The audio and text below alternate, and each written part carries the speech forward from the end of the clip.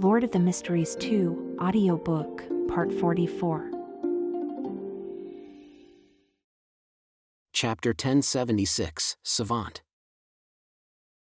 3. Every 3 minutes, this mask drains life force from its wearer. When the mask's life force drops below a certain threshold, it will drain life force from living beings within a 5-kilometer radius to replenish itself. The rate at which the mask's life force decreases depends on frequency of use. If left unused, it can last up to 7 days. If used frequently and unable to replenish life force from the wearer, it can only last 45 minutes. The mask possesses living characteristics. Even when in use, it must be closely monitored, otherwise it will attack the wearer and their companions. The mask yearns for a complete body.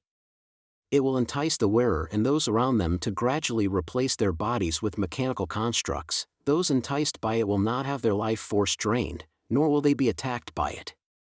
4. The method of sealing is to let it sleep, replenishing its life force at regular intervals, with specific timing depending on usage conditions. It can be persuaded. A sealed artifact that can be persuaded and possesses living characteristics? After hearing Franca's relay of information, Lumion extended his right hand toward the face of the arcane that she was holding. During this process, he had already activated the residual aura of the Blood Emperor in his palm, along with the underworld Taoist seal and that terrifying black pinhole appearing on the mechanical mask that only covered the left half of the face. The springs, mainsprings, rivets, gears, and other components suddenly appeared to lose their elasticity, gradually relaxing. It was like watching a snarling puppy quickly lying down, legs up in the air, exposing its belly. Lumion stroked it a couple of times with his finger and said with a smile, "It can indeed be persuaded." At this moment, Ludwig came over, staring eagerly at the face of the arcane, and asked, "Can I eat it?" He wasn't asking if the mechanical mask was edible, but rather if he himself was allowed to eat it. On the face of the arcane, whether springs, mainsprings, gears, or bearings, everything suddenly tightened with a swoosh, making the sound of machinery starting up. "No." Lumion answered Ludwig's question. After becoming a sea monster, Ludwig seemed able to directly consume beyonder characteristics and mystical items, then use their corresponding powers through some method. He wouldn't lose control from this, but it would accumulate madness and appetite. Disappointed, Ludwig pulled out a lollipop, comforting himself with the sweet treat. Being able to be persuaded means it can be reasoned with. Isn't sleeping once a day a normal living habit? Lumion said with a smile as he withdrew his finger. Before long, Anthony should be able to become a Sequence 4 manipulator. When that time comes, if the child doesn't want to sleep, we can hypnotize it to sleep. Children who don't sleep will be eaten by Ludwig. As for the requirement of regularly replenishing life force, Lumion thought it was easily solved. He now had to take Ludwig out to sea for a feast every day. After confirming that the face of the arcane had lulled itself to sleep, Franca handed this Grade 1 sealed artifact to Jenna. "You keep it safe. Whoever needs it between us can use it." Jenna didn't refuse, and while placing the face of the arcane into the traveler's bag, she thoughtfully said, "I know which pathway Julian should take." "Which one?" Franca had a vague guess at the answer. Jenna let out a sigh and explained, "Savant." She explained earnestly, seemingly trying to convince herself. The Savant pathway primarily focuses on mastering scientific knowledge, enhancing memory, intelligence, and logical reasoning abilities. Unlike the Mystery Prior and many other pathways, it doesn't involve high spirituality, seeing things that shouldn't be seen, or hearing voices that shouldn't be heard. It also doesn't attract disasters, making it relatively safe for daily life. Moreover, Julian is already a technical worker who loves machinery. With just 1 or 2 months of additional knowledge, he should be able to fully digest the potion. The subsequent archaeologist sequence is equally straightforward. We can find relatively safe ruins for him to explore, provide him with carefully selected historical artifacts and corresponding documentation to guide his research. Given these conditions, plus the approaching apocalypse as a prerequisite, he could become a Sequence 7 appraiser in a short time. While an appraiser isn't particularly strong on their own, they can identify mystical items and maximize risk avoidance when using them. At that point, by giving him Sequence 5 sealed artifacts, we can provide him with basic self-protection abilities, essentially making him equivalent to a quickly molded Sequence 5 Beyonder. Additionally, among the mid to low Sequence Beyonder characteristics and potion formulas I obtained from the Moses Ascetic Order this time, the Savant pathway ingredients are the most numerous after the Warlock pathway. There was no shortage of ingredients and formulas. When you think about it, the Savant pathway is indeed the most suitable. It can effectively leverage external power without reckless archaeology, while avoiding too deep an involvement in the mystical world. Frank agreed with Jenna's reasoning. Lumion then said to Jenna, "You can modify your previous plan now. The key is how to naturally and reasonably get your brother to encounter and choose the Savant pathway." Yes, Jenna nodded seriously. Thursday afternoon, Northern Trier train station. Julian, wearing a gray-blue worker's uniform, a flat cap, and carrying a suitcase, stood in the crowded second-class carriage aisle, slowly moving forward amid the whistling arrival announcement. Standing nearly 1.75 meters tall, with flaxen hair and regular features, his half-year exchange study had greatly boosted his confidence in his technical abilities. His entire demeanor, from temperament to behavior, exuded ambition. He believed he would soon be valued highly, receive promotions in rank and salary, and before long become the kind of senior worker who could take on apprentices. "Once my salary increases, we can move away from Rue Pasteur to a better neighborhood, and Celia wouldn't need to work part-time anymore. She could focus on studying dramatic performance." Thinking of the bright future, Julian walked with straight posture, each step in his gait firm and steady. Following the flow of people, Julian exited the steam train and the relatively clean platform, entered the Northern train station, and passed through the turnstiles. He looked around, searching for his sister who had promised to meet him. As he searched, he noticed many travelers unconsciously gazing toward one corner, reluctant to look away, with some even walking in that direction. Though curious, Julian didn't go to see what the commotion was about. Meeting up with Celia was the most important thing right now. After walking several more steps, he finally spotted the familiar figure. She was also the person drawing all those gazes. Julian saw that his sister Celia Bellows' flaxen hair had darkened considerably and was tied in a simple bun. Her face wore no makeup yet appeared fresh and clean, like a flower newly washed by rain. Celia seems to have grown even prettier, more beautiful than Mom's photos when she was young. Julian quickly squeezed through, blocking a man who was trying to chat up his sister. "Welcome home." Jenna gave her brother a hug. Meanwhile, she grumbled inwardly, "It's really inconvenient for a demonist to go out without concealing her appearance.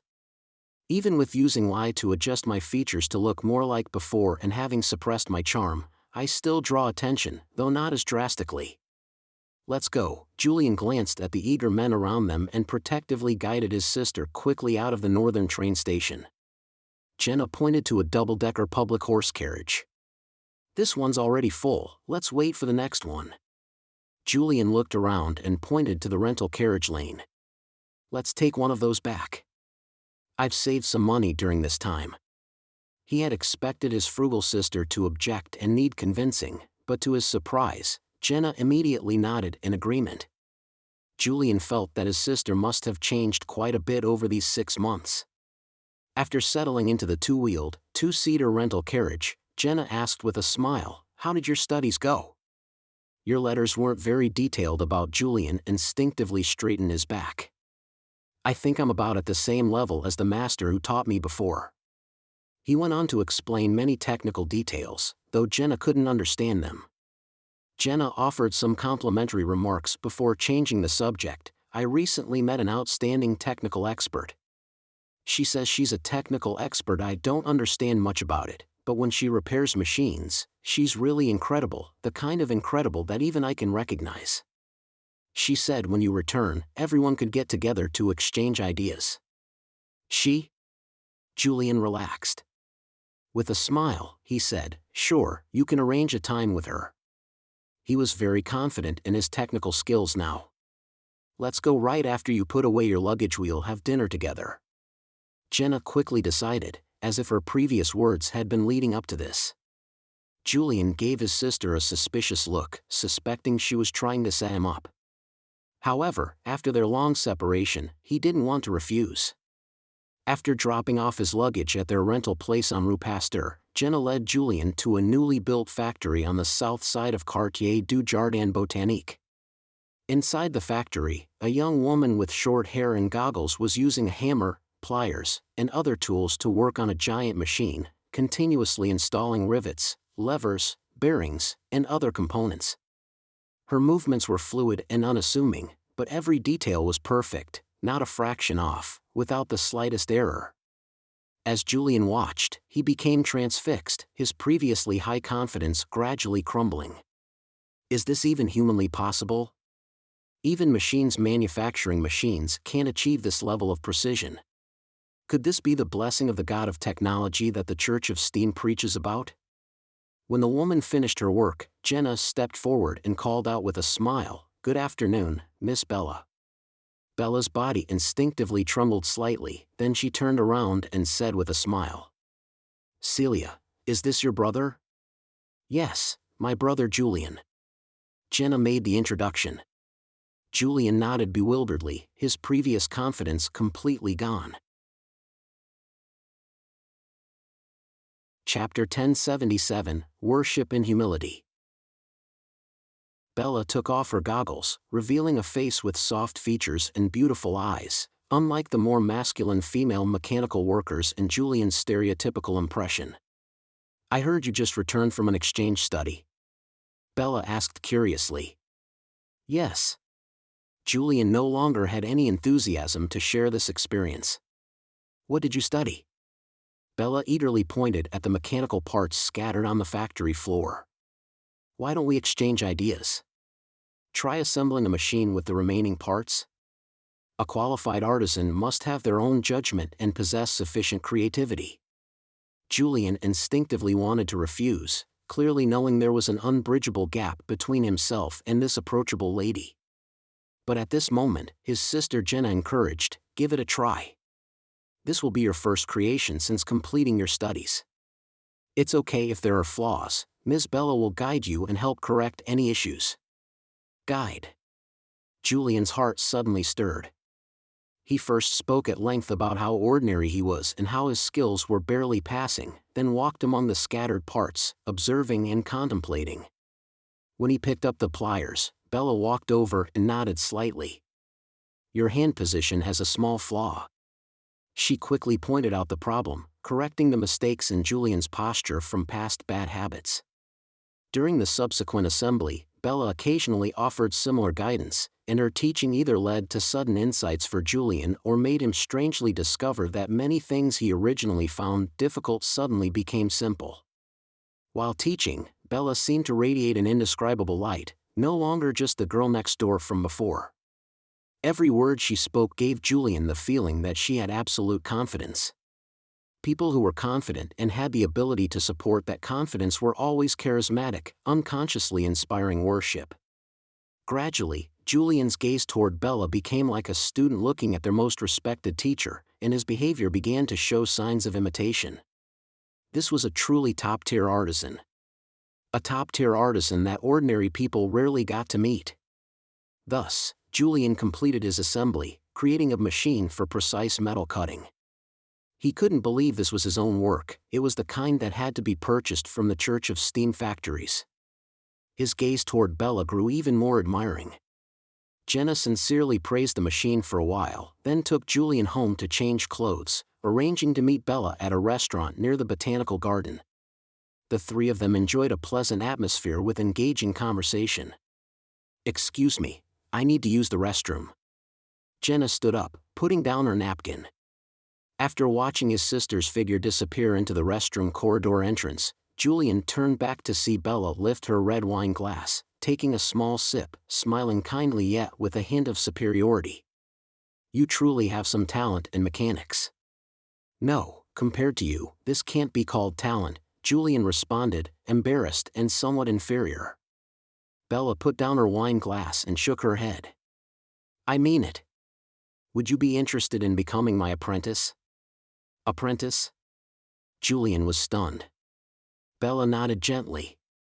Yes, like the ancient apprenticeships following me to learn, growing with my help, and after completing your training, serving me for a period without pay. Why such a young top-tier artisan would take apprentices? Why would she value me? Julian was wise, surprised, delighted, yet puzzled. Am I qualified? I said you truly have some talent. Bella, who appeared like the girl next door, showed some authority when discussing this matter. Can an ordinary person like me reach your level? Julian asked anxiously. I can only say there's a good chance, though it ultimately depends on you, Bella said thoughtfully. If all goes well, you could approach my level within half a year, though not quite reach it. Afterward, you'd serve me without pay for a year and a half. Julian's mind buzzed, feeling as if this windfall was too big, making him dizzy. At this moment, Jenna emerged from the restroom corridor. Julian immediately lowered his voice. May I have a few days to consider? It wasn't that he didn't want this opportunity, but rather that he was suspicious of Ms. Bella's true intentions. How could such good fortune fall to someone like me?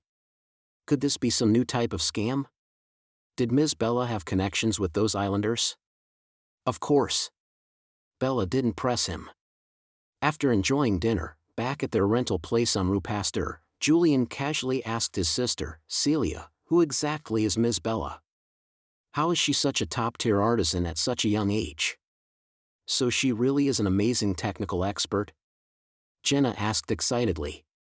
After Julian confirmed this, she recalled, Ms. Bella often watches performances at the Theatre de l'Ancien Cage aux Pigeons. She's a believer in the god of steam and machinery, and seems to have deep connections with the monks at the Deep Valley Cloister. Her title as technical expert should be certified by the Church of Steam. I can help you inquire if it's true. Hearing that Ms. Bella was a true God believer and had close ties with the Church of Steam's monastery monks, Julian's doubts gradually dispersed. Someone like that shouldn't be a con artist. But we still need to confirm her identity with the Church of Steam clergy. Julian slowly regained his confidence. If I could learn Ms. Bella's techniques, even at 80% of her level, I could become a technical director sought after by all factories in Trier, and might even hope to open my own factory in the future. After chatting with his sister until nearly dawn, Julian lay in bed, tossing and turning, too excited to sleep. His mind was filled with images of Ms. Bella, focused, serious, knowledgeable, technically profound, someone who unconsciously inspired admiration and worship. In the newly built factory south of Quartier du Jardin Botanique, Bella watched Jenna, dressed as a witch, walk out from the mirror, and said trembling, Madam, I have said everything as you instructed. In her mind, this was death itself, bringing destruction and despair. She had watched helplessly as many of her companions died one by one, coughing blood everywhere. Jenna nodded expressionlessly. He will accept your proposal. For the next 2 years, you'll be responsible for taking him to major cities like Suet, guiding him to encounter mystical knowledge, becoming a savant, and helping him digest potions until he advances to appraiser. I will ask the Church of Steam clergy in the corresponding regions to help, making Julian believe you have divine blessing and are trustworthy. After 2 years, if nothing goes wrong with Julian and his development meets expectations, you will regain your freedom, with one prerequisite: you must convert to a true God and complete the corresponding prayers. Before Bella could respond, Jenna took out a palm-sized doll seemingly stained with dark blood from her traveler's bag and said with a slight smile, If you try to escape or do anything harmful to Julian, I can easily find you with this. Don't worry, I won't kill you, I'll just send you back to the future. Hearing the last half of the sentence, Bella's face suddenly turned pale, as if recalling something she never wanted to remember again. That was worse than nightmares. She hurriedly responded with extreme humility. Madam, I will wholeheartedly complete the task you've given me. A week later, in the apartment that Franca and Jenna had originally rented, which hadn't yet expired, Julian sat across from the dining table. He looked at his sister and hesitantly said, Celia, there's something I want to discuss with you. What is it? Jenna looked puzzled. Julian chose his words carefully. Miss Bella wants me to become her apprentice, like in ancient times. Such good fortune. If you can learn some real skills from her, you could become a top technical expert in the future. Jenna was delighted for her brother, her eyes full of expectation. But Ms. Bella is going to serve as technical director at a factory run by the steam cloister in Suet. If I become her apprentice, I'll have to go with her and stay there for at least 2 years, Julian said somewhat embarrassedly. It's only 2 years, you're still young. With real skills, you'll have plenty of opportunities to make money, big money in Trier. Jenna encouraged her brother. But you? Julian suddenly fell silent. I still need to study dramatic performance for another year, then spend a year playing supporting roles at the Theatre de Lancy and Cage aux Pigeons that was agreed upon when I became an acting apprentice, remember? Jenna comforted and persuaded her brother. For the next 2 years, my life will be very regular, nothing requiring help. Julian made a sound of agreement and suddenly pulled out a stack of bills and coins from his pocket. Celia, take these. Focus on studying dramatic performance these 2 years, don't worry about making money. Jenna looked at her brother for a few seconds, then smiled and accepted the cash. By the time you return, I might be a famous theater actress. And I'll be an outstanding technical expert. Julian suddenly recalled their childhood aspirations, and they shared a smile. He seemed to have shed a heavy burden. After Julian left, Franco walked out from the master bedroom, exclaiming joyfully, "How wonderful, no hypnosis needed. Actually, there's not much difference. When I made the decision to hypnotize Julian, this matter was essentially already settled." Jenna smiled self-mockingly. Franca consoled her, "Whatever the case, this matter has been initially resolved. Next, our main tasks are to consolidate the cult's followers, secretly spread the faith, and devise convincing explanations to include you. Also, help Anthony prepare for his advancement ceremony, and track down the Order of All Extinction and Zeridol." Jenna made a sound of agreement and sincerely sighed. A rare period of peace. Thus, as Lumion and others remained relatively stable without bringing any catastrophes, time flew by, and several months passed in the blink of an eye. Chapter 1078, near August. At the Auberge du Coq d'Or's basement bar. Leon, wearing a light blue shirt, walked in, and every patron he passed greeted him warmly from the bottom of their hearts. Leon sat at the bar and smiled at the owner and bartender, Pavard Neeson. One La Fée Verte. Pavard Neeson, who wore a ponytail and had an artistic air about him, asked curiously while pouring the drink, "Why do you always order La Fée Verte?" "It has sacred meaning for me," Leon said, resting his elbow on the bar counter while surveying the other patrons. Pavard didn't ask further. This Monsieur Leon, who looked more like a scholar than a laborer, had become the most respected figure in Rue Anarchy over the past few months. He arrived in April and gained widespread support in just over 3 months. He would help those who were bullied get justice, prepare medicines and treat serious illnesses for free, tell stories to the children of the Rue Anarchy, help willing vagrants, dancers, and streetwalkers find jobs that met their basic needs. He never looked down on the residents here and didn't dress flashily. And somehow both the Market District gangs and police seemed to ignore him. How could such a person not be beloved? Leon paid for his drink, took the dreamlike green-colored glass, and took a small sip. At that moment, he saw a young man in a white shirt and open black vest, holding a beer, jump onto a small round table. "Everyone, look at me. I announced that Madame Force has published The Great Adventurer 82 volumes in less than half a year, how incredible. And by the way, I'm getting promoted with a raise. This will be my last time drinking here for the next 2 years, can you believe it? I've truly mastered ancient Faesac, the language that only truly civilized people understand. What excellent talent. I passed the exam and got assigned overseas. I am going to take up an important position in Suet. Congratulate me. The Auberge du Coq d'Or is about to produce a truly civilized person." Leon watched with a smile, enjoying the chaotic yet strangely harmonious atmosphere. He stayed until 10 p.m., when he finally left the bar amid everyone's farewells, went up to the 3rd floor, and entered room 302. Someone was already waiting for him there. It was Lugano, a man with thick eyebrows, large eyes, and a very upright bearing. "Your Grace, what brings you here?" Leon asked, both surprised and delighted yet somewhat fearful. Lugano glanced at his subordinate and raised both hands, making an outward pushing gesture. "Disease be gone." Leon finally understood and returned the same gesture. "Disease be gone. Praise the great god of plague, praise the great god of disease." Lugano finally showed a satisfied expression. "How many followers have you developed recently?" Leon respectfully answered, "Following the revelations and your instructions, I haven't preached directly.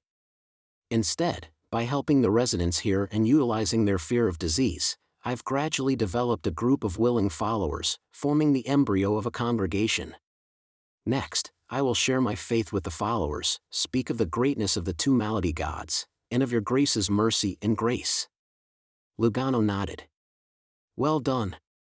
I've walked around Rue Anarchy and several nearby streets, hearing about your deeds from many people. Remember, you must follow the Church's precepts. First, no public preaching. Second, followers are allowed to also believe in the eternal blazing sun or the god of steam and machinery or other orthodox gods." "Yes, Your Grace," Leon bowed his head and sincerely responded. Lugano took out a small jewelry box inlaid with silver patterns and what appeared to be an ordinary vanity mirror, saying with a smile, "No need to address me as Your Grace anymore. From today on, you will become the bishop of this area, reporting directly to Her Holiness the Pope and receiving orders from him." "I." Leon's eyes lit up, unsure how to react in front of Bishop Lugano. "You deserve this." Lugano handed the small jewelry box and mirror to Leon. "The mirror is for communicating with Her Holiness. The jewelry box contains the Warlock Sequence's potion formula and all ingredients. This is a blessing from the god of plague and the god of disease. Once you're ready, you can consume the potion and advance to Warlock." Thinking of the beyonder powers and miraculous spells he had witnessed from Bishop Lugano and other bishops, Leon became excited and hastily thrust out his right palm. "Praise the god of plague, praise the god of disease." Lugano joined in praising the two malady gods, then said, "The jewelry box also contains some spell documents that will let you master several spells for treatment and medicine preparation, without needing help from me and other bishops. These can be used to treat common illnesses. For truly serious cases, recite the honorific names of the god of plague or god of disease." "Understood." Leon accepted the small jewelry box and mirror. Thinking about how he would soon become a Sequence 7 warlock and master true supernatural powers, he trembled with excitement, believing even more devoutly in the two malady gods and revering Her Holiness the Pope. Just over 3 months ago, he had been a pitiful man who was scammed by islanders, impoverished, desperate about life, and wanting to end his own existence. After leaving room 302 of the Auberge du Coq d'Or, Lugano returned to his previously rented apartment. Then, he took out a mirror and placed it solemnly and ceremoniously on the table. "The lady more ancient than the times, servant of calamity, child of plague and disease, destroyer who walks in shadows, guide of all lost lambs and trier, the great god of plague, I beseech you, beseech your gaze." After saying his prayers, Lugano placed the already organized church affairs documents before the mirror on the table. Watching them pass through the veil and disappear into the mirror's surface like ripples in water. Soon, text appeared on the mirror's surface, "Before long, you will become an archbishop, overseeing multiple dioceses." This message came from the Pope of the Sick Church. After receiving the reply, Lugano became elated once again. Although he regretted no longer being a blessed who could report directly to the great god of plague Lumion Li, and could only follow Her Holiness the Pope's instructions, over these past few months, he had not only acquired the acting method but also obtained the Sequence 6 biologist potion formula and corresponding ingredients from the plantar pathway, and was now already a Sequence 6 beyonder. From Her Holiness the Pope's words just now, after accumulating achievements for another year or so, he would have the chance to advance another sequence, becoming a druid and an archbishop. With anticipation, Lugano looked at the mirror and respectfully bowed his head. "Yes, Your Holiness." in the luxurious villa where Lumion and others resided. Her Holiness the Pope of the Sick Church, Jenna, sat on a long sofa leaning against the great god of disease Franca Roland, reviewing Lugano's work report. After discussion, Lumion and Franca decided to let Jenna first be recognized by the sick church followers as Pope, which could also obtain anchors and well-explained changes in doctrine. In the future, if Jenna could advance to Sequence 3, they could use the method of both the God of Plague and God of Disease jointly issuing divine edicts to promote the meritorious Pope to a subsidiary god. Her related deeds would naturally become part of the church catechism, and no one would question it. After that, they would gradually elevate her status. After hearing Jenna's narration, Franca looked toward Lumion, who was curled up reading on another sofa. I think our anchors are sufficient to support our advancement to Sequence 2, besides, we can't preach on a large scale in Trier anyway. Not preaching publicly but being able to develop some followers was the tacit understanding between Lumion's group and the God of Steam and Machinery Church. In this aspect, the God of Steam and Machinery was quite accommodating to them. Previously, during the Holy Day in May, the Church of Steam held a large mass attended by tens of thousands in front of Trier's patriarchal cathedral. The participants' emotions were exceptionally high, becoming very devout and fervent as they were influenced by the Mass itself and the surrounding atmosphere during the ritual. Anthony, as a believer of the God of Steam and Machinery, also attended this Mass and secretly consumed the potion amid the emotional resonance of tens of thousands, becoming a Sequence 4 manipulator. This was using the Church of Steam's Grand Mass to simplify the ritual's execution. Other spectators didn't do this because it would be considered blasphemy and would be noticed by the corresponding true God due to the influence of the Mass ritual and fervent emotions, bringing down terrible divine punishment. But the God of Steam and Machinery allowed Anthony to do this. Lumion and Anthony had prayed at the Church of Steam's patriarchal cathedral in Trier beforehand and received a permissive revelation. Lumion put down his book and said with a smile, "The current problem is that we cannot obtain the beyonder characteristics of either Weather Warlock or Demoness of Catastrophe."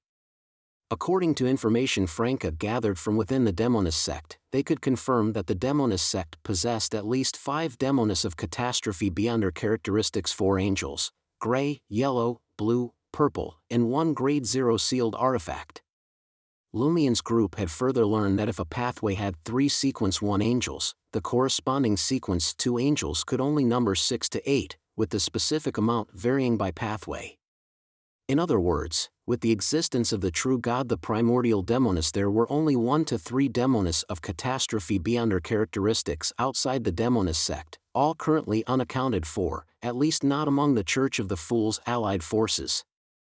Similarly, the distribution of Weather Warlock beyonder characteristics was: the Einhorn family had 2 Sequence 2 angels, the Sauron family had 1 Sequence 2 angel, the Intis military had 1 Sequence 2 angel. This seemed to come from the outflow of beyonder characteristics after the Sauron family's decline. The Iron and Blood Cross Order had at least 1 Sequence 2 angel, and there was 1 corresponding beyonder characteristic in the Blue Avenger Vault.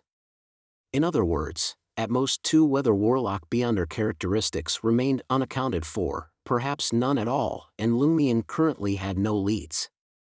Before Franca and Jenna could respond, Lumion thoughtfully said, "I plan to make a trip to Banshee Harbor soon." Chapter 1079, The Stele. At Banshee Harbor, by the Sonia Sea. After Lumion, Franca, and Jenna arrived, they saw endless ruins. Every building here had collapsed, with many blackened marks. Wild animals now inhabited the area, occasionally letting out caw-caw calls of crows. Lumion had heard from Madame Magician about Banshee Harbor's destruction, but this was his first time actually coming here. From the information gathered, this used to be the territory of the Medici family, who believed in the god of weather.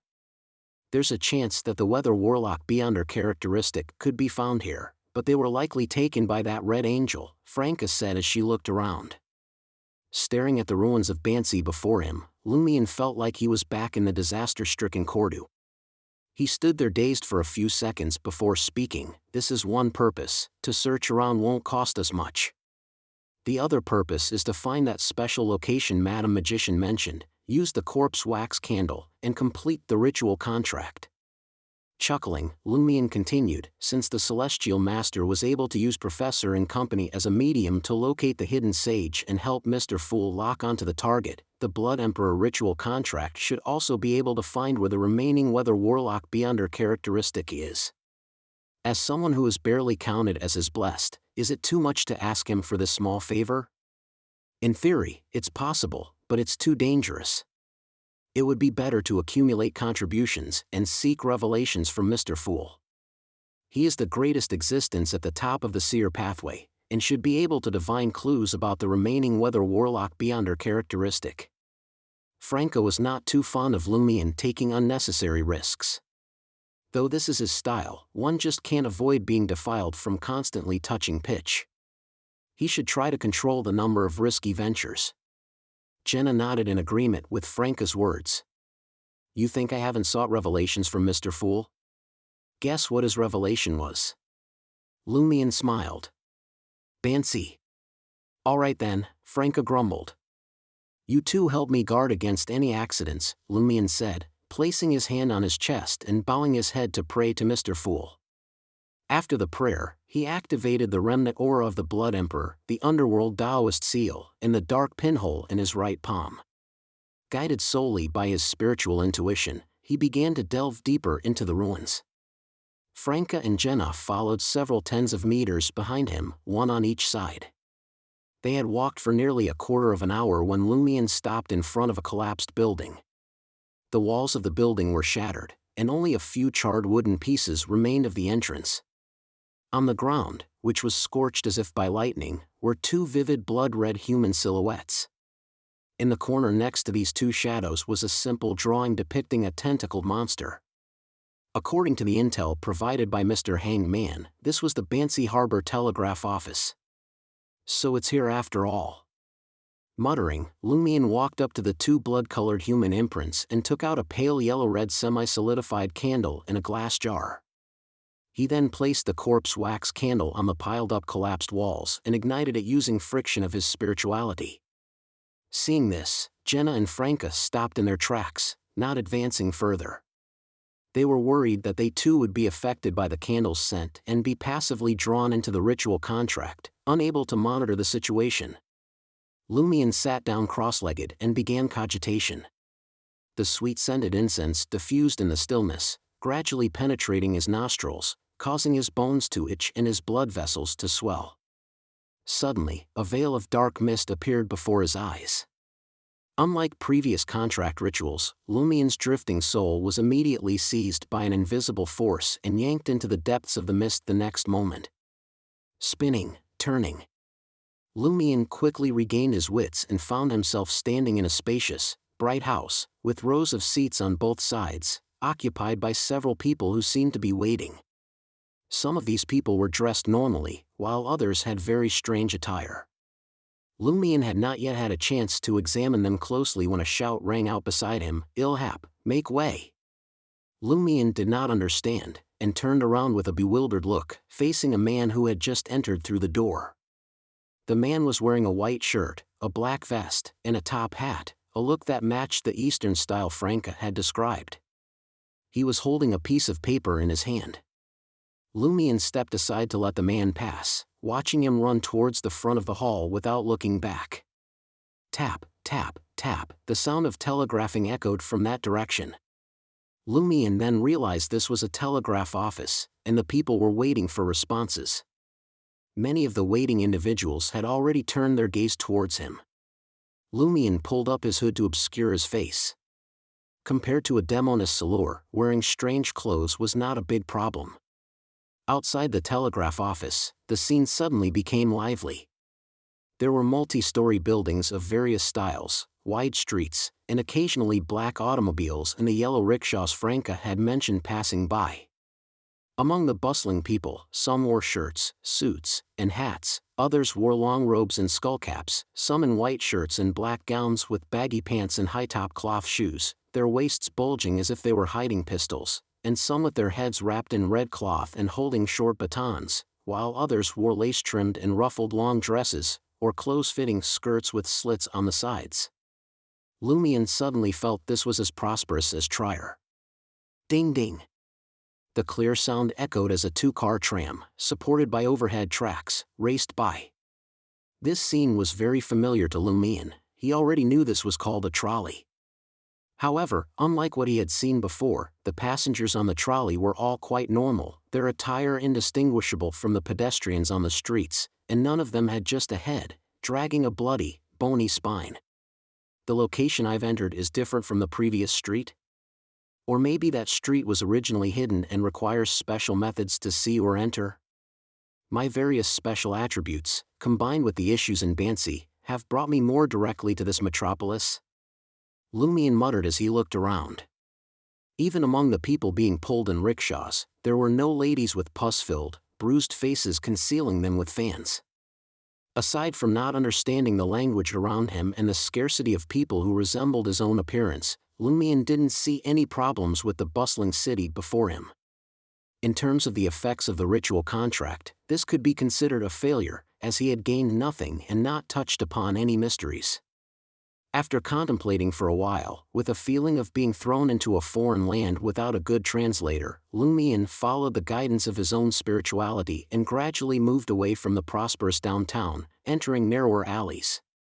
The architectural styles on both sides became more peculiar: stone doorframes, thick black wooden doors, and tall walls with deep courtyards. Lumion tried extending his right hand to touch a wooden utility pole, only to see his palm pass through it. Am I in a soul-body state now? No, it should be a pure spiritual and mental state, but I can still be seen by the people around me.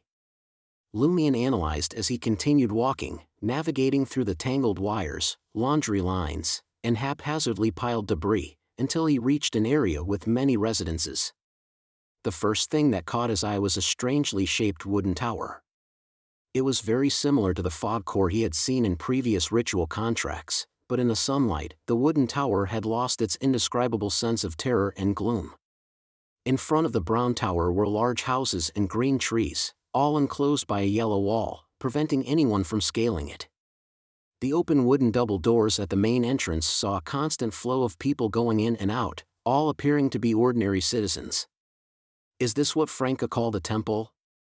Lumion pondered for a moment, then followed the crowd into the area enclosed by the yellow wall. He pretended to be sightseeing as he gradually approached the wooden tower. Along the way, he noticed that the monks of this temple were divided into several categories, with vastly different attire, and they did not seem to interact much with each other.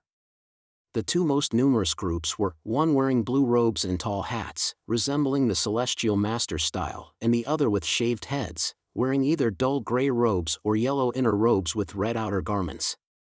When Lumion reached a point near the wooden tower, two types of monks blocked his path in succession. Although he did not understand what the monks were saying, he got the message: stop. Lumion did not argue, and turned back towards the building he had just passed.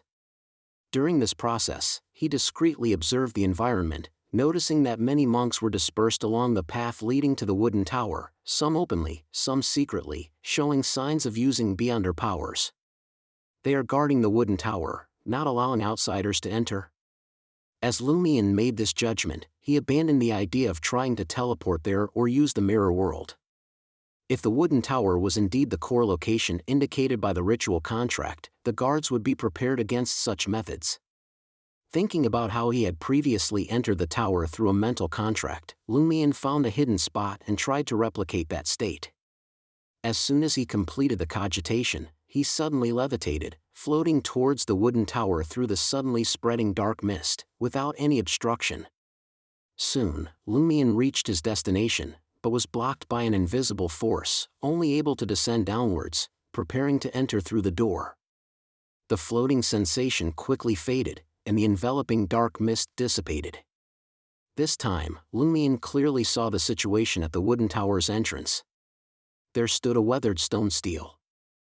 Lumion could not decipher the text on the stele, but he understood its meaning as if through spiritual communication. The inscription read, "Gather the world's might, have the ranks of the brave, binding the malevolent dragon here, quelling the calamity it gave." Erected by the fifth celestial master. Chapter 1080, Destined. Binding the malevolent dragon here. Erected by the fifth celestial master. Lumion recalled what he had seen in the previous ritual contract, vaguely understanding something. He did not stop there, passing by the weathered stone stele and entering the wooden tower. The tower had no gas lamps or lit candles, relying only on the dim sunlight filtering through the thin paper windows to provide some illumination. This did not hinder Lumion's examination of the surroundings. He found the first floor of the tower to be unusually spacious, with towering and intersecting beams and columns, and a stone staircase leading down to the lower area. Familiar with the situation, Lumion confidently approached the staircase, seemingly shrouded in shadow. After a few steps, he suddenly looked up towards the side, and in the exceptionally dark environment, he saw a young man in dark clothing crouching quietly on a round wooden crossbeam. The man had a thin face, a slightly broader forehead, and reasonably good features overall. His black eyes were bright and lively, his figure seemingly merged with the darkness. As Lumion was looking up, their gazes met, and his had lost its concealing effect. The man immediately muttered something Lumion did not understand, with a disdainful expression, and scurried up the higher floors, disappearing from sight. Another outsider? He was able to bypass the monks and infiltrate this strange wooden tower? Although he did not use any beyonder powers just now, his capabilities are still impressive. Lumion, with his night vision, was not hindered by the darkness above and tried to track down the man, but could not find any trace of him. Vaguely feeling that the other person was still observing him, Lumion smiled brightly up at the ceiling. Charm. A charm directed at all present beings. With a thud, the young man suddenly fell from somewhere, crashing onto a horizontal beam. He cursed in a language Lumion did not understand and scurried up the tower like a lizard, completely escaping the lower floors, as if avoiding a snake or scorpion. Lumion did not understand his cursing, but felt it sounded similar to the phrase he had heard shouted at him in the telegraph office, "Damn it." Confirming that the young man was no longer watching him, Lumion descended the gray stone steps, disappearing into the shadowed stairwell. After an unknown period, he finally reached the very bottom of the wooden tower, seeing the ancient well hidden in the darkness, the moss-covered stone blocks, and the iron chains extending from the blocks into the depths of the well. Numerous bas-reliefs were carved onto these chains, depicting countless grotesque and distorted faces, like evil spirits. It's similar to Chintu's armor. Was the underworld Taoist also involved in this binding the malevolent dragon matter? Or his teacher, his teacher's teacher? Lumion already knew that the celestial master corresponded to the mystery prior and savant pathways, and these dark iron chains did not seem to be his handiwork. Peeking out, Lumion's gaze descended to the bottom of the well, seeing a surface of what appeared to be the combined blood of thousands upon thousands of people. The liquid was thick, bizarre, and emanated a strong stench of blood and rust. Instinctively, Lumion raised his right hand to his nose, but found that he was not bleeding as he had during the previous ritual, and his condition was even quite good. Is it because I have already accepted the boon of calamity, and obtained the power of the war bishop, so I'm essentially one of them? Lumion thought, looking at the dense bloody water that did not reflect his head or face, and spoke in ancient Hermes, "Oh, mighty and great existence at the pinnacle of calamity, your humble blessed wishes to ask where I can obtain a beyonder characteristic that can help me advance further." Lumion had always been thick-skinned, so these words came easily to him. However, he was not sure if the so-called malevolent dragon locked at the bottom of the well would be able to understand his speech. To facilitate the other's understanding, he did not even use terms like weather warlock, sequence 2, or mythical creature. The people of the Western continent probably hadn't seen the blasphemy slate. After a brief, indescribable silence, the surface of the blood-colored water revealed a scene. It was a rotting, pus-oozing arm in broken armor, propping itself up on the ground, higher than the crumbled stone pillars. Pus continuously dripped from the cracks, mixed with invisible flames that ignited the ground, the air, and everything around, burning endlessly. Lumion hastily retreated a few steps, not daring to look directly. The residual aura of the Blood Emperor in his palm told him that the scene corresponded to the fallen divine corpse of Alista Tudor in the depths of 4th Epic Trier. Is there a weather warlock beyond her characteristic there? Lumion nodded slightly, returning to the edge of the well and looking at the dense blood water. The surface of the blood had changed. It was now filled with darkness, and a tall, silent figure seemed to be observing Lumion from within. Relying on his spiritual intuition, Lumion deduced that this was the mirrored Blood Emperor on the Blue Avenger's vault. Can I not obtain the weather warlock beyond her characteristic without avoiding Alista Tudor? Wouldn't getting it from the Iron and Blood Cross Order's president be fine? Lumion had just furrowed his brow when a tremendous suction force suddenly emanated from the bottom of the well. Lumion was unable to resist, as this was both the instinctive pull of a high level beyond her characteristic and the boon he had received, given his current pure spiritual or mental state. He was dragged and fell into the well, sinking deeper. In the blink of an eye, as he tried to activate the black mark on his right shoulder to teleport away, his body touched the surface of the dense bloody liquid. He passed through it without creating the slightest ripple, just as a high-sequence demoness would enter the mirror world. Lumion suddenly realized. Water surfaces are also mirrors. I'm not entering the place where the malevolent dragon is bound, but the corresponding mirror world. His vision darkened, then turned red, and his entire being was completely submerged in the bloody water. The stench of blood and rust permeated his nostrils, trying to fill his lungs and body. Lumion did not feel any pain, but rather a sense of comfort, as if he had returned to his source, to the homeland he had longed for. This sea of blood seemed to have no surface, and no matter how he tried to float up, he could not escape it or breathe fresh air. He saw countless corpses drifting past him, some headless, some with only a head dragging a bony, spine-like tail. Lumion followed these bodies, wanting to see where they would drift. Floating along with the corpses, he moved with the flow of the dark blood current. The headless bodies and those heads with their dangling spines became increasingly dense, gradually forming a blockage. It was as if there was an exit nearby, but the influx of corpses had clogged it. Lumion chose to bypass the congested area and approach the destination from the side. While he could not squeeze through, he just wanted to see what the situation was up ahead. After swimming for a while, Lumion finally saw the target location, a dark, gaping hole blocked by thousands of corpses, with an endless school of fish surging behind. The bodies jammed in the hole were already bloated, with patches of blackish-blue decay on their surfaces. Lumion immediately associated this with the lady riding the rickshaw, using a fan to cover her pus-filled, bruised face. Did she escape from here? Or is she the controller of these corpses? Lumion shook his head, doubting he had any chance of squeezing through the blocked hole. There were simply too many bodies jammed there, and he did not know what changes burning them down might bring. It would most likely make the situation worse. At that moment, the blocked hole shook violently, as if someone on the other side was trying to break through the tunnel. Splash! A large number of the corpses blocking the hole were suddenly swallowed in, allowing those behind them to finally approach. This also caused some of the dark, lightless water to ripple outwards. Affected by the disturbance, Lumion was pushed away, and the blood-red scene before him quickly faded into an illusion. In the illusion, he saw a huge, coiled black shadow. The shadow was lying at the bottom of the sea of blood, occupying an area comparable to the size of Trier.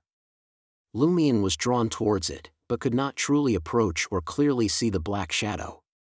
One was in the mirror, the other in reality. In front of the black shadow was a square several tens of kilometers wide and long, paved with grayish-white stones, with towering pillars of black, blood-red, and gray-white supporting an invisible barrier, preventing the blood-red sea from invading. Lumion found himself standing on this square, and before him was a full-length mirror made of pure silver mixed with other metals, its ornate frame in a classic style. Seeing this mirror, Lumion's mind suddenly tensed. Isn't this the same mirror from the Blue Avenger's treasure vault, the one concealing the mirrored Alista Tudor? Why is there also one here? Or rather, does the one in the Blue Avenger's treasure vault lead to this one? Are they the results of Alista Tudor's various crazy experiments as the Blood Emperor? Lumion instinctively wanted to move away from the silver full-length mirror, to avoid having his own image reflected in it, but a figure trapped within the mirror had already become visible on its surface. The figure was clad in blood-stained black armor, with flowing hair faintly glowing with a reddish light.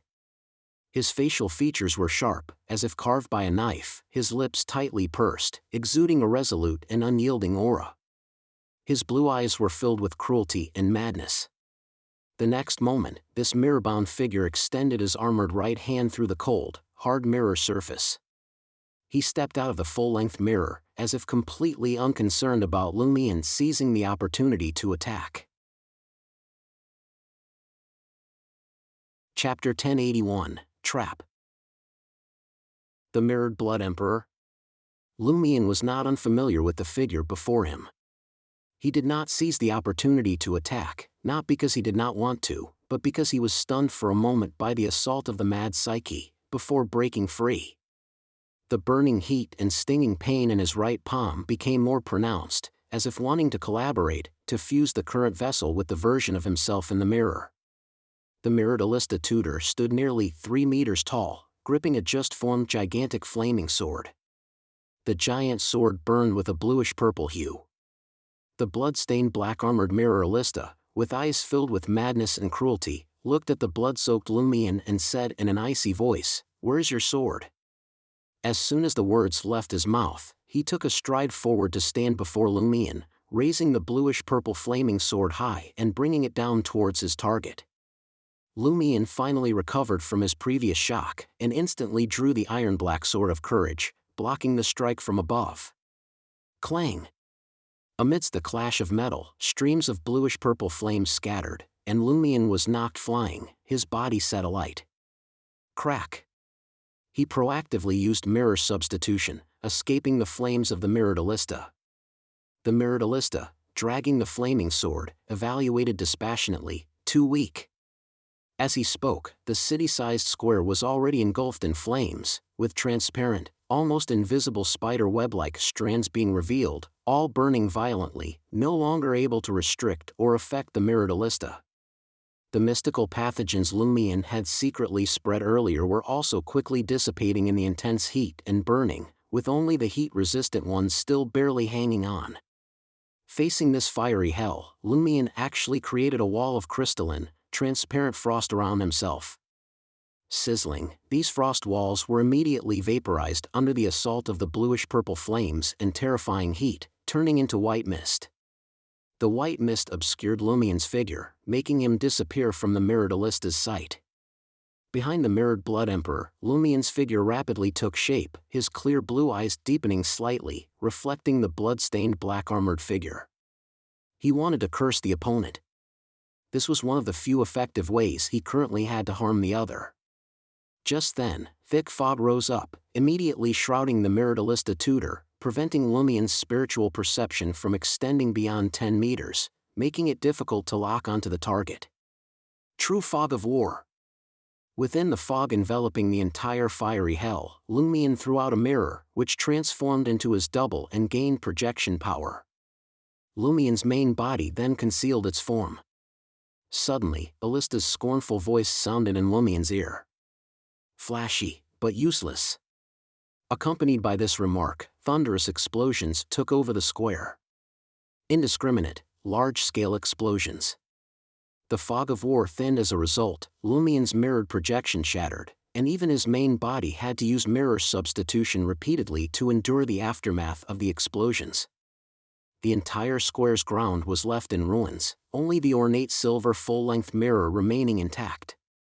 As Lumion stabilized himself, he saw the mirrored Blood Emperor rushing towards him with the force of O Mountain, slashing down with the bluish-purple flaming sword.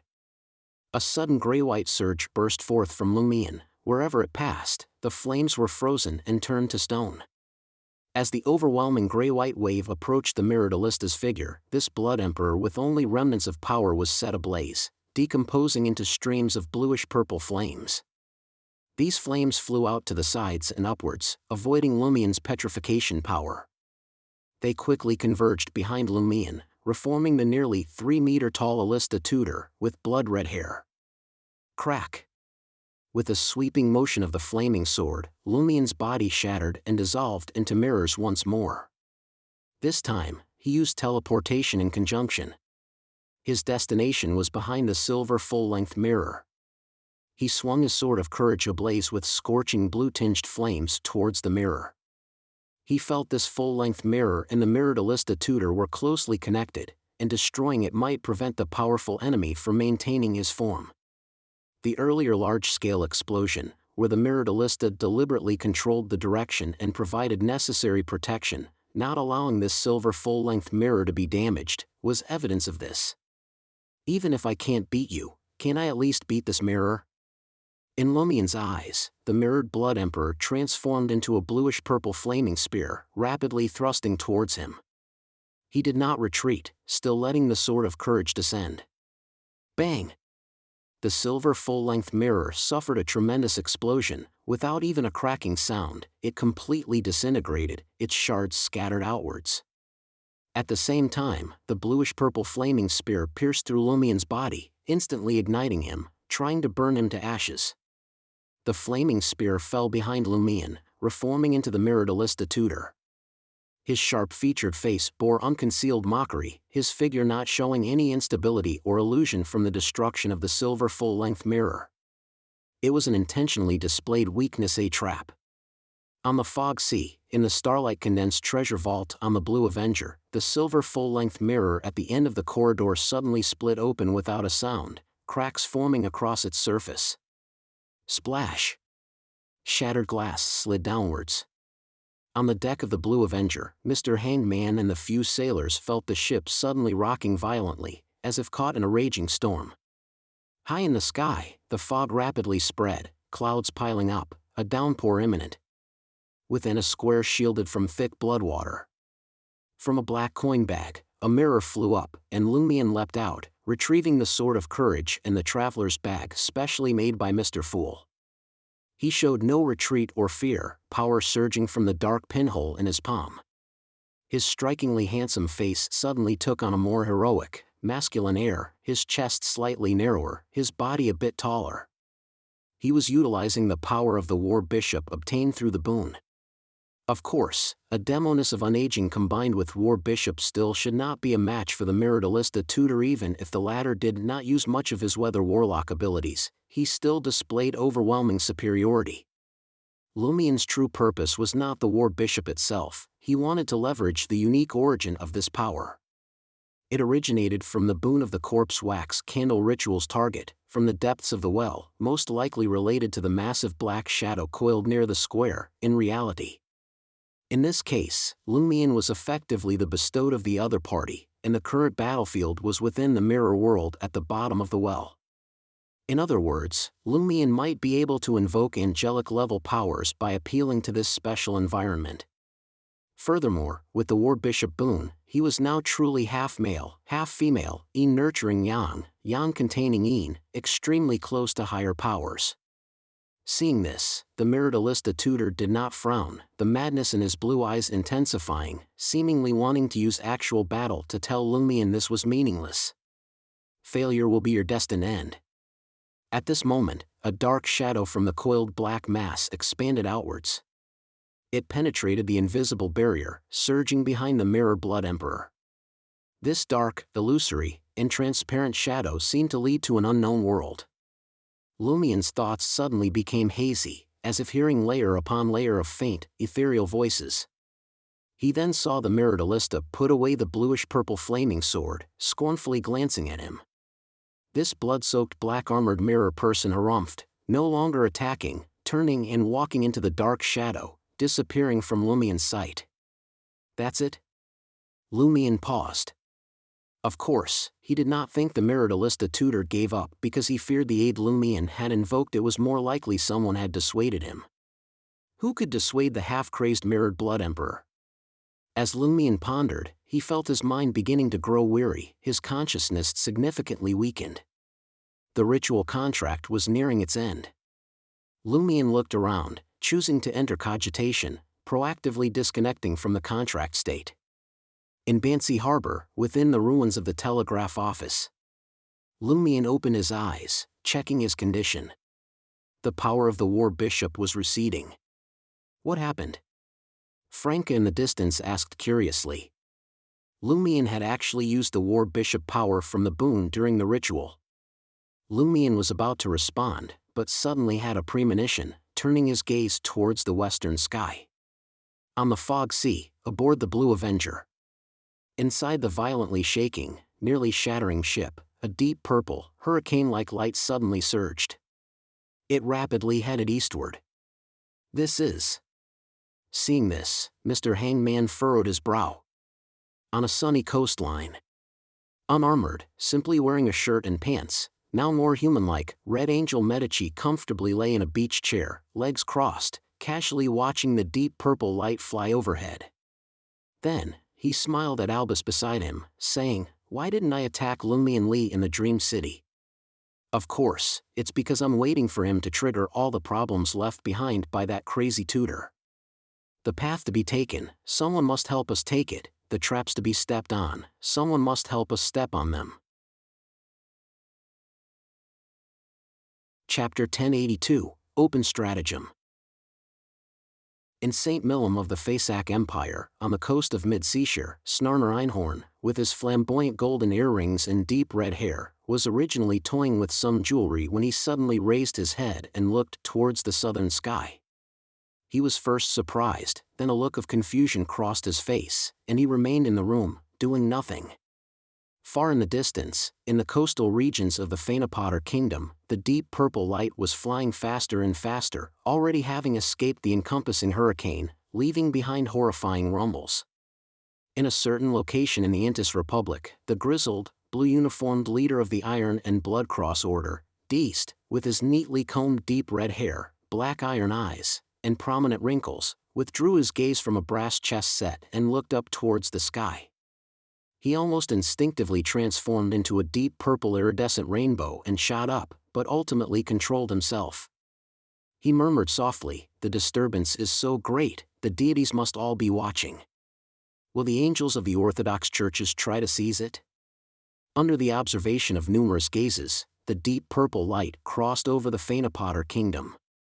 Curiously, no one came to stop it, nor did anyone attempt to obtain it. In Bancy Harbor, when Lumion turned his gaze westward, Franca and Jenna followed his line of sight, but saw nothing. "What are you looking at?" Franca asked puzzledly.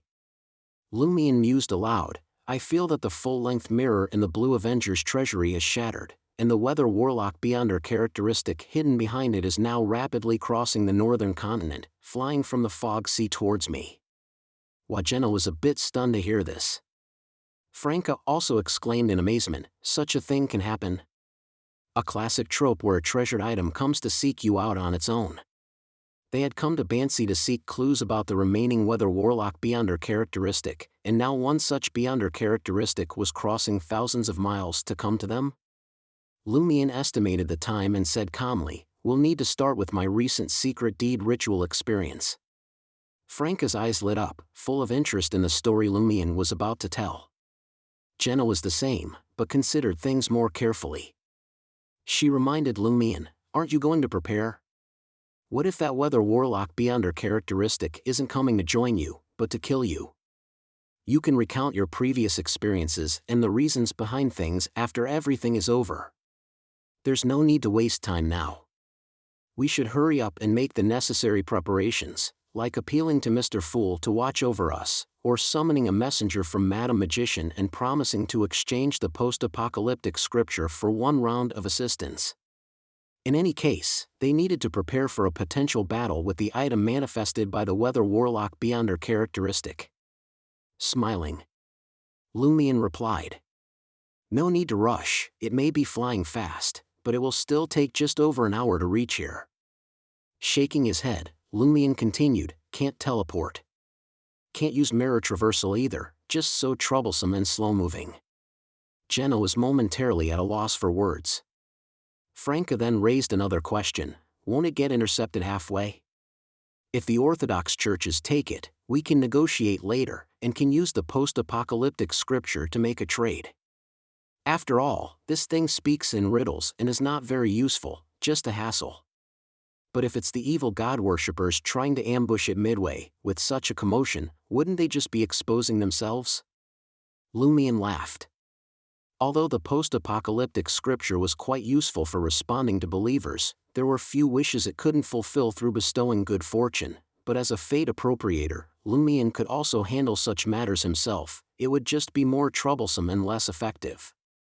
That's true. Franca thought seriously for a moment, then jokingly suggested, why don't you go out to welcome that Beyonder characteristic? It's come all this way, you should show it how much you value it, be enthusiastic. We'll see. Lumion wasn't actually sure what that Beyonder characteristic or the Grade 0 sealed artifact wanted to do, so it was better to just wait in Bancy Harbor. This place had been devastated by the Church of Storms with no human habitation left, only the occasional adventurer or pirate coming to explore and uncover treasures others had missed. And earlier today, Lumion had confirmed that aside from the three of them, only wild animals remained on this island. This was very suitable for demigods to battle, without worrying about accidentally killing anyone. Franca glanced around, gaining a general understanding of Lumion's intentions. Jenna then said, Still, do the preparations first, then tell us about your secret deed experience, in case some unexpected thing happens midway, who knows, maybe some high-ranking being will kindly help shorten the distance for that Beyonder characteristic, letting it arrive early. Lumion accepted Jenna's suggestion, praying or summoning messengers, going through a round of preparations. Then he began recounting from when his consciousness manifested in that eastern city's telegraph office, up to the point where the mirrored Alista tutor, despite having a clear advantage and filled with fighting spirit, voluntarily withdrew into the darkness and disappeared.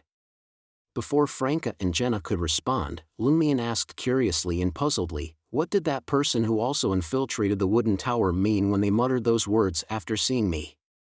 He then mimicked the other party's pronunciation. Franca pondered for a moment, then suddenly laughed. He was cursing bad luck. Meaning, it's bad luck to run into you. Did I interfere with his actions? Lumion mused aloud, or had he been previously deceived by a Beyonder from the Demoness pathway? In the West Continent, demonesses don't have a very good reputation. You think demonesses have a good reputation in the northern and southern continents too? Franca said, amused. I think he's really been scammed by a demoness before, otherwise a normal person wouldn't immediately curse bad luck just from seeing your face. He's got PTSD. Jenna chuckled as well, looking at Lumion. Judging from this, that weather warlock Beyonder characteristic coming may not necessarily be a good thing. I can already smell the scent of conspiracy. Kill you? It's neither an ambush nor a hidden environment, so it's almost impossible to kill Mr. Fool's Saint unless someone holds back Mr. Fool. However, that's unless the evil gods have completed their invasion and the apocalypse has come early. Otherwise, anyone able to stop Mr. Fool wouldn't have any underlying motivation. Pondering for a few seconds, Franca looked at Lumion and continued. Actively becoming your potion ingredient, letting you consume it to advance, then linking with the residual Blood Emperor aura in you to resurrect and occupy your body? Even for a plot that straightforward, normal people should be able to think of it, right? Yes. Lumion nodded. I can also ask Mr. Fool to help shatter the characteristic, remove the remnant Blood Emperor psyche. Even if I can't completely purge it, at least Alista Tutor won't be able to resurrect inside me. Then this is. Franca and Jenna exchanged a puzzled glance. Lumion suddenly smiled. This should be an open stratagem. Alista Tutor wants me to become an angel. Then the resurrection preparations he left behind will truly manifest. Red Angel Medici previously said he would give me a chance, but it's likely not because I was too weak for him to bother with at the time, nor out of deep empathy for my experiences. That may be a factor, but not the main reason. He too is waiting for me to ascend to sequence 2. Jenna's brow furrowed slightly.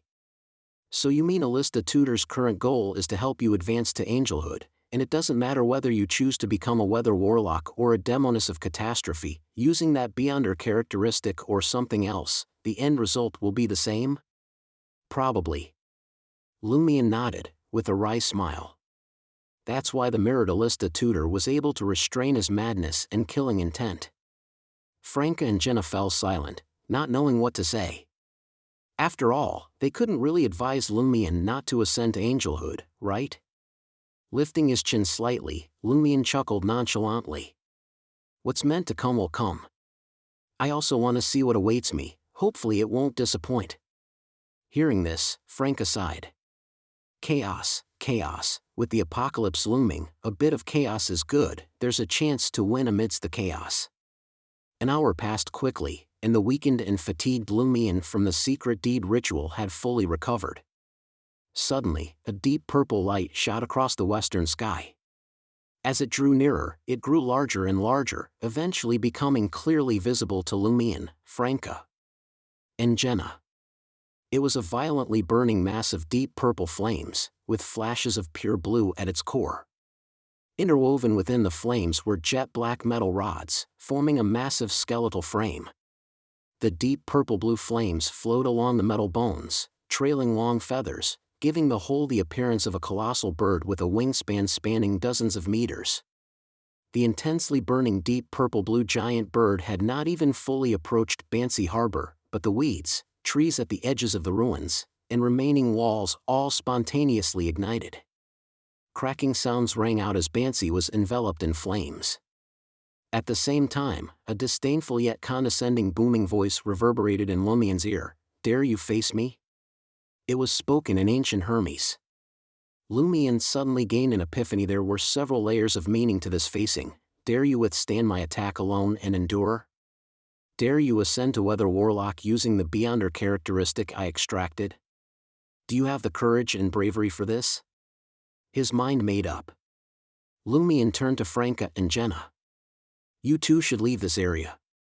Franca and Jenna exchanged a glance, not saying much. In a critical moment, they unhesitatingly believed in Lumion's judgment and choice. Franca's eyes immediately reflected layers of darkness, then she grabbed Jenna's hand and departed Bansi Harbor through the mirror world.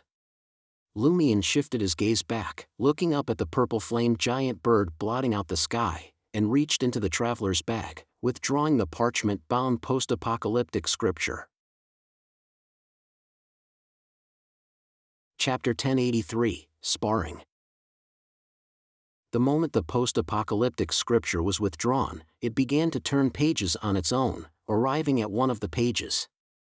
On it was a prophecy written by Lumion's thoughts. Lumion Lee will ultimately emerge victorious in this battle, thanks to his exceptional good fortune. As the mercury-colored text shimmered, the purple-flamed giant bird up in the sky began circling, trailing its long feathers.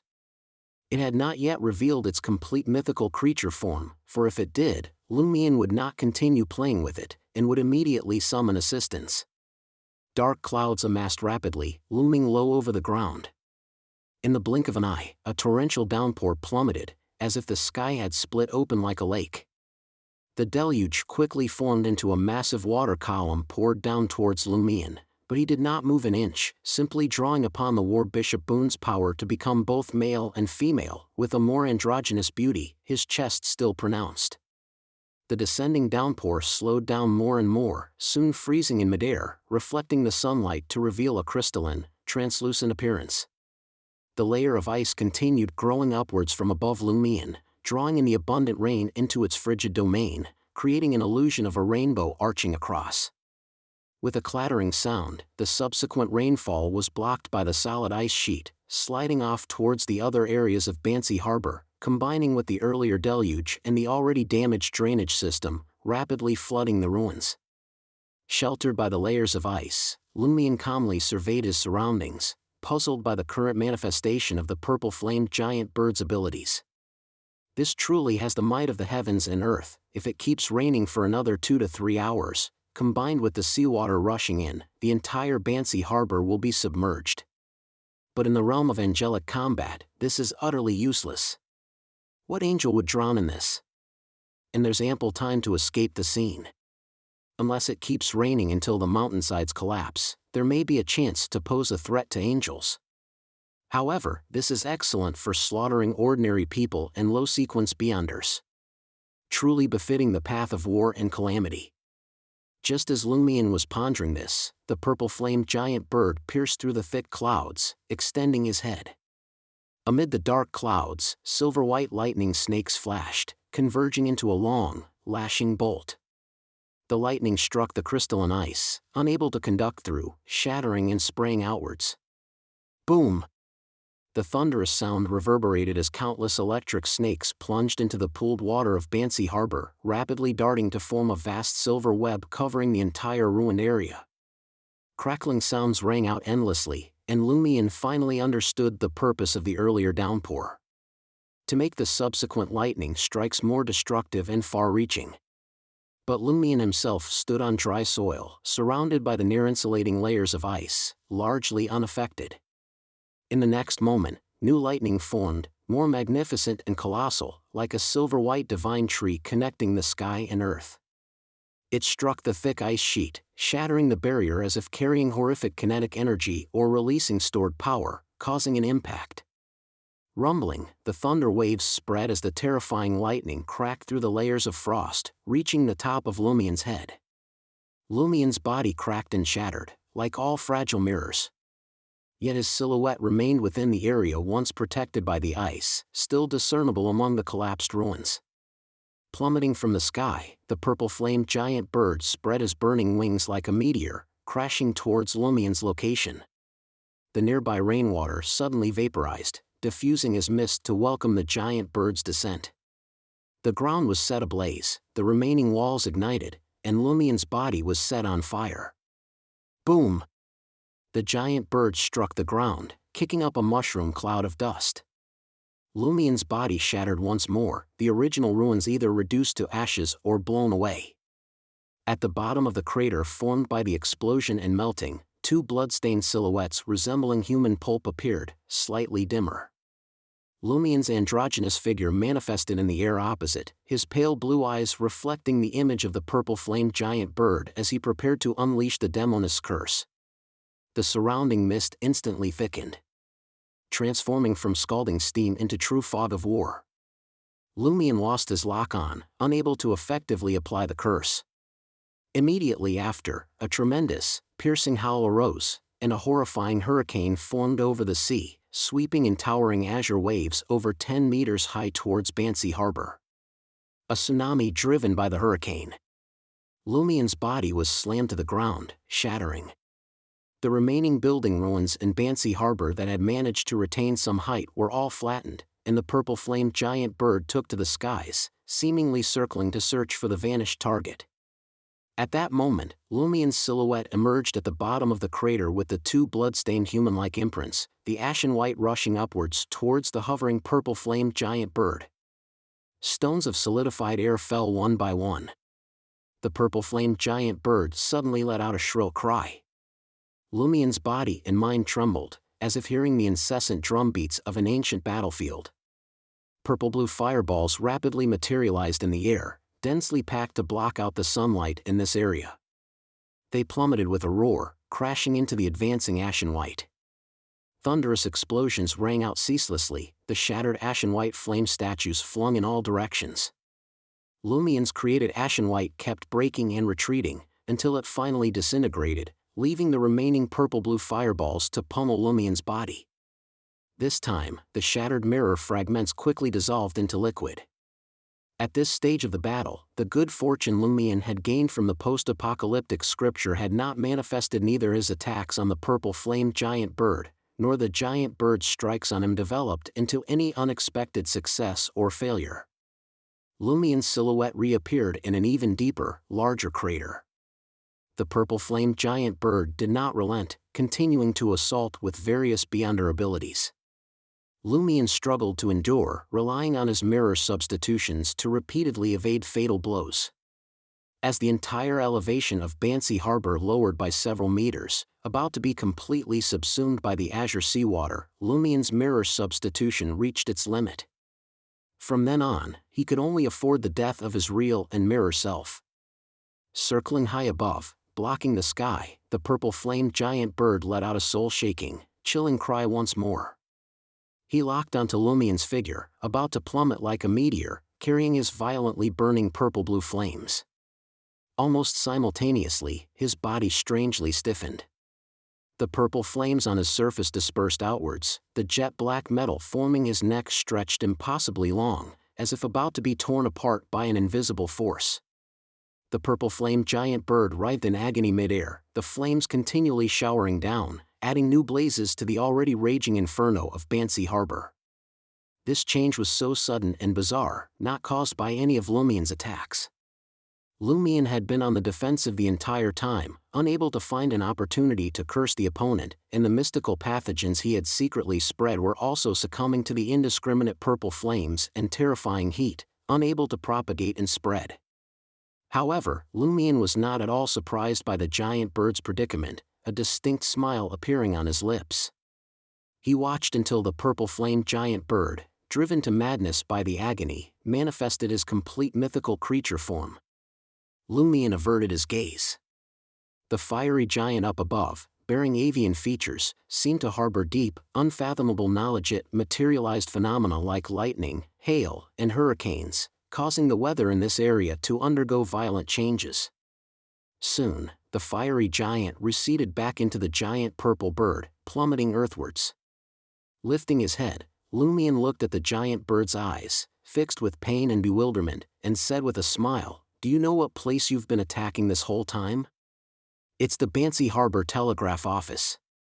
Pausing for a moment, Lumien took out the fully burned corpse wax candle from the traveler's bag, his smile growing brighter as he said, "And you are an angel of the hunter pathway, while I am a bestowed of the two apex powers of calamity."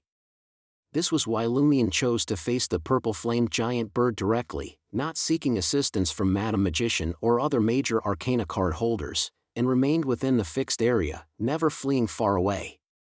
The Banshee Harbor Telegraph Office should be a leakage point, connected to a metropolis in the western continent, linked to the malevolent dragon locked within the ancient well but still able to influence the entire city. Using the corpse wax candle here could grant him a different, more advanced secret deed experience.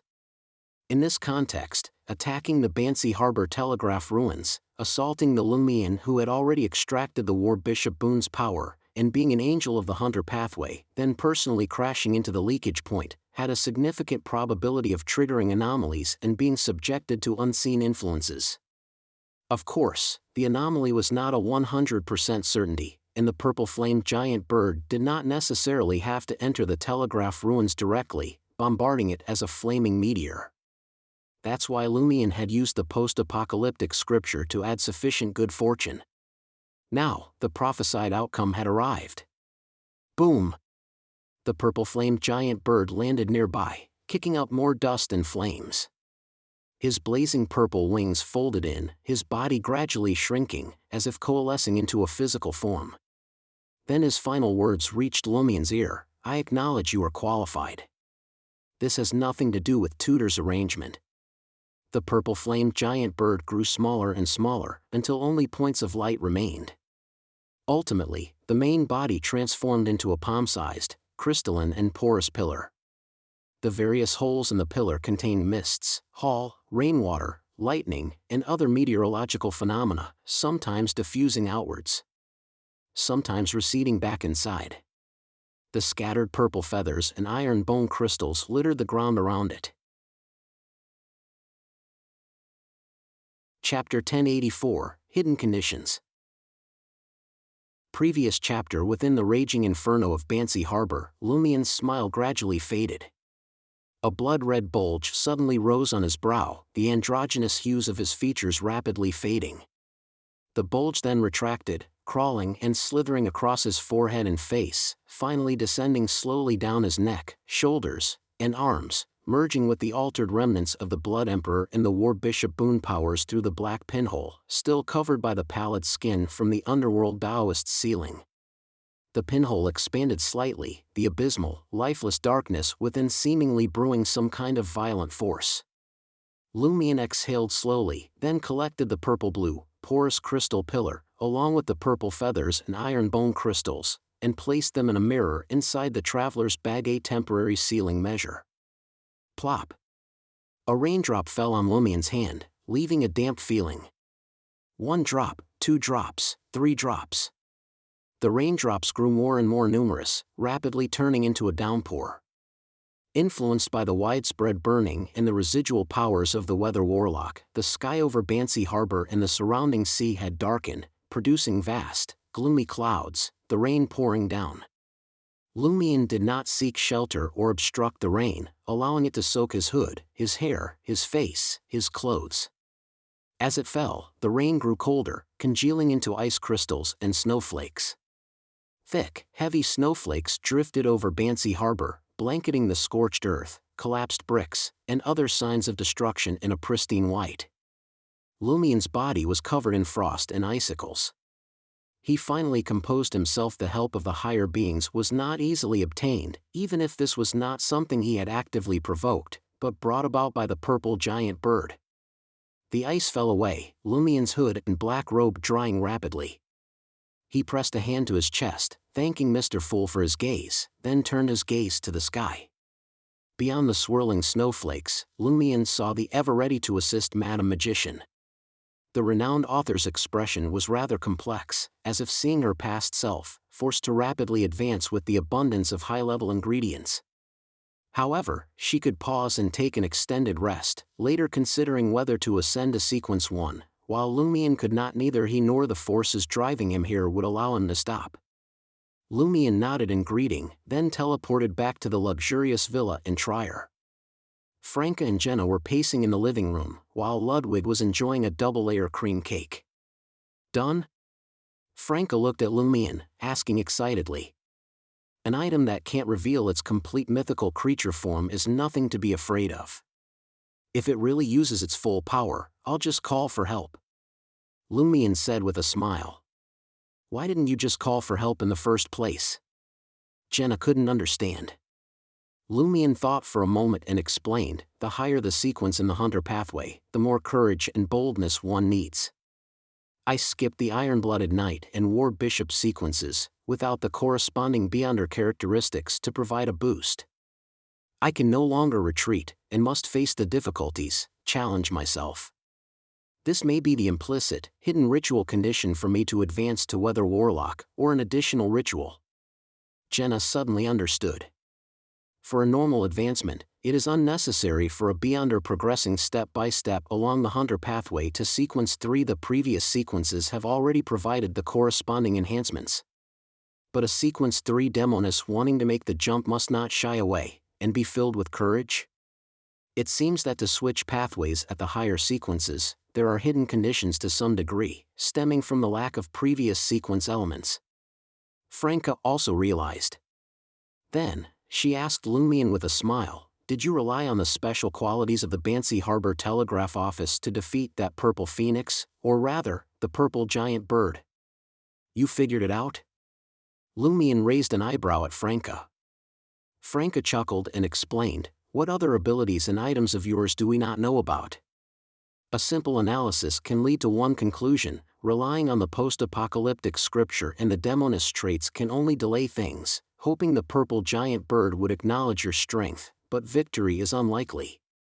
Yet the way you acted clearly showed you achieved the final win. Unable to do it alone, yet you didn't call for help, so you must have utilized the environmental conditions. You do have some talent when it comes to combat. Lumion smiled, praising her. He summarized the key points of the battle, the core idea being to, with the target unable to reveal its complete mythical creature form, leverage the demoness pathway's self-preservation abilities to guide the opponent to attack the Bansi Harbor Telegraph Office as much as possible, while delaying until the anomaly was triggered. Jenna listened quietly, then asked, so the core supplementary ingredients are in place. Are you planning to advance soon? Lumion's unaging potion had been completely digested in just a short time, thanks to Aurora's special trait. Why not? Lumion understood Jenna's and Franca's concerns, smiling as he said, setting aside the matter of reviving Aurora, do you think if I hold back and don't ascend, Alista Tudor's preparations won't erupt? With the apocalypse looming and the situation becoming chaotic, when Mr. Fool and the other true gods are preoccupied, they may seize the opportunity to forcibly help me ascend. I have no choice but to advance. Lumion's gaze swept over Franca and Jenna, pausing as he continued, since that's the case, it's better to take advantage of the relatively stable situation now, while Mr. Fool's awakening has deepened a bit, and advance without external interference. With the status and power of an angel, even if I encounter a list of tutor's arrangements in the future, I'll at least be able to struggle a bit, buying more time, and perhaps help will arrive. Franca and Jenna were only expressing their own concerns, not trying to prevent Lumion from becoming an angel. Seeing that Lumion had thought it through thoroughly, his analysis of the pros and cons sound, they both nodded, urging Lumion to prepare the ritual and pray to Mr. Fool, asking this great being to help shatter the Beyonder characteristic and remove Alista Tutor's imprint. Although this might not have much impact on the subsequent arrangements of the Blood Emperor, it would at least reduce a hidden danger. Lumion did not delay, busying himself in the specially prepared room for the ritual and prayer to Mr. Fool.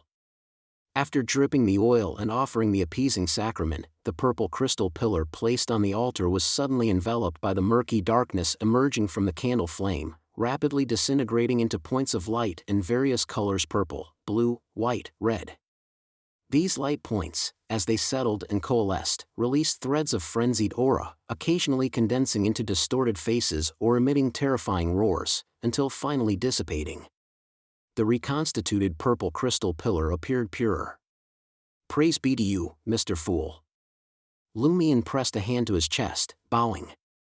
After putting away the Weather Warlock Beyonder characteristic and dispelling the wall of spirituality, Franca asked concernedly, "How do you plan to complete the ritual?" "I have a clever plan," Lumion replied with a smile. Jenna then asked curiously, "Based on the books you've been reading these past few months?" Lumion scratched his face, chuckling self-deprecatingly. "That was my original plan, and I had corresponding arrangements. But after factoring in my own Beyonder abilities, I found that a Demoness of Unaging, who was once a Reaper, has a simpler and more effective handling method.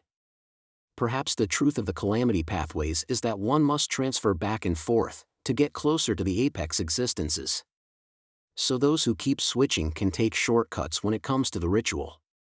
"What method?" Franca asked curiously. Lumion chuckled. "I'll tell you after I succeed. If I say it now and then fail, won't you mock me forever?" "Do you think you won't be mocked even like this?" Franca and Jenna chorused. On this topic, the three exchanged playful banter for a while. As the laughter faded, Jenna asked, "When will you perform the ritual?" Lumion responded with a smile, "First, I need to gather the remaining ingredients. Then, I'll wait for a typhoon or hurricane." The countries of the northern continent typically referred to such extreme weather as hurricanes, while the Antisians, influenced by Emperor Roselle, often called them typhoons. In a thunderstorm, the residents staying indoors watched as a silver-white lightning bolt struck the treetops, knocking down the people taking shelter under the trees. Boom, boom, boom. One lightning strike after another rampaged, even those in safe places shivering. After a while, some residents saw a figure next to the charred, smoking trees. The figure was cloaked in black, hooded, like the legendary witch. She took a blackened tree branch, causing dark red drops of blood to fly out from the fallen corpses. A witch indeed. The witnessing residents frightened, retreating from the window area. In the southern part of the Hajendi kingdom, the first snowfall of the year came in an exaggerated fashion, killing many livestock and piling up snow in front of people's homes, blocking the doors. The people inside, struggling against the bitter cold, suddenly saw a hooded figure in black robes, seemingly a witch, walking on the snow-blanketed ground, heading towards the bridge underpass. There were several frozen-to-death vagrants there. The heat-induced drought had left many humans dehydrated, some unfortunately dying, their bodies dragged to the street. A tall, hooded woman dressed as a sorceress approached, stopping in front of a freshly deceased corpse. The surrounding people fled in fear. The Fainapotter Kingdom, on the Berserk Sea coast. Many experienced fishermen and captains began returning their ships to the harbor. The sky in the distance had somehow turned gloomy, the waves surging in. The wind had picked up. Thanks to the users, Tempest Unknown for the chapters provided. Chapter 1085, Typhoon. Oh, oh! The howling winds rampaged, slamming the windows and doors, the trees trembling and their branches bending to one side. The residents along the Berserk Sea coast had rich experience dealing with hurricane weather. They had all tightly shut their doors and windows, crossed tape over them, and taken shelter away from the balconies and doors. Yet, despite this, as they heard the roaring, shrill winds outside and felt their houses shuddering, they couldn't help but feel anxious and afraid. The vagrants had taken refuge in the cathedrals or poorhouses. Amid the towering, crashing waves that sometimes reached the sky, the hooded, black-robed figure of Lumion could be seen. His clothes were flapping loudly, his hood nearly blowing off. Without the ability to fly or levitate, he surveyed the layered cloud walls surrounding the Typhoon's eye. Unable to find the final coordinates of the spiritual realm in the chaotic environment, he could only go where his eyes led. Then, he activated the black mark on his right shoulder and teleported into the heart of the Typhoon. Simultaneously, the water droplets violently swirling in the area he had just left rapidly condensed into ice, the temperature plummeting. In the Typhoon's core, Lumion's figure barely materialized before the gale-driven waves, roaring like a speeding steam train, crashed into him ferociously. Lumion was blown away, but he teleported deeper into the Typhoon, again relying on the sea and take method in this gloomy, apocalyptic environment. Wherever he went, the rain froze into a thick layer of ice. After a few such jumps, he finally reached his destination, the Typhoon's eye. The howling winds seemed to vanish, and the high altitude even revealed a clear, azure sky. Lumion didn't have time to admire this special place. His pale blue eyes suddenly turned a deep, iron black. As he plummeted, he quickly observed the surrounding cloud walls and the core structure of the Typhoon. Weakness investigation. A Typhoon had weaknesses too. In just a few seconds, the falling Lumion spotted several large, pallid areas. The Typhoon's weak points weren't just one. Lumion teleported again, arriving near the largest pallid spot, looking down on it from above. At this point, if he were a pure Sequence 3 hunter, completing the next steps would be quite difficult, even if he could skillfully use explosives and coal. By targeting the weak points and disrupting the core structure, the Typhoon might not necessarily dissipate, but could instead reorganize and strengthen, and the weather wouldn't change in the short term. But for a Demoness of Unaging, why use such a brutal method? Besides, the effect might not even be good. As Lumion continued falling, he took out a mirror, reflecting the pallid area above the cloud walls and hurricane. This wasn't to curse the weak point and complete the coal, of course. A Demoness curses couldn't target soulless objects.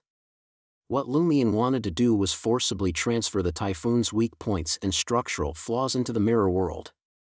This was also a form of destruction, and it could be repeated multiple times quickly. Lumion raised his right hand, rapidly brushing across the mirror's surface as he fell. A crack sounded, the make-up mirror seemed to be unable to withstand the strain, about to shatter. Lumion unhesitatingly poured in a large amount of spirituality, forcibly dragging that cloud wall and hurricane area into the mirror world. With that section suddenly gone, cracks spread across the mirror in Lumion's hand. Simultaneously, the Typhoon's core structure began to disintegrate, the cloud walls dissipating piece by piece.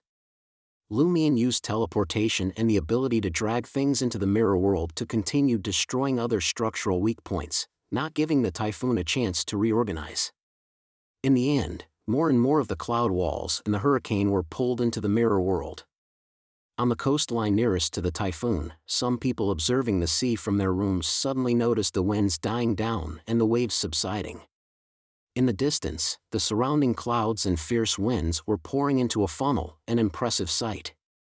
As the onlookers blinked, they found that another section of the hurricane-swept clouds had mysteriously vanished. Piece by piece, they disappeared. Bang! Bang! Bang! Some mirrors in their room abruptly shattered, with a gust of wind blowing out, but not particularly strong. These were the random remnant winds that had escaped the mirror world after a long journey. After another dozen seconds or so, the sky in the affected area gradually cleared. Gazing at the cloudless, azure sky, Lumion plummeted rapidly toward the sea surface. With a teleport, he appeared directly over the sapphire waters, a thick sheet of ice forming beneath his feet. Under the deft pull of invisible spider silk, the violet-blue crystal pillar, violet feathers, iron bone crystals, blood of varying shades, charred tree branches, and seemingly unremarkable clear water all flew out of the traveler's bag, leaving their original containers to converge in a glass cup. Silently, the slightly violet liquid that formed ignited, melting the glass and dripping downward. Cupping the burning liquid, Lumion brought it to his lips and drank. His entire being, including his mirror self, was instantly set ablaze. Rumble. Dense, dark clouds gathered in the sky, real lightning and hail coalescing and drawn to Lumion's state, striking him. At this moment, the spirit world's information of this area had not yet fully changed, still partially corresponding to the typhoon. There was a rapid influx of information of Lumion relying on his own abilities to change the weather, creating an extremely strong connection between him, this area, and the corresponding spirit world. Rumble. Lightning struck, sharp hail pelted down, various extreme weather phenomena assaulted the still-burning Lumion in small bursts, tearing and ravaging him. Lumion felt excruciating pain in body, mind, and spirit, his thoughts growing increasingly hazy, as if about to dissipate into this area, this spirit world.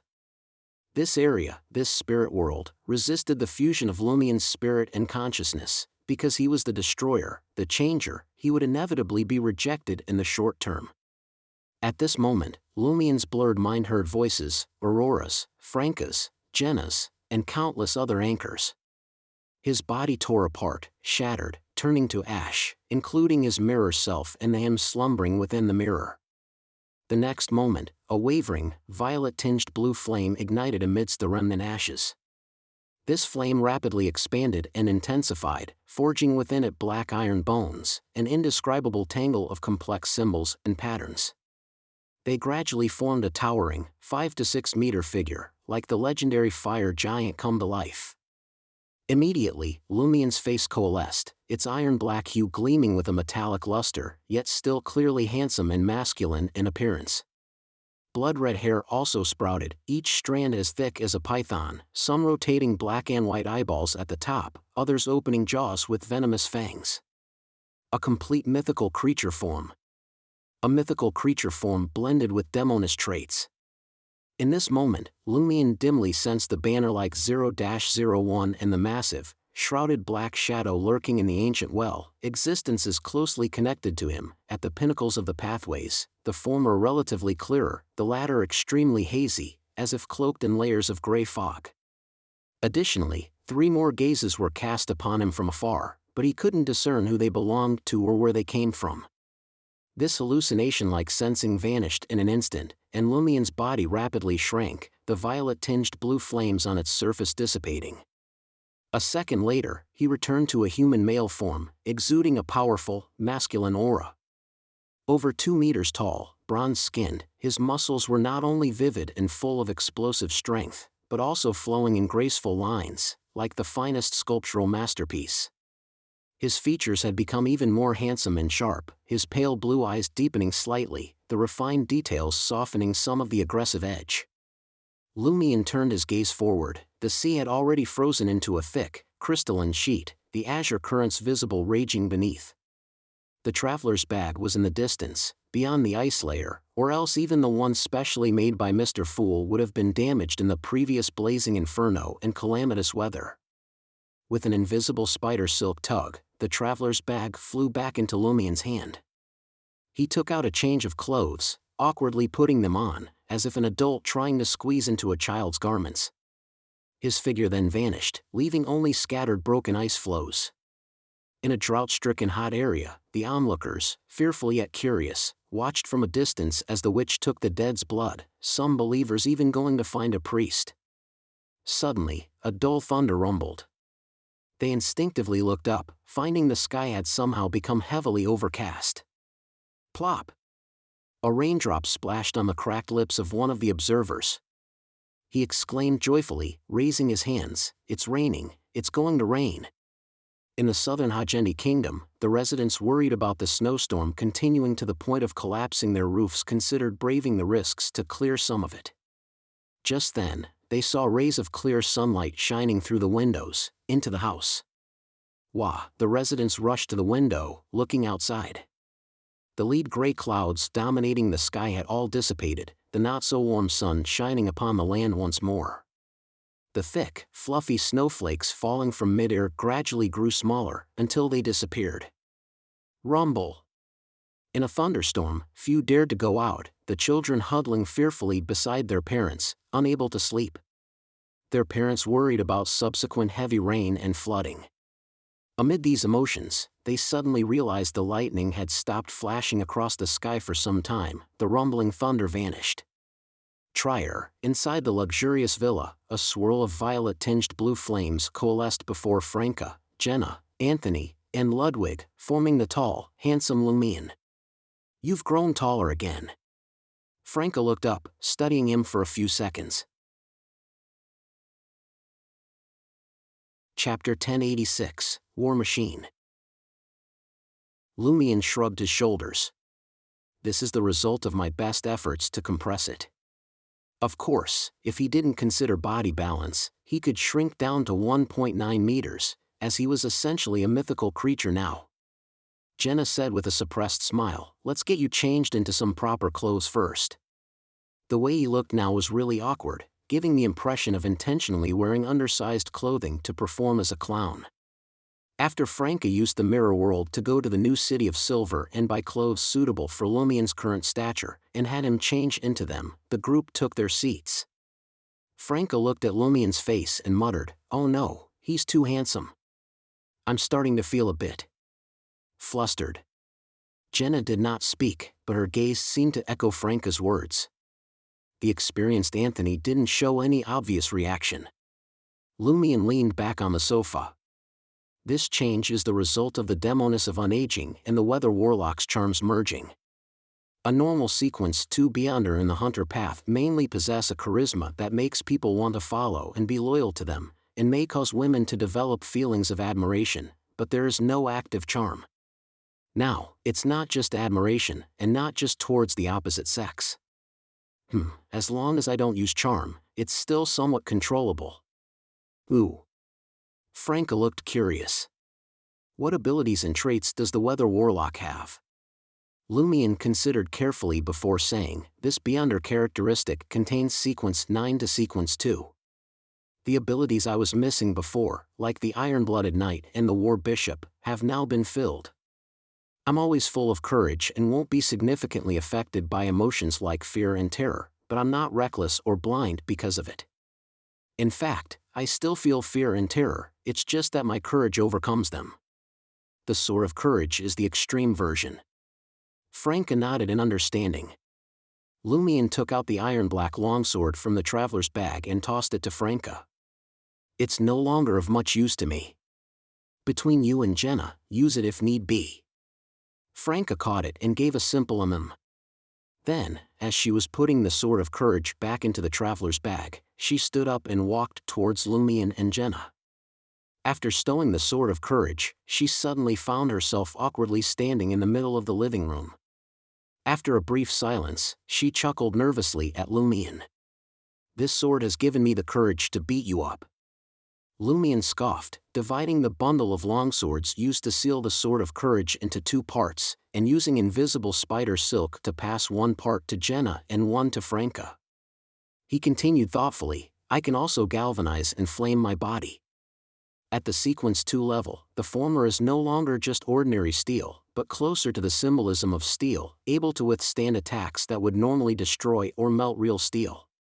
The latter allows me to disperse into multiple flames, each of which I can control precisely, then coalesce back into my body. Even if most of the dispersed flames are extinguished by the enemy, it doesn't affect the integrity of my physical form, it just weakens my vitality and spirituality proportionally. The angelic level flame transformation can also turn me into a stream of flame, a huge flaming spear, and a terrifying flaming meteor to attack enemies or travel quickly. Combined with hurricane-like winds, I can reach speeds over 4,000 to 5,000 kilometers per hour. And once the magic potion is fully digested, I can enhance it further. The most powerful flames controlled by the Iron-Blooded Knight and the War Bishop are azure, but the Iron-Blooded Knight is not pure in this regard, having a tinge of dazzling white. At the angelic level, the flames become violet. The Weather Warlocks are a violet-tinged azure to an azure-tinged violet, the specific hue depending on the digestion of the potion. In the subsequent sequence 1, the flames should be a pure violet. If I borrow the power of 0-01, the violet will become paler and more transparent. If I draw on the force from the depths of the ancient well, the violet will be tinged with a deep red, not the scarlet of a pyromaniac, but a blood-red hue. My control over the flames has also greatly improved. Compared to before, I can now cover a battlefield of tens of kilometers, directly raining down meteor shower, or summoning flocks of fire ravens. The explosive power of compressed fireballs now far surpasses that of a fleet's main guns. By quite a margin. The Iron-Blooded Knight can establish a mystical connection with their team, concentrating the entire group's strength on themselves, and sharing their teammates' vision, distributing the damage they receive. However, this concentration only applies to power and spirituality, not the beyonder powers of the members. At the War Bishop stage, not only can they use the beyonder powers of team members within a 3 km range, but they can also share their own abilities and power with them. In this regard, a Weather Warlock's range is 10 km, and there is no longer a restriction on sharing abilities. Simply put, while a War Bishop can only let one member use their ability at a time after sharing it, a Weather Warlock can allow every team member to use it simultaneously, lending them the corresponding spirituality. Of course, the team's overall spirituality doesn't increase. From the War Bishop stage onwards, the team's mental resonance becomes direct telepathy, and the War Bishop can selectively shield and modify certain information in the communication. A War Bishop can also create fog of war, significantly reducing the visual range, hearing, and smell of all living beings within, and enveloping the corresponding spirit world as well, suppressing the interaction between spirit entities and the spirit world, dulling spiritual warnings and intuitions. At the Weather Warlock level, the fog of war range initially expands to 20 km, continuing to increase as the potion is digested. Additionally, the fog of war will also have the ability to interfere with outside divination and prophecy.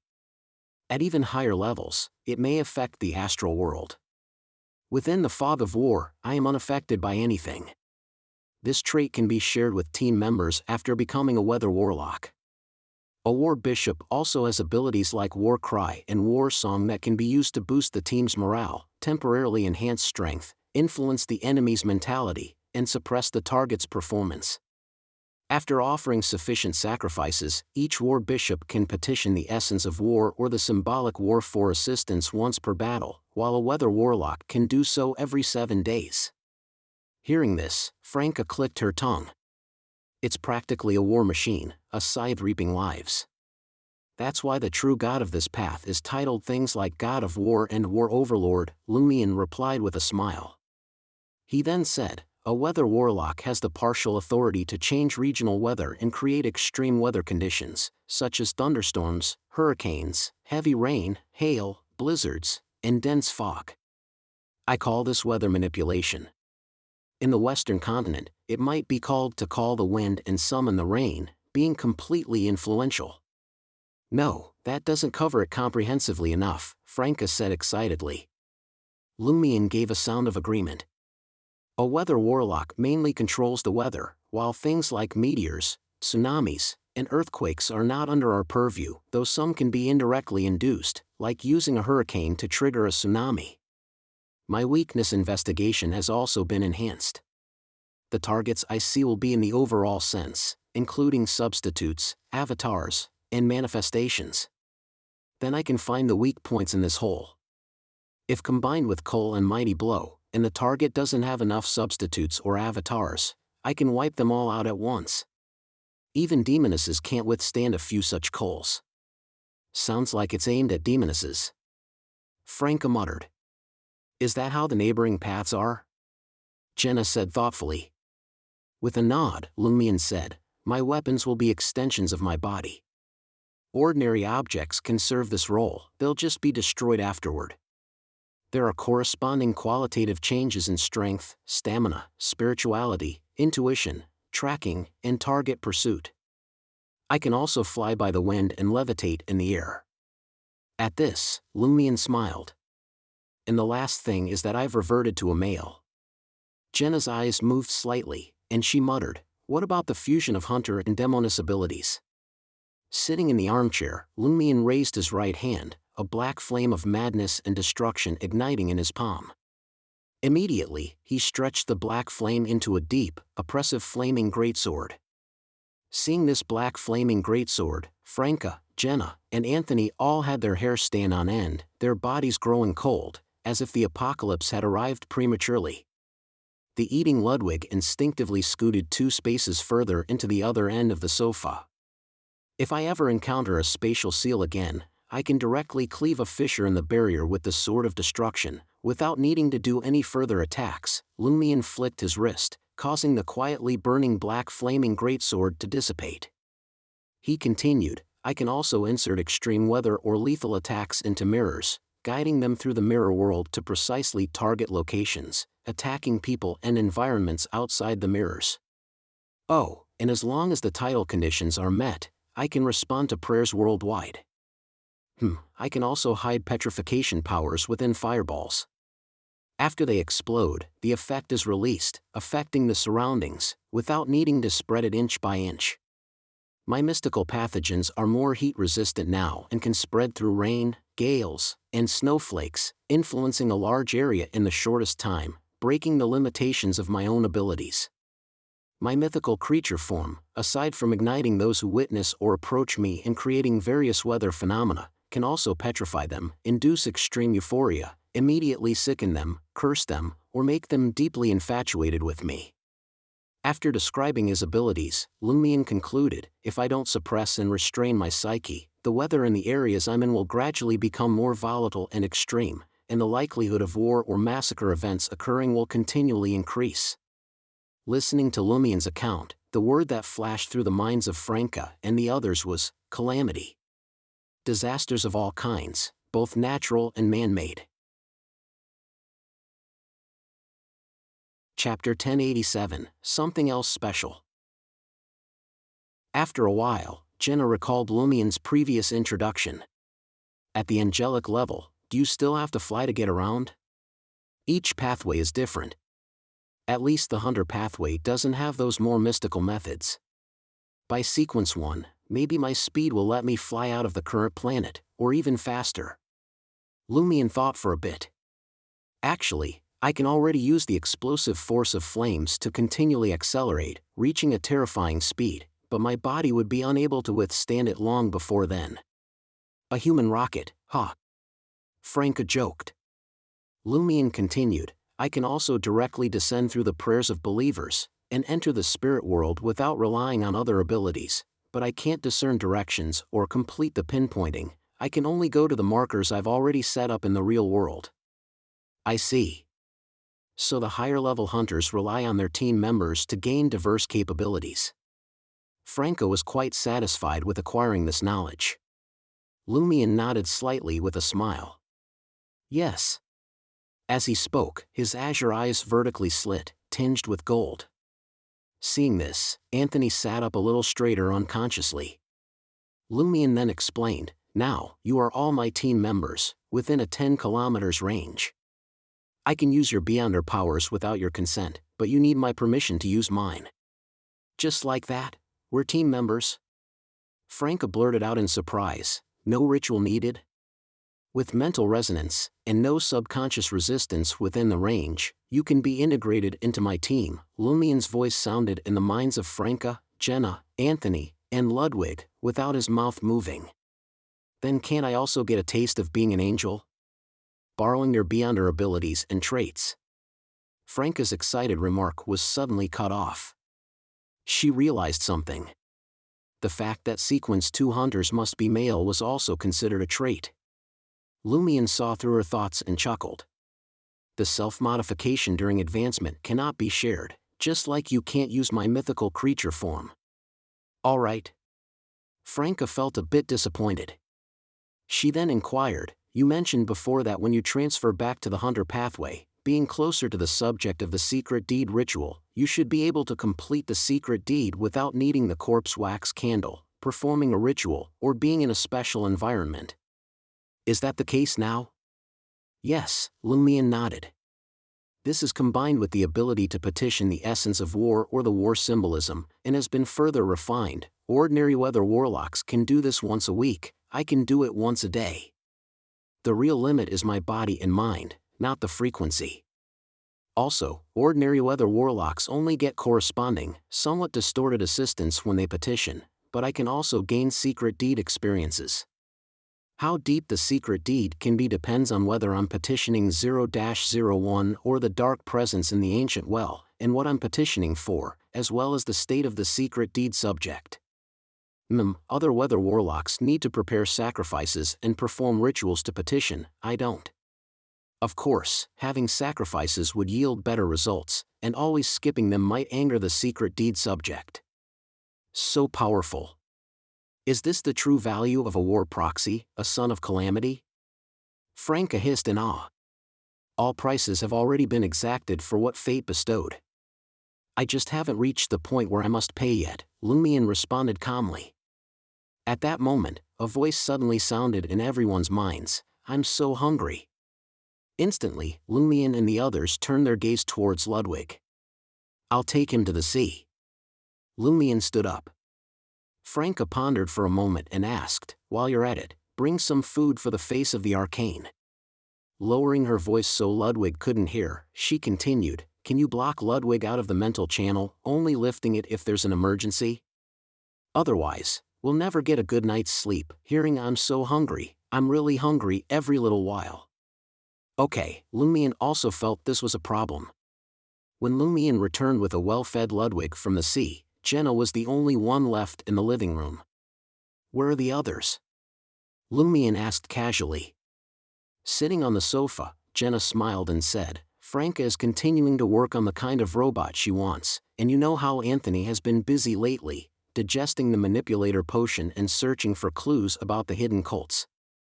I was also planning to contact the bishops, have some of them go to other provinces, other regions, even other countries, to preach in remote villages where the church's presence is weak. Now that you can respond to prayers worldwide as an angel, we need more believers, it's time to expand our evangelism, but what?" Lumion asked. Jenna stood up. "You haven't designed a qualifying title yet. Additionally," Jenna eyed Lumion's face with her shimmering blue eyes. "I feel like you're not very happy after your advancement, your mood has been low."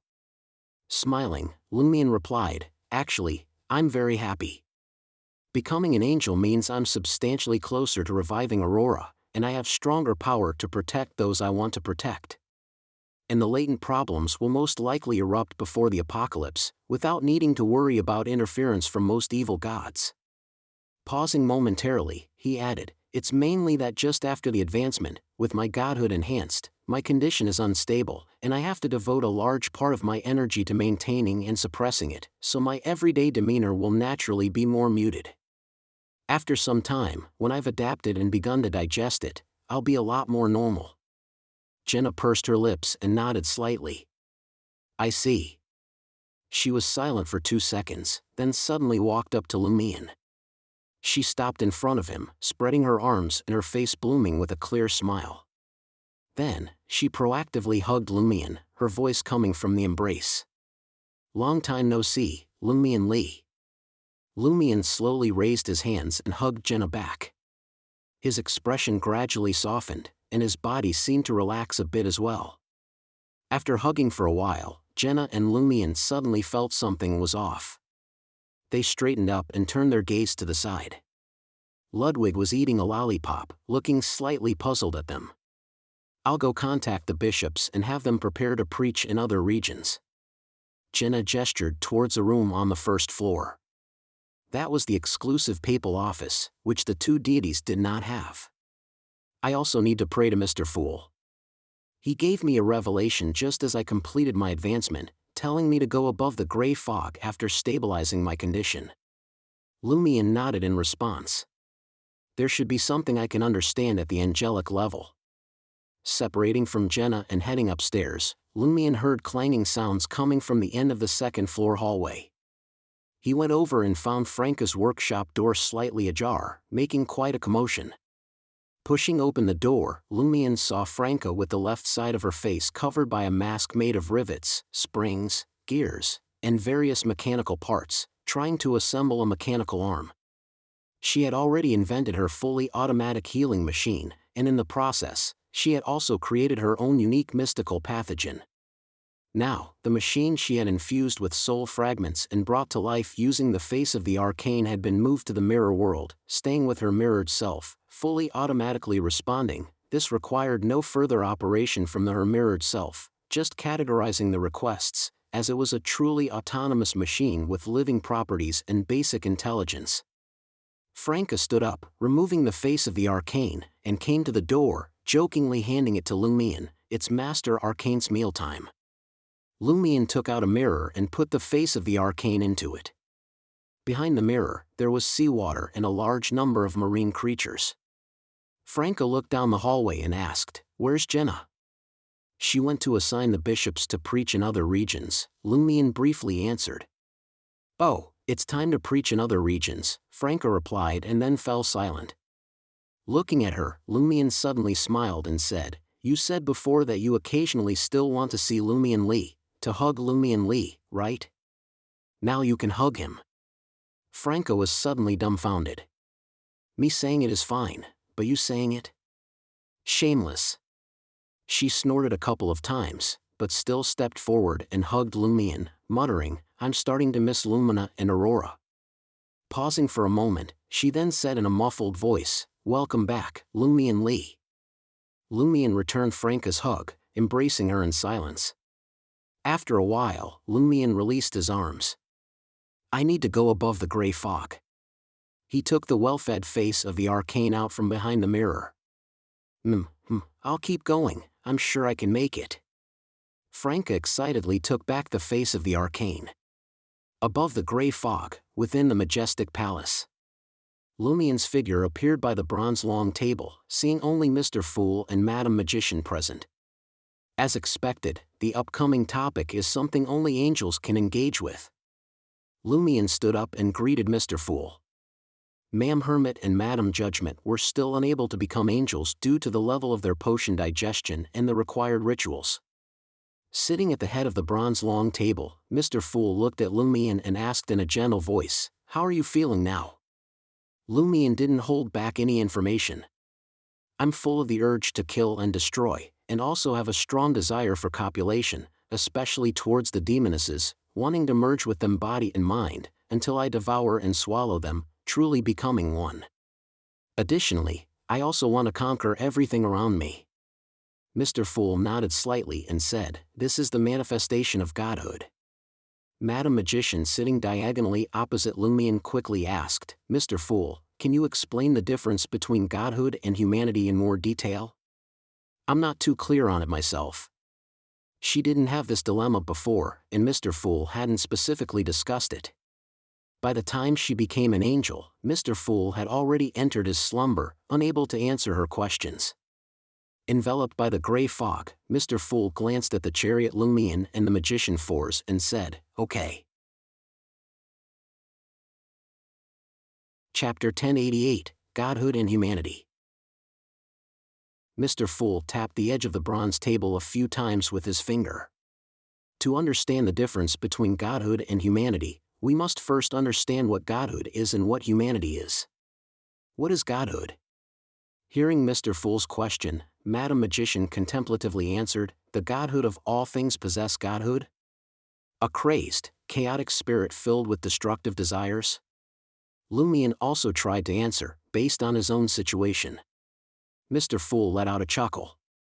This can be divided into true Godhood, apparent Godhood, and the vague conception of Godhood that many people have. True Godhood naturally comes from true deities. In a narrow sense, only the oldest one, the original creator, the different personas split from him.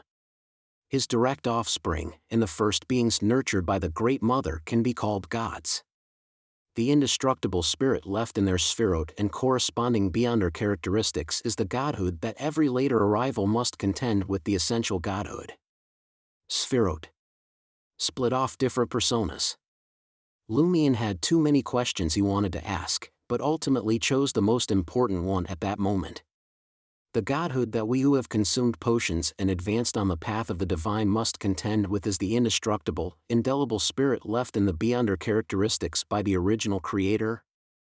For most paths of the divine, that is the case, at least for you, for her, and for me too. Mr. Fool glanced at Madame Magician, his words tinged with a touch of amusement, but not entirely. Without giving the chariot Lumion and the magician Force a chance to ask further questions, the Mr. Fool enveloped in grey fog said with a touch of sentiment, the original creator is the collective of all. He is crazy, but also rational, he is confused, but also lucid. He created everything, and he destroyed everything. He loves all things, and he also hates all things. He has the most intense of all desires, yet he is indifferent and unaffected by anything. All his actions are random, even he himself cannot predict them. He created the entire world, created all things, and finally split into 6 spherote, 16 uniquenesses, and countless beyonder characteristics.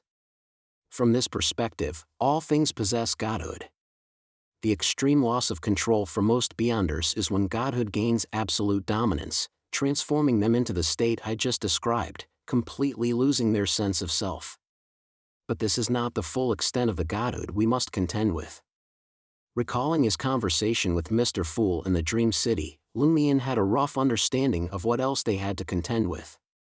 The different personas split off from the original creator, who are also true deities, have left their psyche in the corresponding beyonder characteristics. Uniquenesses, spherote, and that is also the godhood we need to contend with, such as that of the celestial worthy. Mr. Fool nodded slightly and said, yes, after the original creator awakened, he naturally disintegrated, and before that, his mind and consciousness had already completely split, with different spirits controlling different spherote, uniquenesses, and beyonder characteristics. Among them, the seer, apprentice, and marauder pathways belong to the celestial worthy, the spectator, sailor, reader, secret suppliant, and bard pathways belong to the primordial God Almighty. They are all personas of the original creator. As for the great existences corresponding to the other personas, I do not know their names.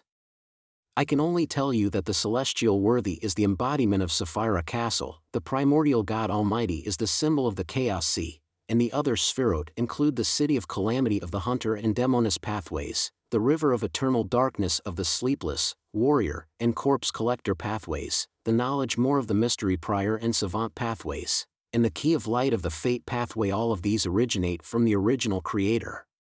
In other words, the godhood that beyonders on the seer pathway must contend with is a combination of the primordial creator's residual psyche and the celestial worthy's residual psyche and spirit. Similarly, the godhood that beyonders belonging to different spherote must contend with varies, with different focuses, reflecting the characteristics of their own pathways and corresponding Sapphira. The City of Calamity. Why is it an ancient well and a malevolent dragon? And Mr. Fool only mentioned 6 spherote and 16 pathways. Hearing this, Lumion suppressed his doubts and asked to confirm, the godhood I need to contend with is crazed, chaotic overtones, leaning towards destruction, conquest, and yin-yang coupling? The beyonders under the Great Mother may need to contend with the crazed aspects of fertility? I see. Madame Magician also largely grasped her own situation. Mr. Fool nodded and answered Lumion's question, yes. This is the general outline, but there are still some details to be addressed. For example, the beyonders of the River of Eternal Darkness pathways actually need to contend with a mixture of the celestial worthy's mental imprint, because in the ancient era, in the first epoch, the celestial worthy had accommodated both the River of Eternal Darkness and the Nation of Disorder. Can one accommodate multiple spherote? The newly advanced Lumion, weaker in emotional self-control, blurted out in surprise. For the celestial worthy, obviously not. Mr. Fool seemed to have thought of something amusing. I'll explain that knowledge later. Yes, Mr. Fool. Lumion restrained himself. I can't see who else has accommodated the other Spherode, but I can speculate that the City of Calamity was once accommodated by the primordial God Almighty. Mr. Fool continued, the godhood you need to contend with will also include a portion of his psyche. The City of Calamity was once accommodated by the primordial God Almighty?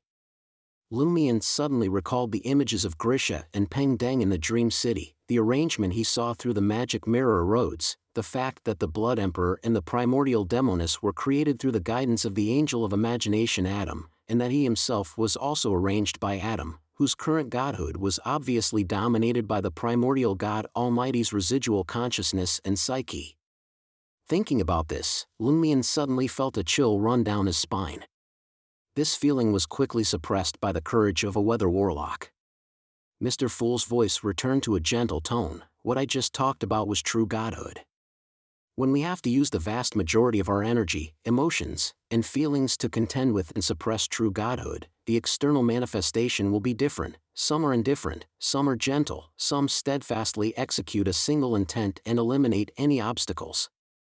Of course, there are other manifestations as well. This is what I call apparent godhood. Apparent godhood. Lumion suddenly felt a sense of emptiness in his heart, like a fist that had been cocked and was waiting to be thrown out, very likely to land on empty space.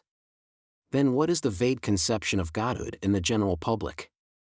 Madam Magician asked curiously. She seemed quite accustomed to this kind of conversation and exchange with Mr. Fool. Mr. Fool sighed and said, let me first explain what humanity is. This has something to do with the vague conception of godhood? The chariot Lumion guessed silently. Mr. Fool continued, in my understanding, humanity has two layers. The first layer is the most basic, the self-awareness of a living being's core and various instincts, selfishness, greed, survival, indifference, only caring about oneself, only doing things beneficial to oneself, not influenced or constrained by group morals, group interactions, or group perceptions. This layer, in fact, the great existences like the celestial worthy also possess, but since we've defined them as true deities, we don't need to include them here. Innate mythical creatures like Amon, the hidden sage, and Red Angel Medici also possess humanity, which is the first layer of humanity. If they didn't even have self-awareness, how could they contend with true godhood? They would have long ago become confused, crazed, and extreme, their bodies hotbeds for the revival of great existences like the celestial worthy, allowing them to be completely occupied. The vague conception of godhood that many people have is just this first layer of humanity, indifferent, selfish, utilitarian, with the main goal of one's own continuation and empowerment. When true deities have resided at sequence 0 for long enough, weathered by the passage of time, seeing the anchors of their past strong emotions and important experiences gradually disappear, their humanity will also gradually degrade to this layer. In a sense, this is also the godhood we need to contend with. And high-level beings with only this layer of humanity will likely become passive in contending with true godhood, until they are defeated. This is an inevitable outcome in the long run. In this regard, innate mythical creatures like Amon and Red Angel Medici, due to their mode of birth, growth experience, strong relational interactions, and the team requirements and conquest desires brought by their own beyonder characteristics, may have some aspects that go beyond the first layer of humanity, such as the Red Angel's pride and unyielding side. In contrast, the hidden sage suddenly came to life, and his interactions with other beings were just about imparting knowledge and accepting supplications, so he has mostly remained at the first layer of humanity. He didn't feel that begging for mercy is shameful, he didn't even have the concept of dignity and pride, which is something that human or human-like groups and societies have. He only had the instinct of survival and continuation. Because we often battle and contend with innate mythical creatures and high-level beings who have degraded to the first layer of humanity, we will vaguely perceive this as godhood. The chariot Lumion and the magician Force both understood and agreed with what Mr. Fool had just said. Mr. Fool let out another laugh, his tone seeming a bit lighter. The second layer of humanity is the widely recognized humanity, the love, benevolence, courage, sacrifice, compassion, justice, and concern for others that we learned in our brief lifetimes. Of course, there are also negative aspects of humanity at this layer. I understand, Mr. Fool, Madam Magician and the Chariot Lumion responded in unison. Mr. Fool leaned back in his chair and then turned to the Chariot Lumion. Are you still wanting to ask what Spherod are, and why I only mentioned 16 paths of the divine just now? Yes, Mr. Fool, please enlighten me. Lumion intuitively felt that what was about to be discussed was the purpose for which Mr. Fool had summoned him above the gray fog. Chapter 1089, Above the Sequences. Mr. Fool directed his gaze toward Madam Magician Force. She habitually cleared her throat and said to the Chariot Lumion, "You must have already guessed that there's another level above Sequence 0, right? Those great existences?" Lumion asked without any surprise. Yes, the great existences above the sequences. Madam Magician nodded. They have accommodated a Sapphira and all corresponding uniquenesses, plus one sequence 1 beyonder characteristic from each corresponding pathway. They are also known as Great Old Dominators and Outer Deities, with indestructible psyches. Great Old Dominators. Outer Deities. Lumion mulled over these terms. Madam Magician said with a smile, "This is how I understand it. All current great existences above the sequences are true deities as defined by Mr. Fool. They are either personas split from the original creator, his direct offspring, or the first beings born from the Great Mother. They had essentially appeared in this universe before the original creator awakened and completely self-destructed, their status originating from the old era. These are conditions that subsequent advancers can never achieve. Even if they truly become great existences, they would only be newly born above the sequences." As she spoke, Madam Magician felt like she was discussing Mr. Fool right in front of him, and her voice gradually became quieter. She paused before continuing, "Therefore, those great existences like to call themselves Great Old Dominators, and some true gods refer to them as the Great Old Ones. And the currently living Great Old Dominators are all outside the barrier. Some want to invade our world, thus they are also called outer deities." I see. Uniquenesses correspond to sequence 0 true gods, Sphero correspond to those above the sequences. Lumion summarized in his own way. Madam Magician quickly glanced at Mr. Fool, and seeing no particular reaction from this great existence, she continued, "Spherod are collections of symbols, sources of authority, and origins of power. Back then, when the original creator awakened, causing the destruction of the old era, he split into 6 Spherod, 16 uniquenesses, and all the beyonder characteristics of 16 paths of the divine." The destruction of the old era? Did Mr. Fool, Aurora, Franca, and other transmigrators come from the old era that was destroyed when the original creator awakened? Lumion nodded imperceptibly. Madam Magician Force carefully said, "But currently, there are not just 6 Spherod in our world, but 9. 9? Lumion asked in surprise, "Did they originally exist?" Besides Sapphira Castle, Chaos Sea, City of Calamity, River of Eternal Darkness, Knowledge More, and Key of Light, there were 3 more Spherod? Madam Magician shook her head. No, they are extraterrestrial in nature. The awakening and self-destruction of the original creator was a catastrophe for the entire universe. During this process, his 3 direct offspring, the Mother Goddess of Depravity, that is, the Great Mother, along with the Mother Tree of Desire and Child of Chaos, were most affected. Their Spherod were each torn in half, with one half being drawn to the site of the original creator's self-destruction along with their corresponding uniquenesses and beyonder characteristics, that is, to our world, or rather, our planet. Since then, there have been 9 Spherod, 22 uniquenesses, and 22 divine pathways within the barrier. Why specifically 9 and 22?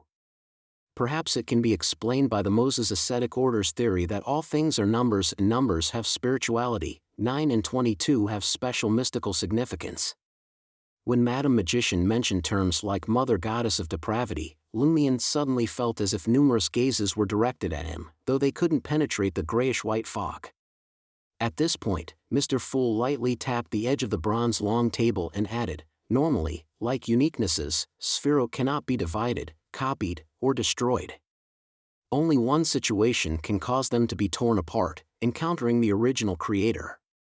He is the exception, the inconceivable, the incomprehensible, the indescribable. All things that shouldn't happen might happen when encountering him, unknowable, undiscussable, unnameable. And it was this single instance of Sphirot being torn apart that led the great old dominators to discover that torn Sphirot could self-complete. The Sphirot of the mother goddess of depravity that was torn into our planet self-completed into the brood hive. The mother tree of desire lost titles such as father of devils and source of curses, and they perfected themselves into the tenebrous world. Among them, the child of chaos had a somewhat different experience. Whether his main consciousness was on the torn Sphirot and followed it inside the barrier, or he later used his special symbolism to project his main consciousness inside to try to reclaim the torn Sphirot, ultimately, his main consciousness was either defeated or deceived by the celestial worthy and sealed within a magic lamp formed from a miracle invoker beyond her characteristic. This is the origin of the Grade 0 sealed artifact 0-05. The main consciousness of the child of chaos became Genie, the Sphirot torn inside the barrier self-completed into the nation of disorder, while what remained outside the barrier was called the uncertain mist, that is, the one worshipped by the brokers, and the uncertain mist has some consciousness. After hearing Mr. Fool's account of the child of chaos's experience, Lumion suddenly found the School of Truth's brokers' search for sealed artifact 0-05 somewhat amusing. It was like saying our God's brain is lost, please help us find it. Beyond the humor, Lumion was more concerned about another matter. The brood hive. It's in the Western continent? What you didn't explicitly say before, Mr. Fool, is that it was possibly the brood hive that brought the hidden sage to life? Yes, these matters are dangerous and corruptive for those without an angel's status, difficult to bear. Mr. Fool nodded slightly and said, in the middle to late period of the first epoch, before the celestial worthy's fall, he sealed 7 Sphirot, the brood hive, nation of disorder, tenebrous world, city of calamity, river of eternal darkness, knowledge more, and key of light, in the Western continent, to be guarded by Peng Lai. As a result, faced with the approaching apocalypse, all true gods who wanted to exceed the sequence limitations to deal with the outer deity's invasion had only one choice, to support the emergence of a Lord of Mysteries to lift the seal, and the celestial worthy could then be revived within the body of the new Lord of Mysteries. So Mr. Fool and I had similar experiences. He was nurtured by the gods who were forced by the celestial worthy to ensure his revival, while I was forcibly created by the Blood Emperor revival efforts and to achieve some goal for the Aurora Order's deity. Lumion felt somewhat emotional and reflective. Mr. Fool continued, the celestial worthy's fall came from that primordial God Almighty who had also accommodated multiple Sphirot. They nearly perished together. Some of the celestial worthy's arrangements were for his own revival, while others were meant to interfere with the primordial God Almighty's revival, and vice versa. In short, there are many reasons why I was able to suppress the celestial worthy this time. First, the help of the primordial God Almighty. Second, the mother goddess of depravity had other plans and didn't exert her power. And third, the celestial worthy's arrangement of sealing most Sphirot in the Western continent developed in ways he hadn't prophesied. The Beyonders of the Western continent, through generations of sacrifice, managed to carve out a new path and grow stronger without a potion system and with few Beyonder characteristics. For example, the Celestial Master and the Underworld Taoist, they all have status and power approaching that of deities, and could be even stronger if they fought without regard for themselves. Peng Lai thus remained hidden. How could such high-level beings stand by and watch the celestial worthy's revival and allow Peng Lai to play its role? I see, the celestial worthy's backup plan was held back by the Celestial Master and others? His arrangement to force everyone to cultivate a Lord of Mysteries actually hindered his revival? Fate is truly wonderful. Indeed, everyone only wants a Lord of Mysteries. Whether the Lord of Mysteries is the celestial worthy of heaven and earth for blessings doesn't matter. Lumion looked at the bronze long table in front of Mr. Fool, knowing this great existence hadn't finished speaking. Mr. Fool looked at him and Madam Magician and said, after my initial awakening, although I still can't lift the Western continent seal, I can communicate somewhat with the Celestial Master through it.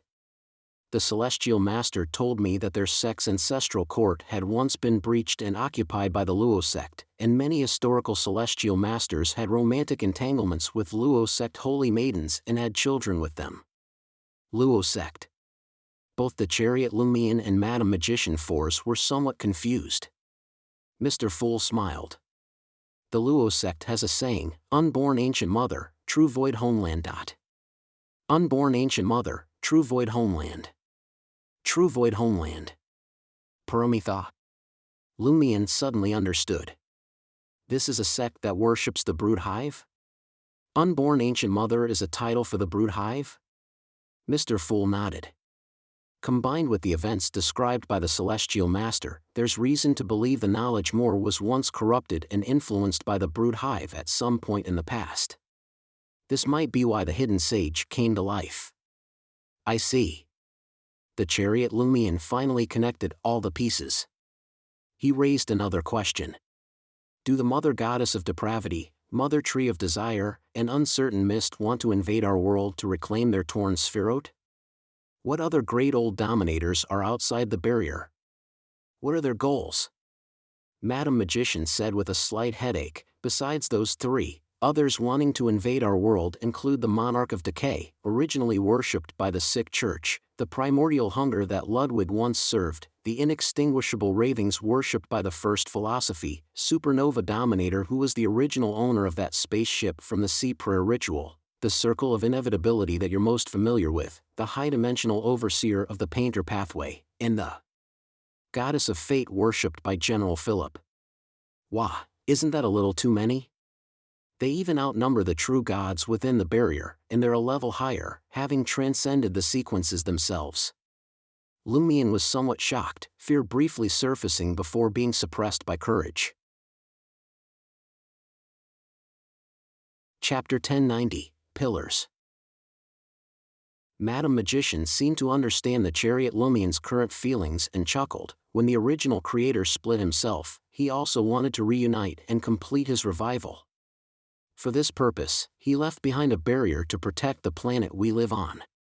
Without this barrier, those great old dominators would have destroyed us along with the entire world long ago. By the way, try not to mention the cosmos to people without an angel status, or rather, don't let them understand the true situation of the cosmos. The outer deities come from there. Well, the original creators will is gradually fading with time, and power and psyche without will become chaotic and problematic.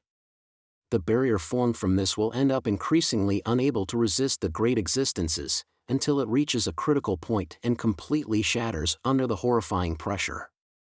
According to different prophecies and previous patterns, this critical point will arrive in 1368. This is the essence of the apocalypse. However, from the current situation, the apocalypse may not wait until the critical point appears.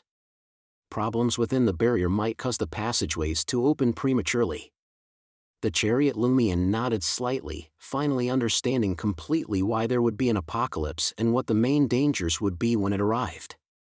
When the barrier shatters, even if Mr. Fool fully awakens and replaces the celestial worthy of heaven and earth for blessings to become a great existence, their planet would only have one above the sequences being who could fight against the great old ones, while there were a full 10 outer deities in outer space. In the Vortex incident, the deity worshipped by the Aurora Order, with the help of Amon-consuming Termoboros and the genie's special nature and other arrangements, severely wounded the Uncertain Mist and killed all the brokers. This is a good thing. Madam Magician suddenly smiled. The great old ones waiting to invade from different planets in the solar system have lost one of their number, and the remaining ones can no longer be effectively united. The bad news is that after such careful planning and great effort, there are still 9 outer deities left. Lumian already had some understanding of the final outcome and general development of the Vortex incident, but it wasn't entirely clear. Now, he finally understood what all those arrangements were for. He remained silent for a few seconds before repeating one of his previous questions. Besides the Mother Goddess of Depravity and Mother Tree of Desire, what are the other 7 great old ones trying to achieve? Mr. Fool had mentioned earlier that accommodating multiple spherote was impossible for the celestial worthy, although he had indeed done so. From the subsequent narrative, it seemed that the celestial worthy's ultimate fall was somehow related to this. Madam Magician glanced at the bronze long table in front of Mr. Fool, and seeing no objection from this great existence, she carefully said, "There are actually different levels for above the sequences. The Mother Tree of Desire, Monarch of Decay, and other great old dominators are at the first level. Besides them, there are some other outer deities in the depths of cosmos, but they are either weaker in strength or have no desire for the symbolic meanings of the spherot within the barrier, so they aren't involved in this matter.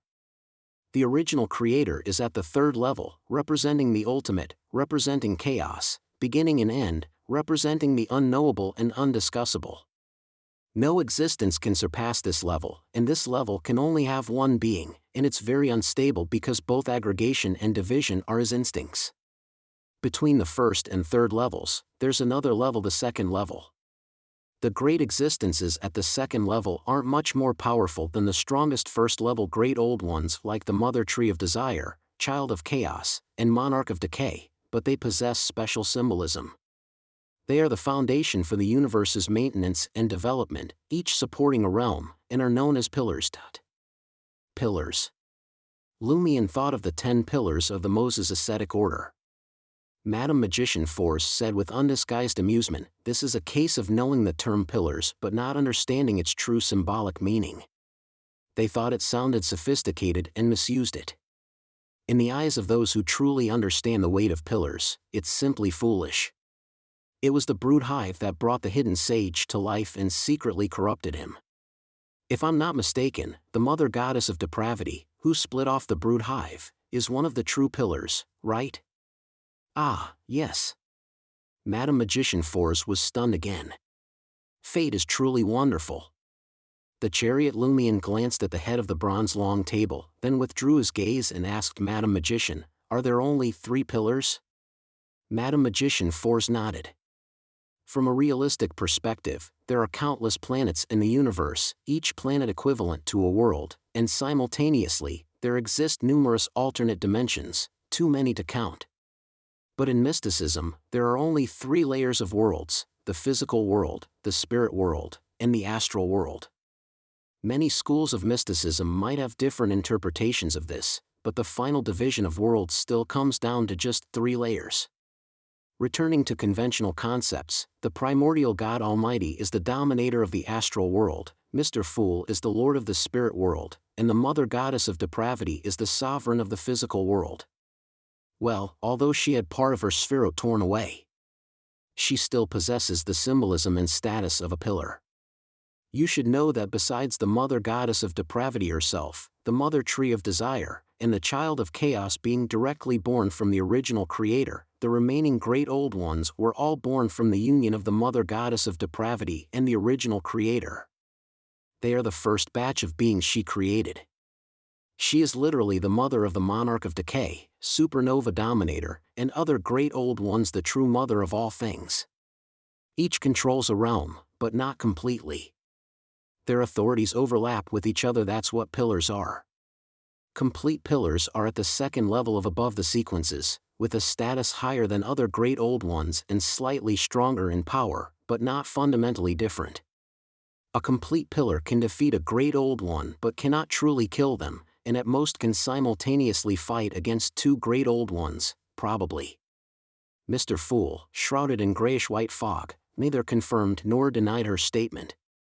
Madam Magician withdrew her gaze and said to Lumion, "If a complete pillar accommodates one more spherot, they will lose control over their aggregation instinct and will actively consume more spherot until they aggregate into the original creator, causing his revival. Once this process begins, it can only be interrupted by their complete fall and division.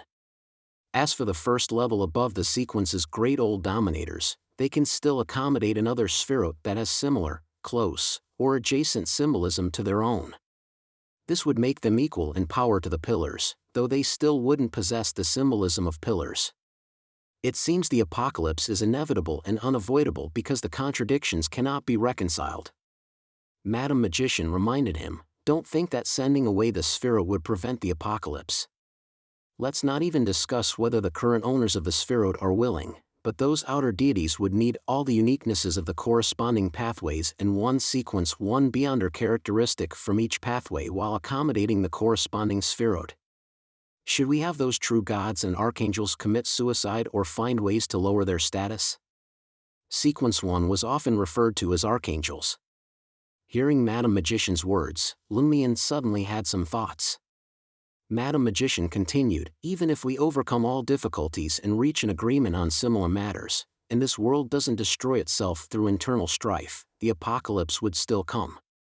You should know that Godhood's tone is fundamentally madness, chaos, filled with desires for destruction and creation.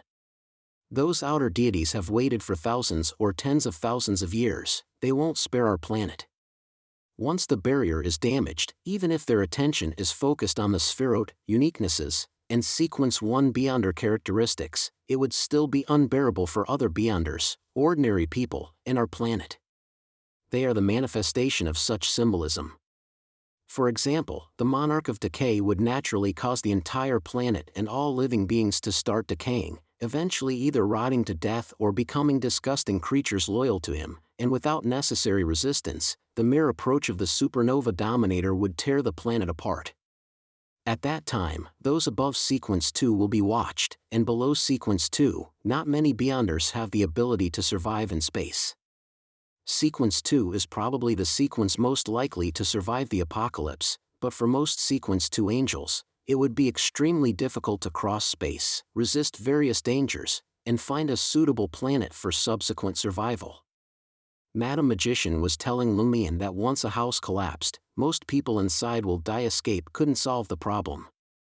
The chariot Lumion thoughtfully said, is it possible to find common desires among multiple outer deities? Throw out the Sapphira that would satisfy the most outer deities' needs outside the barrier, incite internal strife among that portion of outer deities, let them severely wound each other first, make the wounded ones retreat to deep space, and thus reduce the number of invading outer deities when the apocalypse comes?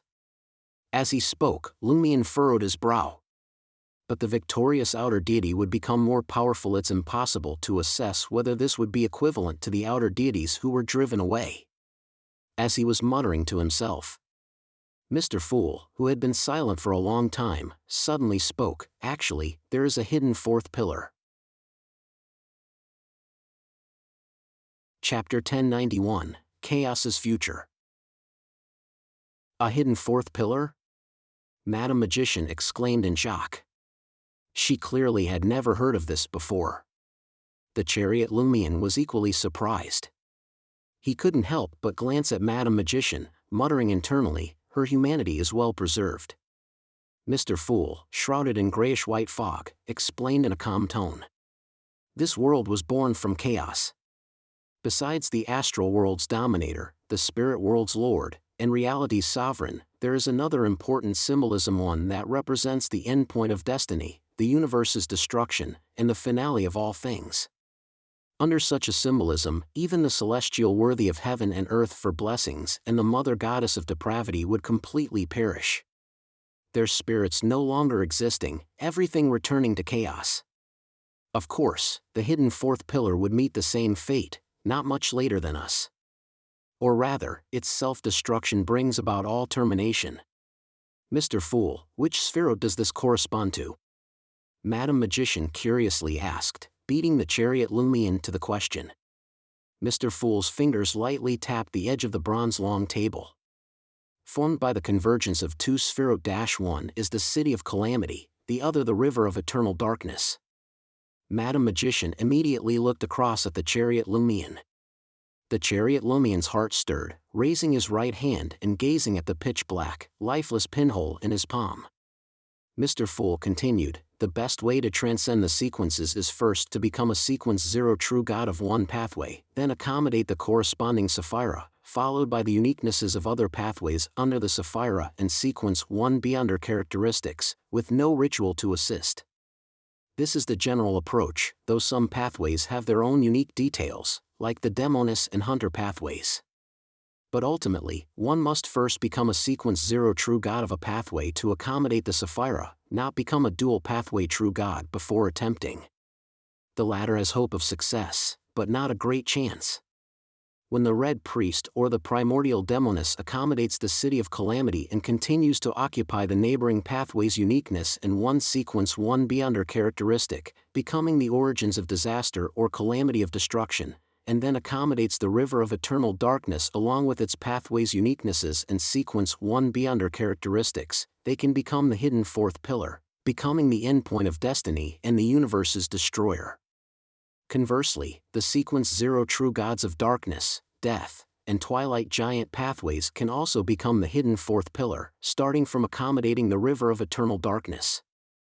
Now, the Evernight Goddess has already obtained the uniquenesses of the twilight giant and death pathways and grasps all the required sequence 1b under characteristics. She is deepening her connection with that Sapphira by using the tributary leaked from the seal through the Underworld Taoist and the River of Eternal Darkness.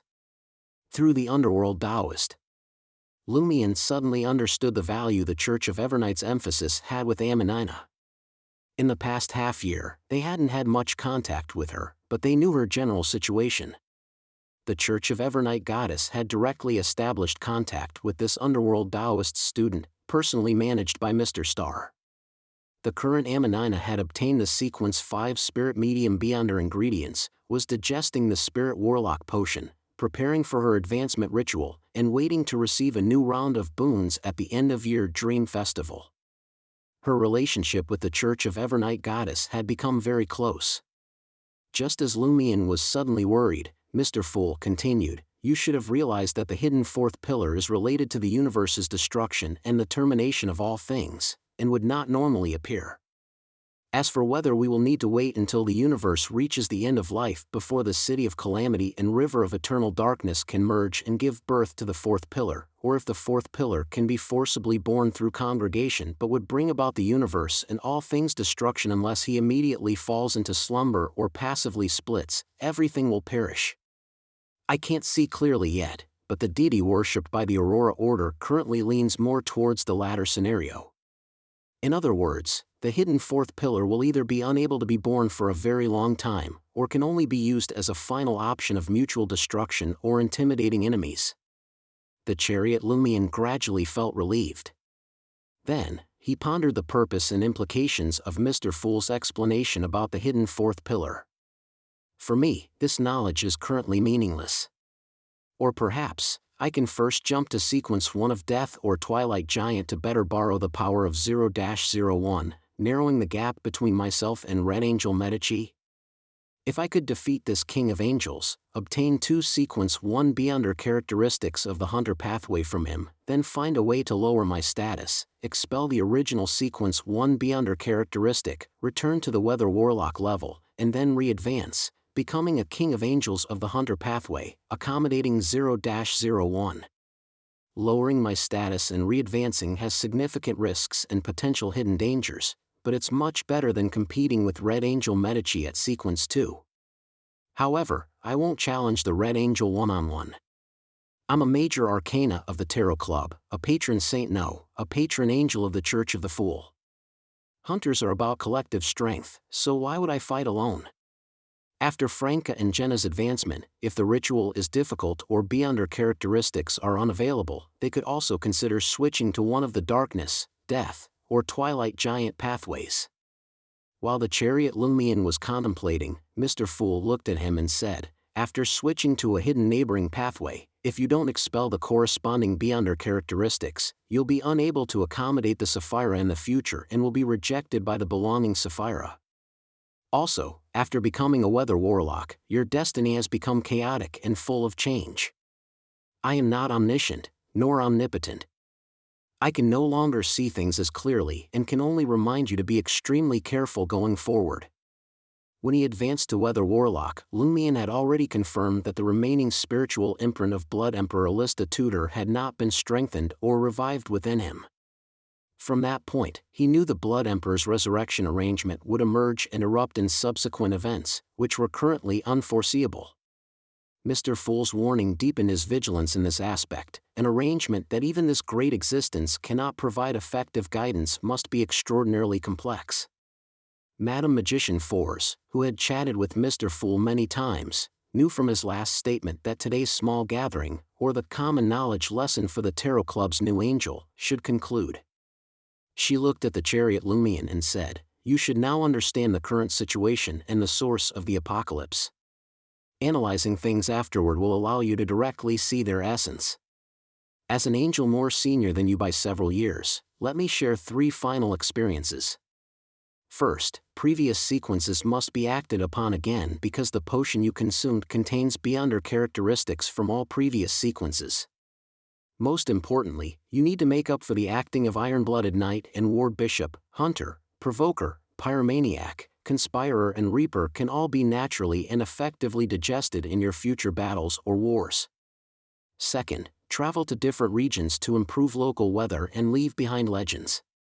This is not only necessary for digesting the Weather Warlock potion but also a must-do to spread faith and obtain more anchors. Third, Mr. Fool has already explained the difference between godhood and humanity very clearly. Combining my own experience, I have one insight: distinguish between the normal desires brought by the second layer of humanity, and the abnormal desires created by first layer humanity and godhood. Resist the latter, guide the former. Don't be too suppressed and restrained, nor can you be greedy and indulgent. The chariot Lumion listened carefully and thoughtfully said, "Thank you, Madam Magician." Madam Magician Force smiled self-deprecatingly. "If you have any new insights in this area later, you can tell me too. I need to prepare for my Sequence 1 advancement." "Sequence 1 of the door pathway?" the chariot Lumion asked with slight surprise. In his view, the Sequence 2 planeswalker of the door pathway was the sequence most likely to survive the apocalypse, without question. First, before reaching Sequence 1, they wouldn't be specifically targeted by the outer deities. Second, they possessed the ability for space travel and could carry a group of people. Afterward, they could completely find a planet in a remote area of the universe with relatively suitable conditions, and use their recording abilities or the beyonder characteristics of different pathways to make it habitable and redevelop civilization. Madam Magician nodded. Yes, the Key of Stars. The beyonder characteristics and supplementary ingredients are not lacking. The Abraham family has long wanted to give them to me. The price is to protect their clan, prevent the Abraham name from going extinct, ensure at least one Sequence 1 angel is born among them. Afterward, if the apocalypse comes, my first task would be to transfer them away. The good news is they now have several saints. The bad news is they are far from digestion. The Sequence 3 Wanderer still needs to travel in space to digest quickly. The ritual itself isn't complicated. Find a continuously rotating, signal-emitting heavy planet, approach it, land on it, and then find a way to establish sufficient mystical connections with it. The first part of the ritual is very dangerous, the latter part extremely difficult. But with Mr. Fool's help, these aren't major problems. He can directly graft me onto the corresponding planet to satisfy the conditions, though the premise is that I can withstand such pressure. The current trouble is that my planeswalker potion hasn't been completely digested. These years I've been going everywhere, the number of times is enough, and the term walker is satisfied, but none of it counts as planeswalking. At this point, Madam Magician suddenly closed her mouth. She felt like she was complaining about work, and her direct superior who could easily crush her was sitting at the head of the long table. Listening to Madam Magician's words, Lumion suddenly discovered a problem. Mr. Fool doesn't actually have to deal with the subsequent planetary apocalypse, because no outer deity would compete for Sapphira Castle. Accommodating this Sapphira with a pillar symbolism would only lead them to self-destruction. Chapter 1092, Just Wishing to Save Humanity. Madam Magician forcibly changed the topic. If the apocalypse truly arrives in 1368 as predicted, I won't need to rush my advancement. In a few years, Mr. Fool should be completely awake, then unlock the seal on the western continent, allowing more above the sequences to be born. At that time, even if we're still at a disadvantage when the apocalypse arrives, we'll at least have the power to protect ourselves. Without the uncertain mist mediating, those outer deities won't be able to cooperate well, and they must guard against becoming other outer deities' prey after being wounded. Unfortunately, there's not much time left. I can only quickly advance to Sequence 1. As a Sequence 1 Angel of the Door pathway, my chances of survival during the apocalypse will be much higher than other pathways. After all, those outer deities probably haven't set their target on Sapphira Castle. Do they want self-destruction to happen even faster? Her thoughts were similar to Lumien's, believing that Sapphira Castle and its 3 subordinate pathways were most likely not the outer deities' targets. Even if she became a Sequence 1 Key of Stars, she wouldn't be specifically targeted. Lumien detected the insincerity in Madame Magician's words. No matter what, if purely for self-preservation and protecting the closest few people, a Sequence 2 Planeswalker would definitely be better than a Sequence 1 Key of Stars, less likely to be noticed, able to sneak away during the chaos. Choosing to quickly digest the potion and advance to Sequence 1 is to do more during the apocalypse? The Chariot Lumien could vaguely grasp that mentality and thought. At this moment, the Fool shrouded in grey fog said to Madame Magician Force, the Key of Stars will also become a target. Before I fully awaken, if the apocalypse arrives, no outer deity will want to see a Lord of Mysteries truly born.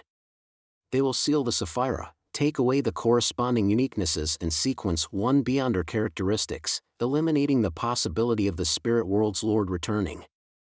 Although they can't further accommodate Sapphira Castle, occupying 1 or 2 uniquenesses in the corresponding Sequence 1 beyond her characteristics is not a problem. Their power will increase slightly, and their abilities will become more diverse. Besides, just because they can't accommodate Sapphira Castle doesn't mean there's no suitable way for them to use it. Madame Magician fell silent. She didn't say she would reconsider, nor did she immediately state her position of becoming an archangel before the apocalypse. Lumien was thinking about something else. Even if only 1 or 2 years remains before the apocalypse, with the major Arcana card holder's efforts and Mr. Fool's current awakening speed, by then, even if he hasn't fully awakened, it shouldn't be far off. As long as he doesn't actively prevent the outer deities' invasion, those outer deities would probably not intentionally provoke him. But, he is clearly preparing to confront the apocalypse.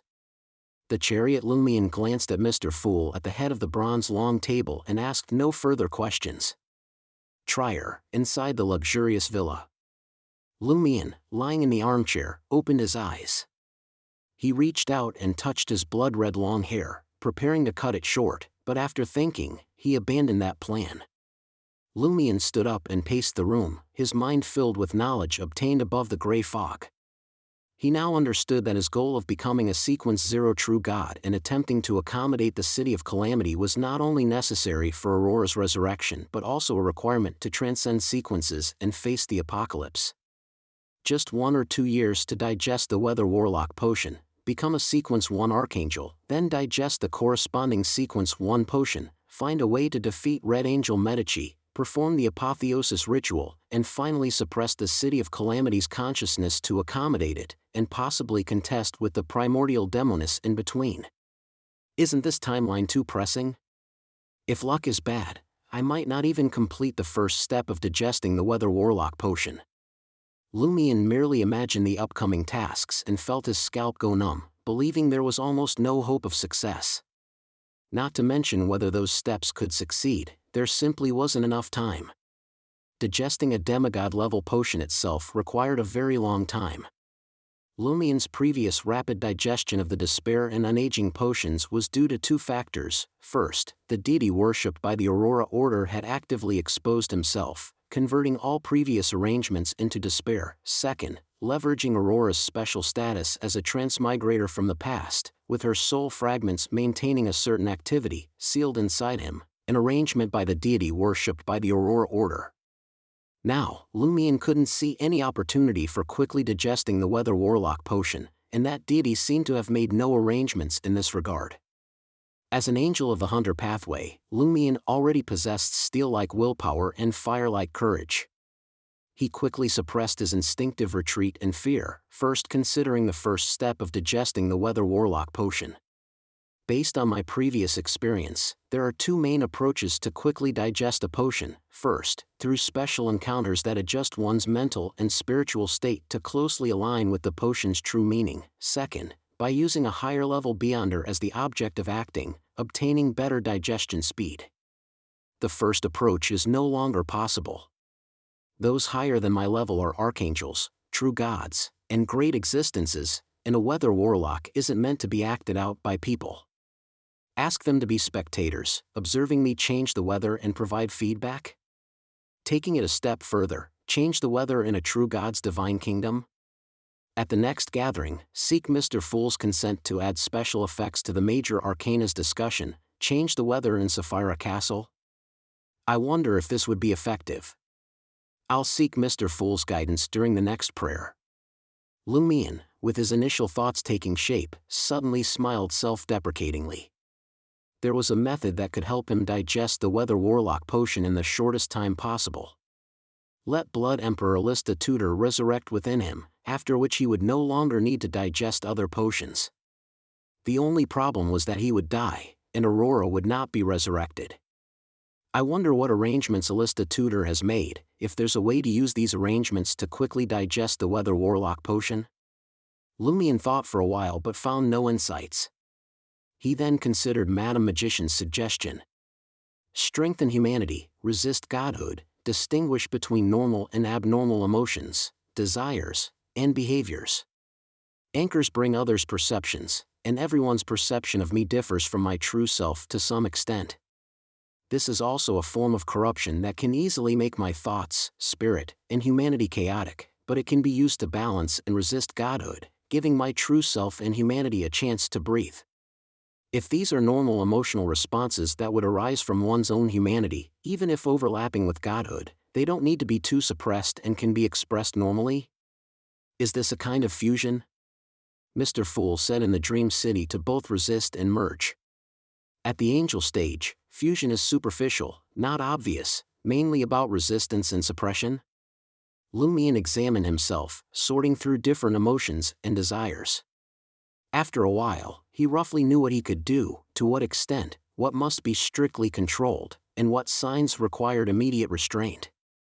Of course, having just advanced and not yet adapted to the potion, his state was unstable. Many things he could do now might be difficult to control, potentially being driven by godhood into terrible developments. So, he needed to initially digest the potion. Thinking this, Lumion immediately used the Hunter Pathway's mental communication to speak to Franca, Jenna, Ludwig, and Anthony, who had not yet left the 10-kilometer range. After becoming a weather warlock, Alista Tudor's arrangements might start to manifest. You must be more vigilant and attentive, especially regarding matters involving the Demoness sect. Mental communication would not transmit all inner thoughts or fleeting ideas to companions. There must be an intention to speak out for the information to resonate in everyone's minds. If Lumion were to share a manipulator's beyonder powers and attach it to mental communication, he could achieve a weakened version of the Hall of Truth effect. After speaking, Lumion took out a mirror to divine which region was experiencing extreme weather. After obtaining the answer, he was about to teleport there. Before activating the black mark on his right shoulder, he suddenly had a new idea. Some ways to maintain and strengthen humanity can be done right now. A wind rose, blowing open the bedroom window. Then, Lumion sensed the spirit world coordinates of the target area while picking up the coat rack in the room and suddenly hurling it toward the sky. The coat rack quickly ignited with a purplish-blue flame, speedily racing toward the horizon. Lumion leaped lightly, jumping out the window and landing precisely on the burning coat rack. Then, with his feet slightly apart and hands clasped behind his back, his coat fluttering, he rode the flame-engulfed coat rack, which was now faster than the speed of sound and still accelerating, toward the target area. In the second-floor studio, Franca, momentarily distracted from her creation by Lumion's warning, heard a booming sound from high in the sky. Wearing the face of the arcane, she stepped to the window and looked at the azure sky, just in time to see Lumion standing on a flaming great sword, hands behind his back, rapidly disappearing from her field of view, leaving behind a new sonic boom. Franca's expression revealed envy. At the same time, she quietly sighed in relief. In the first-floor papal office, Jenna had been worried about the negative effects of Franca's fully automatic healing machine, which would make every healed person, upon recovery, filled with a desire to reproduce and want to have a child. Her solution was to have padres and bishops treat common illnesses, pray to the great god of disease for serious conditions, and subsequently, for those with families and partners, have the sick church handle the economic losses from childbirth. For those without partners, consider matchmaking, and if that failed, have Anthony handle it, making them feel that it was completely fine having had a child. Hearing the sonic boom, she also came to the window, looking outside and seeing Lumion traveling in his peculiar and arrogant manner. Jenna's face gradually broke into a smile. She felt Lumion's state had improved somewhat. Chapter 1093, Key Points of Acting. High in the cloud layers, the wooden coat rack beneath Lumion's feet, burning with a violet-blue flame, did not quickly turn to ash. It was like a truly heat-resistant, miraculous metal, maintaining its basic, hard state. This was an ability hunters possessed since the iron-blooded night stage, weaponizing ordinary objects, temporarily transforming them into lethal tools. At the angelic level, Lumion could now make wood, paper, and similar materials temporarily reach the strength of the Sword of Courage, ensuring they would not instantly dissolve under the added flames and internal explosions, maintaining their most fundamental stability. This allowed a hunter's fireball to have a carrier and divert some power to constantly accelerate, ultimately bombing the target area from a distance at several times the speed of sound. At the iron-blooded night stage, this remote range was 5 to 10 kilometers. For a weather warlock, it became hundreds, or even thousands of kilometers. However, this was not very useful in actual combat. Even if the weapon carrying the fireball flew quickly, adding an extremely long distance would still require a certain time to reach the target area. Not to mention angels and saints, even mid-sequence beyonders with strong spiritual intuition could detect it in advance and escape the potentially covered area in time. The current level of the fog of war could not be attached and follow along. Lumion could divert a small portion of his psyche to merge into the fireball or weapon, allowing them to change direction. But such an operation, when done from too far away, would always lack precision and thus could not strike enemies beyond a certain level. The greatest use of such an attack was only to destroy fixed targets. For Lumion, it was completely incomparable to the mystical long-range attacks delivered through the mirror world. But Lumion looked down at the coat rack beneath his feet, burning brilliantly like a giant sword, then glanced at the blown-open white clouds and the city below that looked like specks of dust, and listened to the sonic boom that could not catch up to him. He laughed inwardly. How cool! Without considering conspiracies, a hunter must be arrogant. Otherwise, how would one provoke others? Boom! A violet blue light, with a human figure standing atop it, rapidly traversed the sky, leaving behind a blast that made houses and glass violently tremble. Beside a mountainside village where rain was pouring down. The river had already overflowed with yellowish water, surging toward the not-so-large city in the distance. The city's residents were anxious, worried that mountain floods would erupt and affect their living spaces. Many villagers had already climbed to the second floor or onto their roofs because the rising water had gone beyond their knees and was trying to break down their doors. Looking at the increasingly yellow floodwaters, experienced villagers grew more worried and had nowhere to escape. Suddenly, they heard a loud bang and instinctively looked up, casting their gaze toward the sky. They then saw a light, bluish-violet like a fire meteor, hovering and stopping among the layered dark clouds, with what seemed to be a person standing on top, a tall figure with blood-red long hair, though far away.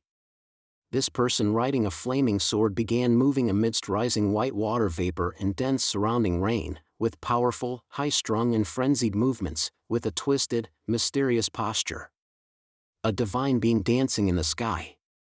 Villagers nearby and city dwellers in the distance all suddenly had the same thought. This is a ritual. A ritual of praying to some existence. The ritual dance became increasingly intense, and everyone who saw this scene seemed to hear thumping drum beats.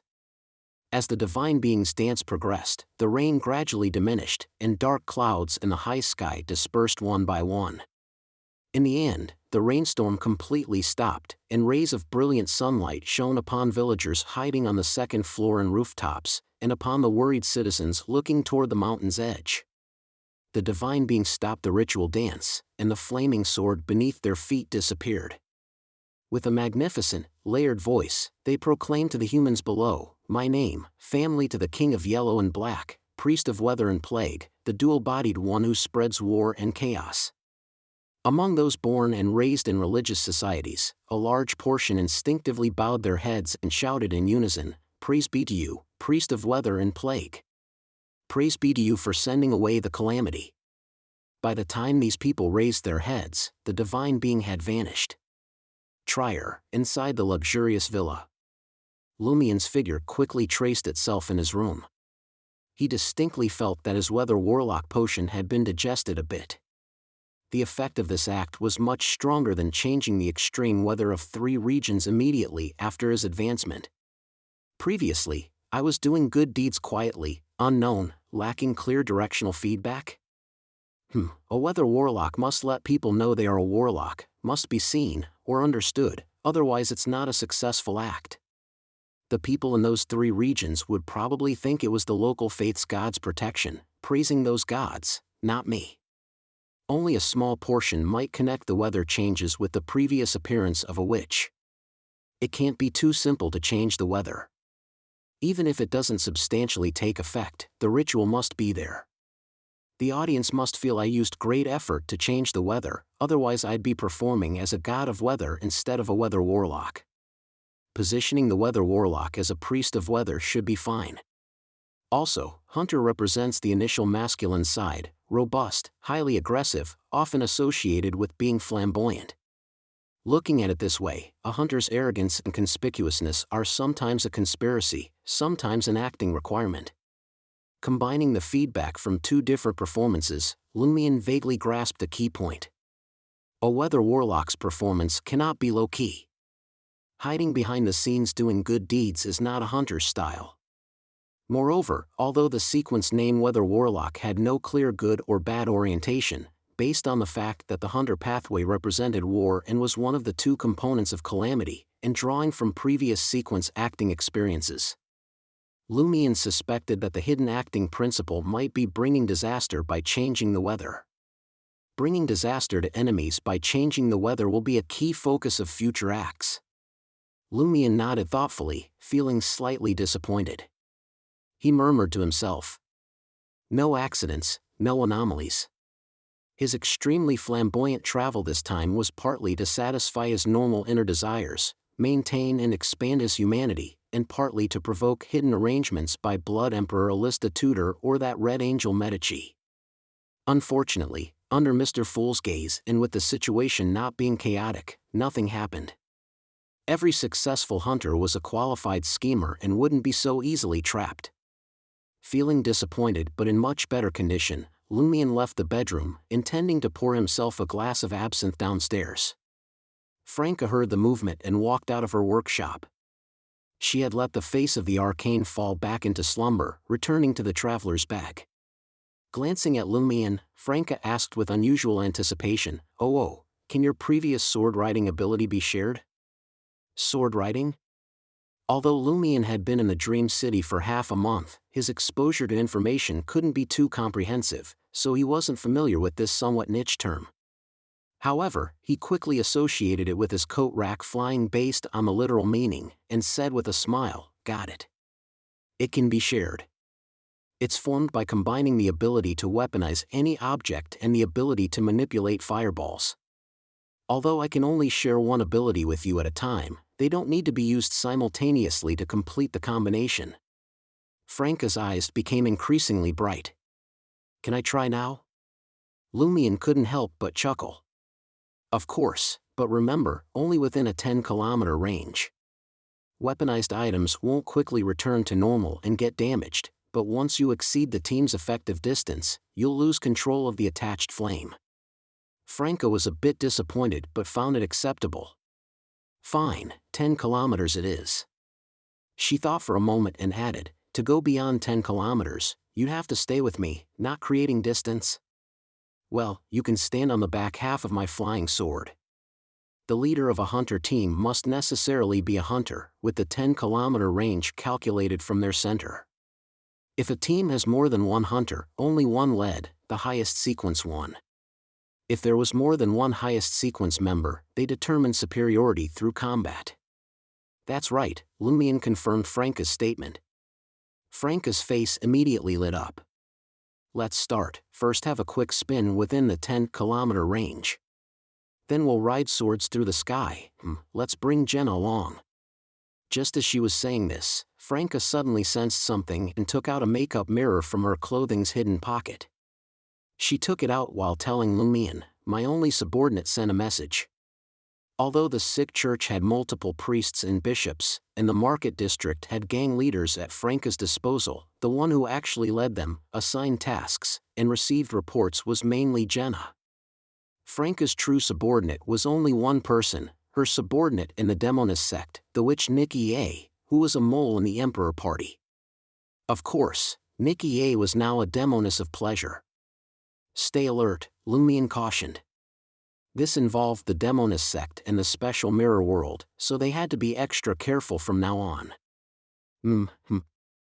Franca nodded while seeing a light on the mirror's surface unfold into incision. Louis Gustave has mysteriously disappeared.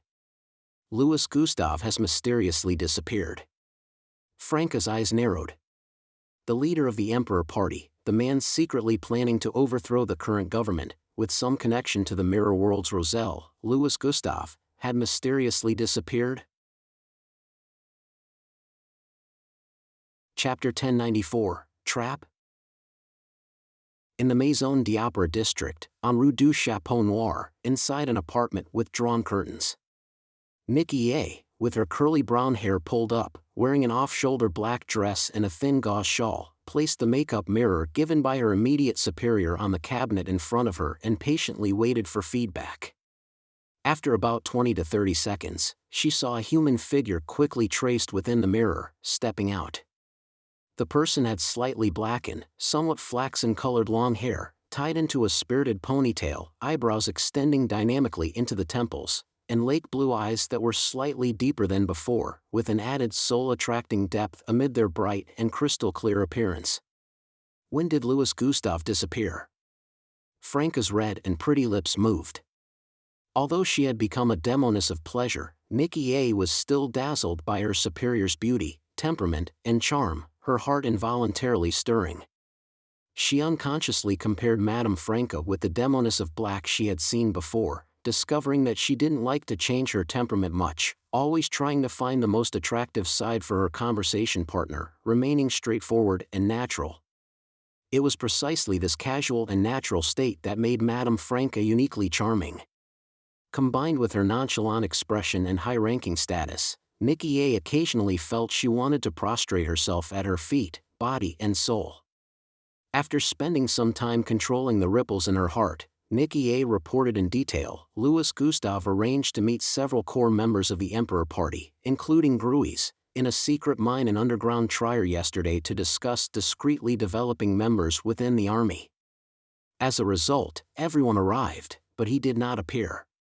From yesterday until now, Gruis and others have tried various methods to contact him, but have received no response. Nikki A was now not only Gruis' mistress but had also gradually become a person close to the core of the Emperor party due to her talent in instigation, provocation, and seduction. It seems Louis Gustave had truly met with an accident.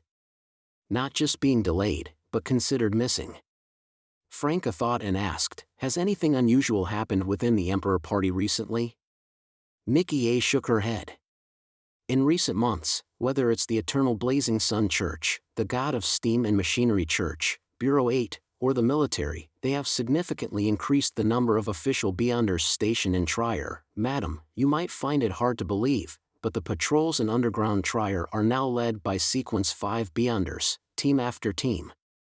In the first 2 months, the Emperor party was still making small moves, resulting in many secret members being exposed, suffering significant losses. Recently, they have been well behaved, only covertly developing and expanding. Previously, Louis Gustave and Gruis often met, knew each other's residences, and would occasionally discuss matters at fixed cafes. But after nearly being caught by official beyonders from the Bureau 8, Louis Gustave moved from his original residence and carefully commanded Corps members remotely. So that's how it is. No wonder it sounds different from before, when Gruys and others used to know Louis Gustave's daily routine. Franca slightly nodded and told Nikki A, this matter is significant. I will first report to the Demoness of Black. Stand by for new orders at any time. Yes, Madame Franca. As soon as Nikki A finished speaking, she saw her superior's figure gradually fade, transforming from solid to virtual, quickly disappearing as if never having been present. Only the lingering faint fragrance in the air and a hint of what seemed like machine oil indicated someone had been there. In the luxurious villa, Franca ended her mirror projection maintenance and turned to Lumion. Ever since you advanced to Weather Warlock, I now see everything as a trap. Nicaea's report could be a trap from the Demoness sect, and Louis Gustave's disappearance might be a trap from the Mirror people. Never mind, I'll report to the Demoness of Black, saying the matter is significant and requesting her personal handling. If I don't get involved, I won't fall into the trap. In the Demoness sect, Franca was still nominally a Demoness of Despair and a subordinate of the Demoness of Black, though of course, the truth couldn't be hidden from the primordial Demoness. Is this what you call upward management? Lumion chuckled. If it's a trap, the Demoness of Black certainly won't let you shirk responsibility. If it's not a trap, she should still have you conduct a concurrent investigation. Sigh, I know, Franca sighed. I was just venting my emotions. What if the Demoness of Black actually goes to investigate herself? People, after all, must live with hope and anticipation. Lumion glanced at Franca. I feel that you'll maintain your humanity quite well in the future. Why suddenly talk about humanity? Are you troubled by Godhood? Franca keenly countered. After speaking, she took out a makeup mirror and verbally formed the information about Louis Gustave's disappearance and Nicaea's detailed report, transmitting it through the mirror world to the mirror designated by the Demoness of Black. She would avoid meeting the Demoness of Black whenever possible to prevent stepping into a trap. After Franca finished this matter, Lumion briefly explained Mr. Fool's interpretation of Godhood and humanity, and his own state of being. Franca was enlightened. So that's why you suddenly proposed hugging. You were somewhat unable to control the aggregation instinct and destruction desire? No, because I had already hugged Jenna. I felt it should be fair. Lumion said in a low laugh. Franca's mouth twitched slightly. Lumion casually added another sentence, what you said also had some influence. Franca hummed in response and suddenly burst into laughter. What's so funny? Lumion found it strange. Franca cleared her throat and replied, as a fellow hometown native, I've always supported your sister's creative work and read many of her novels. Some descriptions are really cringy. There's one line that goes something like, he hugged me tightly, very forcefully, as if afraid of losing me, wanting to crush me and tuck me into his body. My goodness, this isn't a cringy description, it's clearly a horror description, so realistic. Seeing Franca wasn't too frightened and even joking, Lumion's inner pressure seemed to diminish. He naturally discussed his sister's works.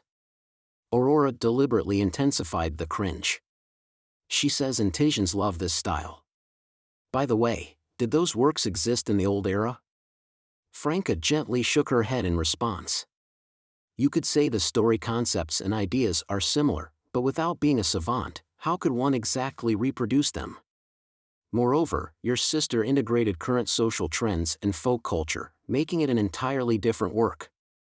It's not like just because someone previously wrote about transmigration, me writing about transmigration makes it plagiarism? I see. Lumion was very satisfied with this answer.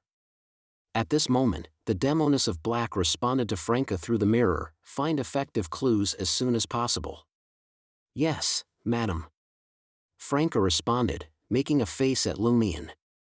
After pondering for a few seconds, she sent a new order to Nikki A, search for clues, try to find Louis Gustave's current residence. Preferably obtain some items closely related to Louis Gustave and bring them to me. This way, Franca could perform magic mirror divination and even seek guidance from Mr. Fool. After she finished issuing the command, Lumion laughed and asked, "Still doing that sword-riding thing?" Franca's spirits lifted. "Of course." She then seemed to have a moment of reflection, muttering to herself, "The apocalypse is near. We must cherish daily happiness and satisfaction. We can't abandon today's life because of some dangerous things we'll have to do later." Lumion slowly nodded. 1 week later, at midnight, Nikki A silently slid off the bed, stood upright, and merged into the darkness. She glanced at the muscular middle-aged man on the bed, naked and only partially covered by a blanket, for a few seconds before leaving the bedroom soundlessly and entering the room in the furthest corner of the second floor. Then, she took out a special makeup mirror, used the spell given by her superior, and sent information to the designated mirror. She knew reporting at this hour would disturb Madame Franca's rest, but the situation was urgent. If she waited until dawn, Gruis would take back those 2 items, so she had no choice. Shortly after, Franca's figure was projected from the makeup mirror.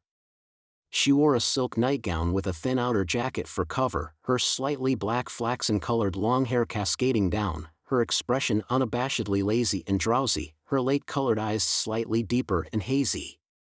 Nikki A was stunned, only awakening when Franca spoke. "What is it?" Nikki A came to her senses. "Madam, I've obtained 2 items closely related to Louis Gustave. These were found in one of his previous secret hideouts." As she spoke, Nikki A raised her hands. In one hand, she held a silver brooch made of 2 intertwined snakes, in the other, she held a dark gold coin. Seeing the latter, Franca suddenly became alert. She used invisible spider silk to pull the coin before her. One side of the gold coin was quite simple, with raised patterns forming a chariot, bearing the number 2. The other side had a considerably complex pattern. The main body was a crown figure with a hanging cloak. To the left of the crown was a sketched, layered gate, to the right was a clock face with only 1 hand, its grid sizes unequal, with light and dark intertwining. Parallel to the crown on the layer below were tiny flower pattern elements, a vertical pupil, 5 fingers of varying lengths, and a door split by a vertical long sword. A Tudor coin. Franca's pupils slightly dilated as she recognized the item. It was very similar to the Tudor coin they had obtained from the sick church, but with a face value of 2. The patterns and details were essentially the same between the 2 coins, but their expressions differed significantly. Chapter 1095, Convergence. After confirming the dark gold coin was indeed a Tudor coin with a 2 denomination, Franca inwardly cursed the Blood Emperor's persecution of those with obsessive-compulsive disorder. Why such a significant difference in patterns when it's just a different denomination? They're essentially expressing almost the same symbolic meaning. Nikki A, unaware of her superior's peculiarity, continued to describe the origins of the 2 items. "This brooch is a Gustave family item, made according to their family crest. It's one of Louis Gustave's most valued possessions and a symbol of his identity. Normally, he carries this brooch with him, but this time he left it in his original hideout. This ancient gold coin and the brooch were kept together and seem equally important." Under the pull of invisible spider silk, the brooch formed by intertwined snakes flew towards Franca. Franca was not unfamiliar with the Gustave family crest. After a quick glance, she confirmed its authenticity and chuckled inwardly. "A DNA double helix structure, right? Clearly, the current Gustave family crest originated from a masterpiece during the late period of Emperor Roselle, not from earlier ancestors." Nikki A looked up at her beautiful, elegant, and natural superior, pleading, "Madam, after you complete the magic mirror divination, can you return these 2 items to me? I stole them from Gruis. If I don't return them promptly, I'll definitely be suspected." "No problem." Franca's mirror projection took the brooch and coin, retracting into the makeup mirror. Nikki A patiently waited in the current room. Louis Gustave's mysterious disappearance is related to the Tudor coin. After taking the Gustave family brooch and Tudor coin out of the mirror, Franca conveyed this information to Lumion, who was presumably still asleep, through the mental link team communication channel. A few seconds later, Lumion opened his bedroom door and walked into Franca's room. Everyone residing in this luxurious villa was a demigod, possessing strong spiritual intuition. They noticed the commotion and threw on outer garments, heading to Franca's room. The only one who didn't react was Ludwig, who was preparing his second midnight snack in the annex kitchen. After Franca briefly explained Nicaea's feedback, she spoke with considerable gravity. I plan to first pray to Mr. Fool, then perform magic mirror divination to see if I can determine Louis Gustav's current whereabouts using these two items as a medium. I'll do it. Lumion reached out and took the brooch and coin. I'll first seek Mr. Fool's consent, then use him as the subject for magic mirror divination. This will help eliminate most interference and danger. That's best, Jenna agreed with Lumion's choice. Lumion pressed his hand to his chest and began praying, communicating his request to Mr. Fool. After receiving consent, he immediately took out a mirror and placed the Gustav family brooch and Tudor coin on the glass surface. Then, he gently caressed the mirror's surface, reciting the spell in Hermes, the fool that doesn't belong to this era. The mysterious ruler above the gray fog. The king of yellow and black who wields good luck. Lumion recited the entire spell at a steady pace, posed the question about Louis Gustav's current whereabouts, and patiently waited for Mr. Fool's guidance. Within seconds, the mirror's surface rippled, revealing a figure. The figure was tall, mimicking Emperor Roselle with chestnut-colored long hair, sporting two beautiful mustaches, azure eyes, and thin lips. The leader of the Emperor party, Louis Gustav. This man, claimed to have Gustav family bloodline, stood in what seemed to be an abandoned mine, walking towards a darkness-shrouded exit. The image suddenly blurred, with Louis Gustav instantly enveloped by darkness, surrounded by shadowy figures hidden in the depths, casting observant gazes. Louis Gustav walked forward without averting his eyes or stopping, completely indifferent to the gazes from the darkness. The deeper he walked, the more profound the darkness became. Later, a slight light appeared on the forward side, and the image became extremely blurry. Louis Gustav did not approach the light, continuing to move straight ahead. After an indeterminate time, a door composed of pure light appeared in the distance, resembling an oval mirror. Louis Gustav approached the door of light and extended his right hand, pressing against it. He penetrated the door of light, arriving in an area with dense fog visibility under 10 meters with surrounding collapsed buildings either asymmetrical or stained with blood. This is Fourth Epoch Trier. Lumion, Franca, Jenna, and Anthony had all been to Fourth Epoch Trier and were familiar with such scenes. The only difference they noticed was the excessively dense fog, which felt extremely oppressive. Is this the depths of Fourth Epoch Trier? Is the Blood Emperor's divine corpse affecting this place, bringing widespread fog of war? Lumion quickly speculated. Franca recalled, but when we were there, we could see the collapsed palace with the Blood Emperor's divine corpse, and the fog wasn't this dense. Did something change in Fourth Epoch Trier after the hostile incident? Or is this triggered by Louis Gustav's approach? Jenna proposed possible explanations. At that moment, Louis Gustav in the mirror stopped. Before him, less than 10 meters away, a human shadow was cast on the blood-splattered street stones. The black shadow was stretched long by the light, seemingly cradling an infant.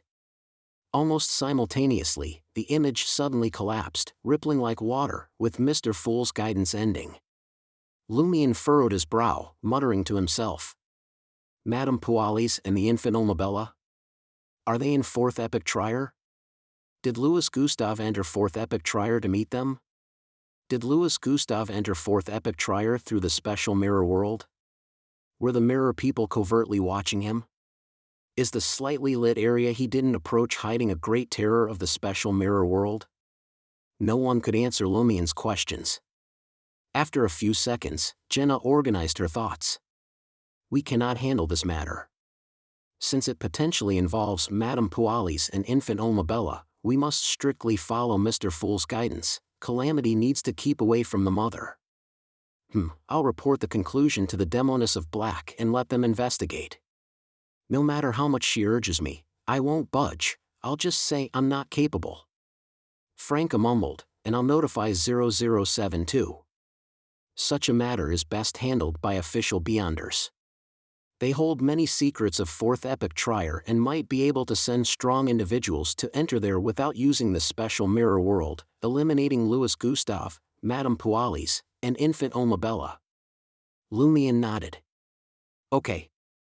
He then reminded Franca, the operation to eliminate targets in Fourth Epoch Trier should not be led by Eternal Blazing Sun Church Beyonders. Have you forgotten? The mystical father of Infant Omabella is the Eternal Blazing Sun. How could we possibly forget something like that? Franca signaled Lumion and the others to leave her bedroom. Then she took out a mirror, sending the results of the magic mirror divination along with the brooch and coin to the mirror corresponding to the Demoness of Black, and reminded her to return the mediums, otherwise Nicaea would be in trouble. Shortly after, the Demoness of Black responded to Franca, if Louis Gustave returns, inform me immediately. Accompanying the response were the brooch and coin, which flew out of the mirror surface by themselves. Not letting me investigate deeply, just waiting for Louis Gustave's return? How strange. Isn't this unrelated to the Demoness sect? Is this not their trap? Franca was puzzled, and again projected herself through the mirror world to Nicaea's room. She relayed the Demoness of Black's words to Nikki A and returned the Gustave family brooch and Tudor coin. Nikki A quietly sighed in relief. She then had the mood for casual conversation. Madam, I visited the Lavini docks recently and found that the Church of the Fool there now has a patron saint named Franca Roland. Her name is the same as yours. Nikki A originally didn't think this was related to her superior. Throughout Trier, there were hundreds of women named Franca. But the patron saint's honorific title included the Demoness accompanied by strife and catastrophe. Franca was slightly embarrassed, not because her subordinate knew the honorific title, but because her side job in another organization was discovered. She responded with an air of profundity, in this world, everyone has multiple identities for certain purposes. In other words, neither denying nor confirming. Nikki A didn't dare ask further, seriously considering whether she should openly convert to Mr. Fool to get closer to her superior. Privately, everyone was still the Primordial One's children. After Franca's mirror projection disappeared, Nikki A packed away the makeup mirror, brooch, and coin, merged into the darkness, and silently returned to the master bedroom. She didn't rush to lie back in bed, first placing the brooch and coin in a hidden compartment of the desk. After completing this task, she glided back to the bed like a shadow in the night, lying down without making a sound, pulling the blanket over herself. Suddenly, a low voice sounded near her ear. "Where did you just go?" Nikki A instinctively turned her head, seeing Gruis, who had been soundly asleep, now had his eyes open, his blue eyes deeply and darkly fixed on her. Chapter 1096, Surveillance. Nicaea's heart tightened, but she remained calm on the surface. When she had sneaked out, she had already prepared to handle similar situations. She patted her chest and complained, "Are you trying to scare me to death?" Suddenly blurting out a sentence. After calming down for a few seconds, Nikki A casually answered Gruis's question, couldn't sleep, felt a bit stuffy, and went to the balcony to get some air.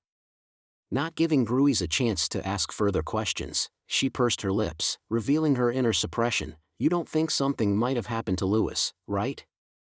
As the leader of the Emperor Party, his mysterious disappearance would naturally bring anxiety, tension, and stress to his subordinates, making insomnia completely normal. Gruis stared at Nikki A for a few seconds, then softened his expression. "Who knows? Maybe he'll suddenly appear in a couple of days." In Franca's workshop in the luxurious villa, multiple mirrors floated before Lumion and the others, each reflecting different scenes. Several mirrors captured Nikki A and Gruis from various angles. When Franca had previously projected herself through the mirror world, she had casually marked all the mirrored items in that house. This was to ensure the safety of her only subordinate, making sure she wouldn't be attacked or have her identity exposed for stealing the Gustave family brooch and Tudor coin. Subsequent developments prove Franca's wisdom and intuition. Gruis had indeed noticed Nicaea's quiet departure from the room. During their conversation, Franca was prepared to project her power through the mirror world. After a while, Franca's expression suddenly became a bit strange. Wait, why are they suddenly kissing? There are so many people watching. Her purpose was only to add an extra layer of insurance to Nicaea's safety. She hadn't expected the suspicion-harboring Gruis and the scheming Nicaea to start kissing while talking. Is this about to become a scene not suitable for minors? If only Franca was watching the surveillance, she would have found this unexpected yet understandable, not a big deal, and even quite entertaining with the thrill of secretly peeping. But now, Jenna was sitting beside her, with Anthony and Ludwig, who was eating a midnight snack behind her. She started to feel embarrassed. At this moment, Anthony, focused on the mirror scenes, said, "Both of their body languages show a certain level of resistance. The kiss is deceptive and perfunctory. Professional." Franca muttered internally. As Anthony predicted, Nicaea and Gruis kissed for a moment before saying goodnight again and going back to sleep. Franca sighed in relief and told her companions, "Just leave one person to watch the surveillance. The rest can get some sleep. Jenna, come replace me in an hour and a half." Lumion replaced Jenna 3 hours later. "Anthony, you and Ludwig don't need to stay up." The surveillance required support from a demigod demoness. Moreover, if anything went wrong, only the demonesses could first project or traverse over to provide help. Okay, Anthony made no objections. After Ludwig finished his midnight snack, he left the room with Anthony. After giving Franca a few instructions, Lumion and Jenna also went to rest. Franca completely relaxed, leisurely watching the surveillance. As time slowly passed, while she was reading a novel leaning against a pile of pillows, her spiritual intuition suddenly gave her a premonition. She raised her head and looked at one of the surveillance mirrors. Gruis silently got out of bed and went to the desk, opening a hidden compartment. After confirming that the Gustav family brooch and Tudor coin were still there, this core member of the Emperor party went to the master bedroom's attached bathroom, letting the toilet flush with a whoosh. Seeing Gruis return to bed after leaving the bathroom, Franca pursed her lips. That's it? She had expected him to suddenly attack and kill Nicaea, or use one of the brooch or coin to contact Louis Gustav, or someone else. As a result, Gruis was so well behaved that it disappointed her. And so, during the rotation of surveillance, the sky gradually brightened, with bright sunlight cascading from above. Franca, now wearing a lace-flowered lady's shirt and cream-colored loose long pants, covered her mouth while yawning and walked into the workshop, asking Lumion, who was seriously watching the surveillance. "Nothing unusual, right?" "There is something." Lumion had one leg raised, the other naturally extended, leaning back against the pile of pillows. "What's unusual?" Franca instantly became alert. Lumion chuckled. After waking up in the same bed as a demoness of pleasure, Gruis didn't have a morning round. This shows his attention is completely elsewhere. He's hiding something in his heart, and might do something later. Makes sense, Franca was quite aware of a demoness of pleasure's charm. She sat next to Lumion and recalled, "I've also marked some of Gruis's clothing metal buttons. As long as our luck isn't bad, we should be able to see where he goes and what he does." "Luck? Our luck definitely won't be bad." Lumion laughed and patted his traveler's bag, which contained a sealed post-apocalyptic scripture. This Grade 0 sealed artifact ultimately wasn't used. The formal suit Gruis changed into after breakfast had 2 shiny, mirror-like metal buttons marked by Franca. The surveillance image immediately changed, mainly showing the scene in front of Gruis, swaying back and forth. In the following time, Gruis kissed Nicaea goodbye, took a 2-wheeled, 2-seat carriage to a certain street in the prison district Quartier 4. He walked to a dark red door and rang the doorbell. The door opened by itself. Just as Gruis passed through the doorway, the surveillance image suddenly blurred, displaying numerous white noise points. These noise points lasted only 2 seconds before disappearing. The mirrors before Lumion and Franca no longer showed any image. Were we discovered? Or does the house itself have an abnormality affecting the mirror world?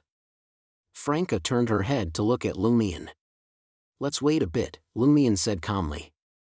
About 3 to 4 minutes later, the mirror showed an image again. Gruis was leaving the house. Franca nodded thoughtfully. Throughout the morning, Gruis, as a deputy manager of an armaments factory, visited numerous military camps in the Quartier Arrast and returned to his office during lunch. Lumion, who had already rested, stood up. Nothing worth watching anymore. Yeah. Franca stood up too. She looked at Lumion and suddenly looked puzzled. Why do I feel like you've gotten shorter? My weather warlock potion has been partially digested. My state is completely stabilized, and I have better control over my body. I can control my height to around 1.95 meters. As the digestion deepens, I can continue to compress. Once the potion is fully digested, I should normally maintain 1.85 meters. During battle, even without revealing my mythical creature form, I can expand to 2.7 to 2.8 meters, like a small giant, Lumion answered in good spirits. You've already partially digested it? Franca asked in surprise. Lumion chuckled, because I found the key points to acting as a weather warlock. A few days ago, I discovered a tribe in a primitive jungle of the southern continent that maintained blood sacrifice traditions. I brought them different extreme weather conditions. After persisting for 3 days, they were broken by fear, submitting to me and completely abandoning their blood sacrifice habits. This helped me summarize an acting principle, and the potion was thus significantly digested. Franca thought for a few seconds and asked curiously. Controlling weather is to bring about a catastrophe and make the target submit? This was consistent with the inner meaning of the hunter pathway. More or less. Lumion glanced at the floating mirrors and smiled. Time to visit that house with abnormalities. You're going? Franca frowned. Just leave it to the Demonist sect or official Beyonders. I feel like there might be a trap in front of everything you do now. Smiling, Lumion replied, this is on the ground, not underground, under the watch of Mr. Fool and the true gods. If I'm afraid to handle abnormal events under these circumstances, how can I act as an iron-blooded knight? That's true, Franca responded tersely. She hesitated for 2 seconds, then take Jenna with you. Lumion smiled and invited Franca, come with us. Okay. Franca readily agreed. At the door of the house at 20 Rue Saint Frederic in the prison district. Lumion, wearing a half-high silk hat, a white shirt, black vest, and long pants, opened the dark red door. He walked in, detecting no abnormalities. Franca and Jenna outside saw the interior through the makeup mirror in his hand. Sofas and cabinets were covered with white cloth to prevent dust accumulation, and the floor was cleaned very thoroughly. No problems, no interference, Jenna also entered and told Lumion. Lumion looked around and said, this place hasn't been lived in for a long time, but maids come regularly to clean. This was a weather warlock's extraction and restoration of environmental information. Just as Lumion finished speaking, Franca, who had also entered the house, saw a figure slowly walking down the stairs. The figure was very thin, seeming like it would fall with a gust of wind. His hair was mostly gray, clearly aged, with a brown beard that looked like it hadn't been trimmed in a long time, wearing a crumpled black formal suit. Before his appearance, Lumion, as an angel, had not detected him and still couldn't smell his presence. Based on this, Lumion believed the person didn't actually exist. The old man looked at Lumion and smiled. You've finally come to collect the letter. Letter? Lumion raised an eyebrow. The old man smiled and answered, I am the messenger of God, and one of my functions is to deliver letters for great existences. There's a letter here for you.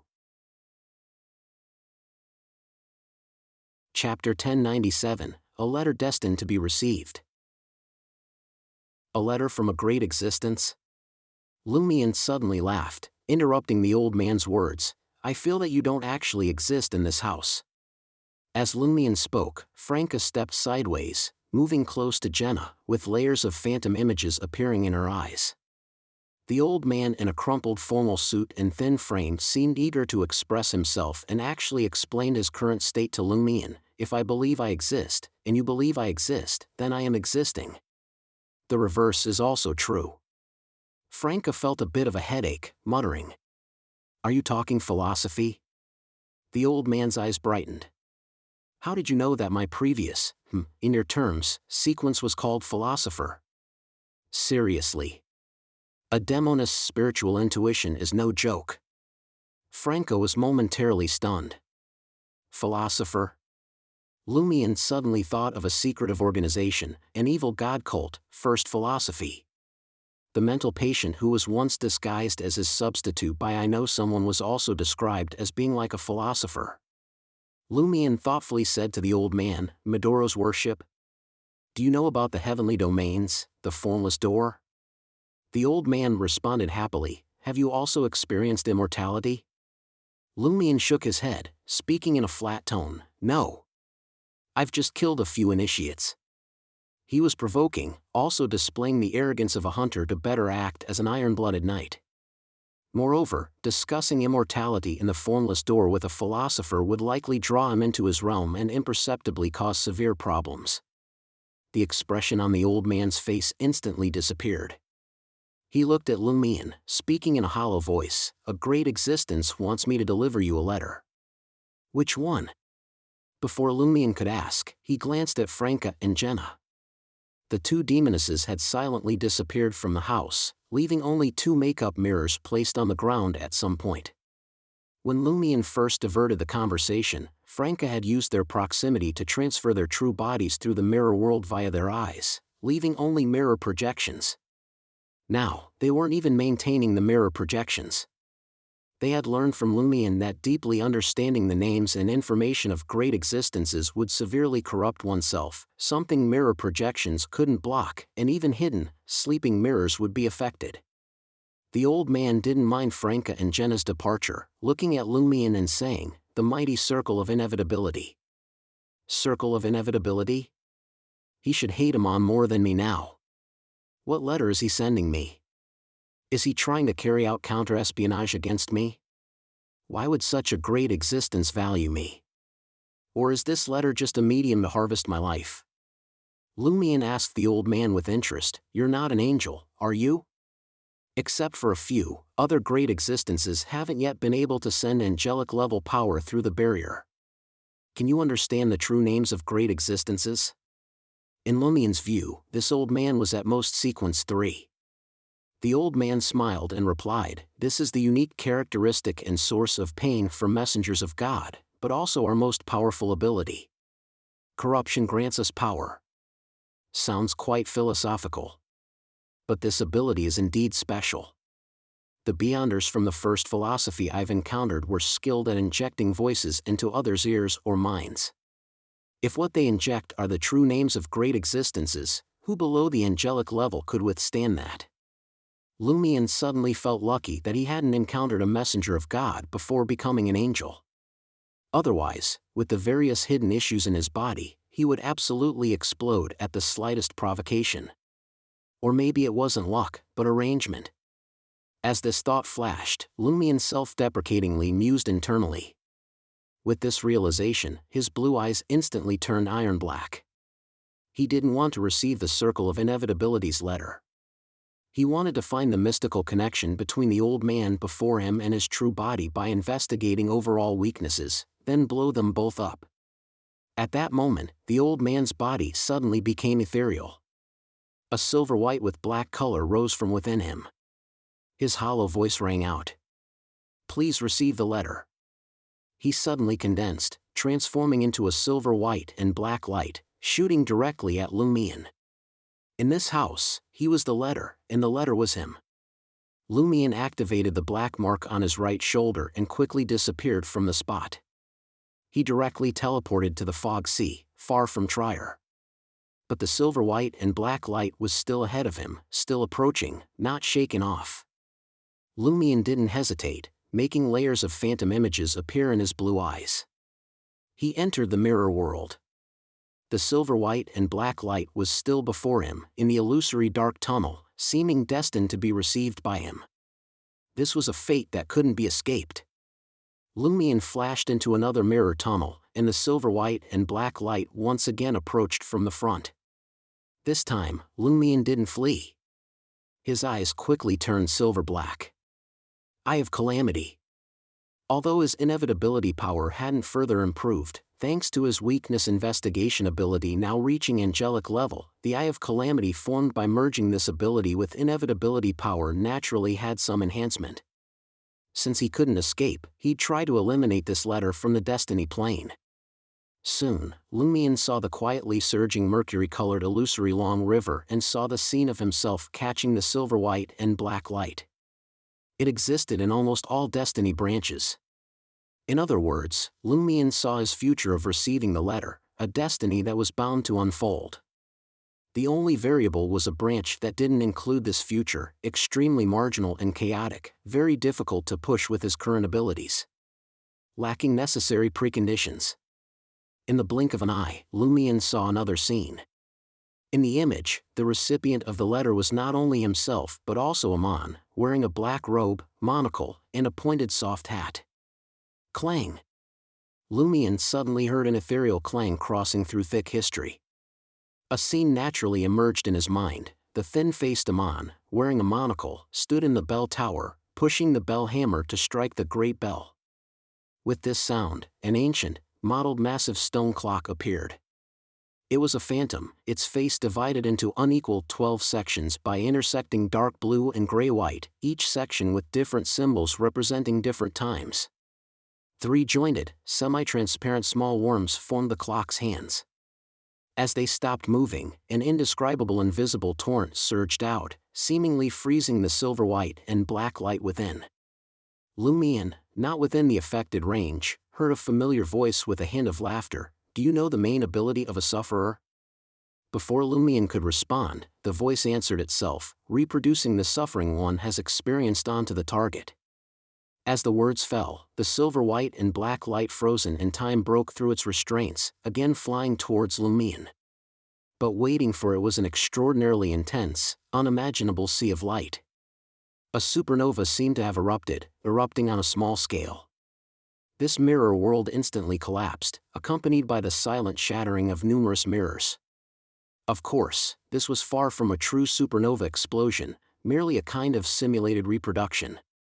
Although Lumion was outside the range, his body also shattered, reforming outside the mirror world. At this moment, in his Eye of Calamity, the preconditions for pushing destiny to the marginal branch were satisfied. Lumion didn't hesitate to release nearly half his spirituality from his left palm, letting the mercury-colored river of fate's water flow into the corresponding branch. Everything calmed down. Lumion was about to turn his head and look at Amon, who had appeared beside him at some point, when tiny silver white and black lights suddenly emerged in the void, forming a paragraph of text.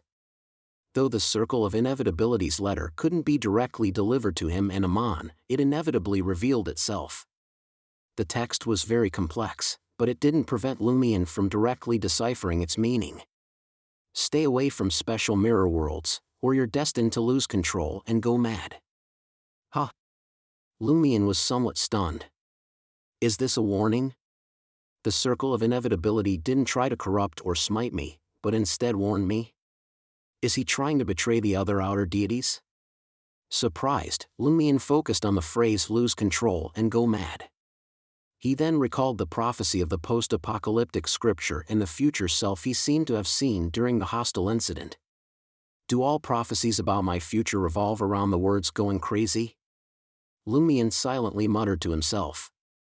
Amon, standing midair in some inexplicable manner, slightly disappointedly shook his head. If it's not a letter for me, why ask me to receive it? Perhaps you'll also lose control and go mad by entering the special mirror world. Lumion tried to interpret the hidden meaning of the Circle of Inevitability's words. Saying this, he stopped. He remembered the young man beside him, wearing a monocle, was once a top cryptologist. Amon smiled in agreement. That's possible. But I can indeed avoid entering special mirror worlds. Can you? Lumion wanted to answer yes, but given the entanglement of destiny, his unique pathway, and various other prerequisites, he felt he would inevitably enter the special mirror world, enter the depths of fourth epic trier, and could only hope to delay this as much as possible until fully prepared. Why would the circle of inevitability want to warn me? Lumion asked habitually. Amon adjusted his monocle, laughing. Did that old fellow also designate me as a recipient to help you decrypt? He continued, his tone laced with laughter. The interpretation is that entering a special mirror world indeed poses a risk of you losing control and going mad, and this might bring unknown risks to those old fellows. Chapter 1098, Him. Would the terror of the special mirror world possibly bring trouble to the outer deity's invasion? Lumion, treading on a wild wind, turned his head to look at Amon. What exactly is in the depths of the special mirror world? This was a direct participant who might know something. Lumion had no expectation that Amon would certainly answer him, but asking wouldn't cost anything. Amon stood steadily in the air, laughing with his usual tone. The embryonic form of the special mirror world was constructed by Bethel to create a secret, spacious environment unknown to other gods for Tudor's and Cheek's meeting. Tudor wouldn't care whether this matter was seen, but cared about whether it would be known by those who shouldn't know. This is the style of His Imperial Majesty the Blood Emperor. And then? Lumion asked cooperatively. Including the Termoboros period, he and Amon had already chatted casually several times. Amon pressed the monocle in his right eye socket. Later, the special mirror world underwent strange changes. Not only me, but Bethel and the others were no longer allowed to enter. His Majesty was fully capable of killing angels. Afterward, His Majesty became even crazier. Cheek began to claim herself as the true heir of the original creator, the first person born in chaos. In the Pale disaster, Cheek suffered severe damage. For thousands of years, her condition has been poor. But as a demoness of unaging, you should clearly know that for high-ranking demonesses, this is unlikely to happen. They can quickly resurrect even when met with death, let alone just being severely wounded. Lumion could tell that Amon was intentionally saying these words. His arrival today was certainly not just for receiving the Circle of Inevitability's letter. The true heir of the original creator. Lumion recalled the various concepts of the demoness sect that Franca had told him, and suddenly made certain associations. Shouldn't it be the personas the oldest one initially split off? And among them, only two are most important and qualified to say this, the celestial worthy of heaven and earth for blessings, and the original God Almighty. Lumion paused, muttering to himself, I'm aware that the combination of Tudor and Cheek was actually an arrangement left by the original God Almighty. The one believed in by the Aurora Order was also an object of arrangement, which will bring a destined accident. Moreover, the Demoness of Black said that the primordial Demoness has 5 lines of honorific names, of which 2 are unknown to outsiders. Lumion's current thinking was that if he wanted to obtain more intelligence from Amon, he would have to trade some of his own information. Who gets something for free? The one in front of him was the expert at free acquisitions, once the top marauder. Before Amon could respond, Lumion added another sentence. The city of Calamity at the top of the Hunter and Demoness pathways was once contained by the original God Almighty.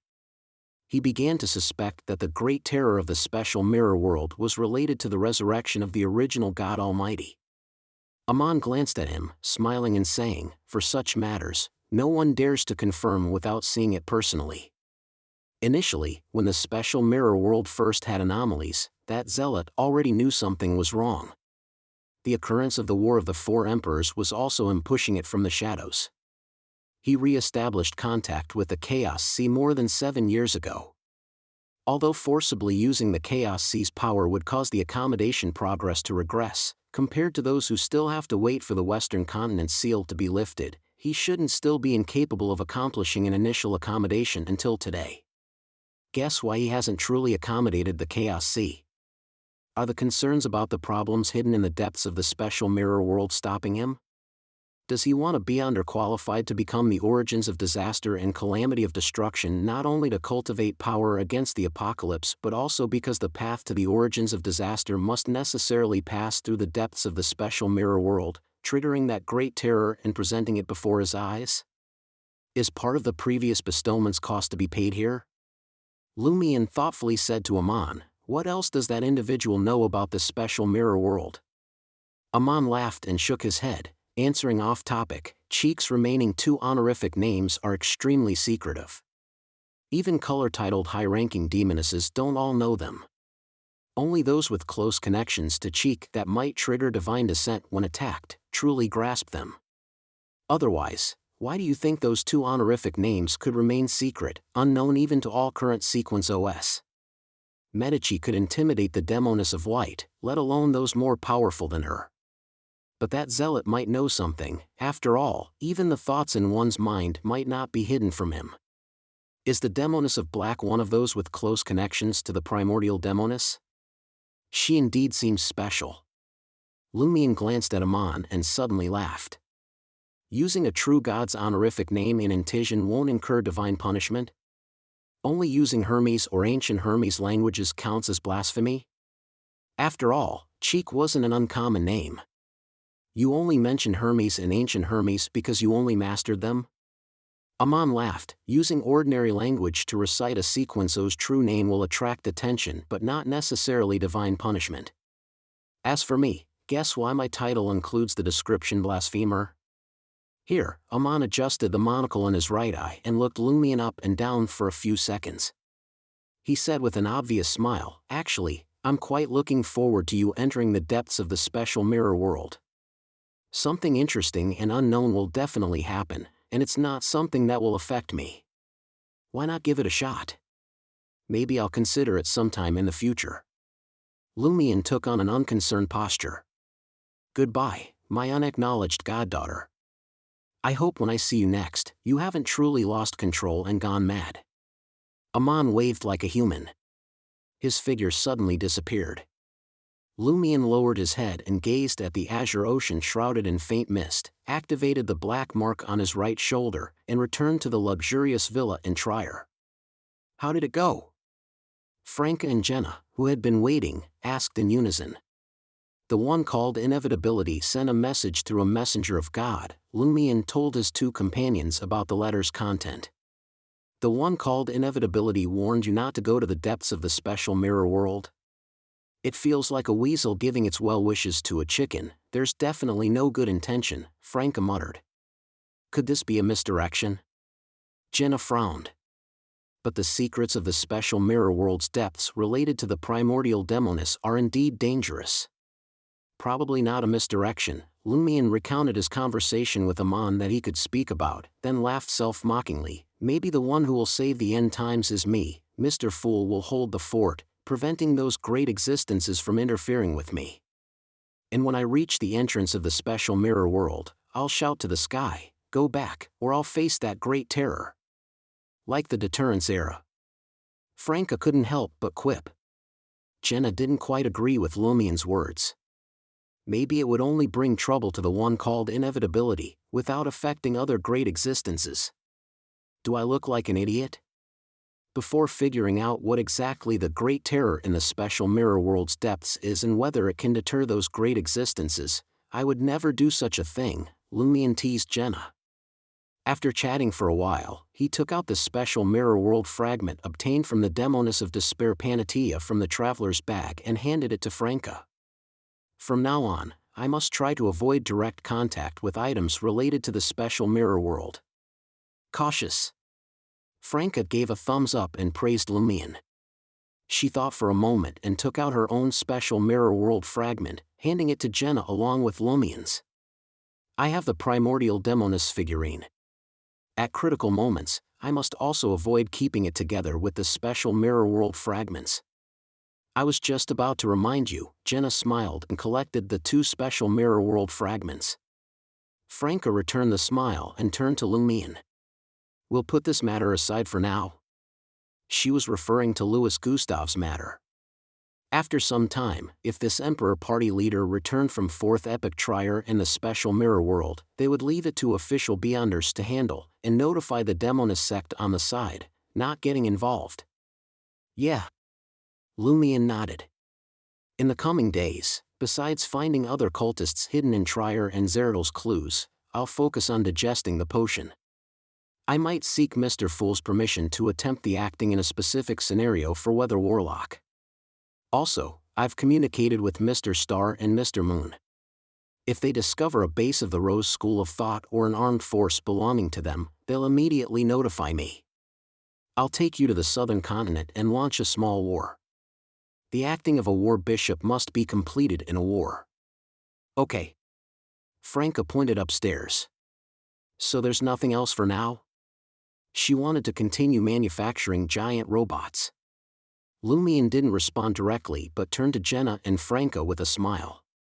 I heard a very famous circus is touring in Trier. Want to go see it together? Sure. Jenna looked at Franca. Franca hesitated for 2 seconds. All right. More than a week later. Angoulême de Francois put on a brown coat with gold-embroidered threads and walked towards the underground of St. Vive Cathedral.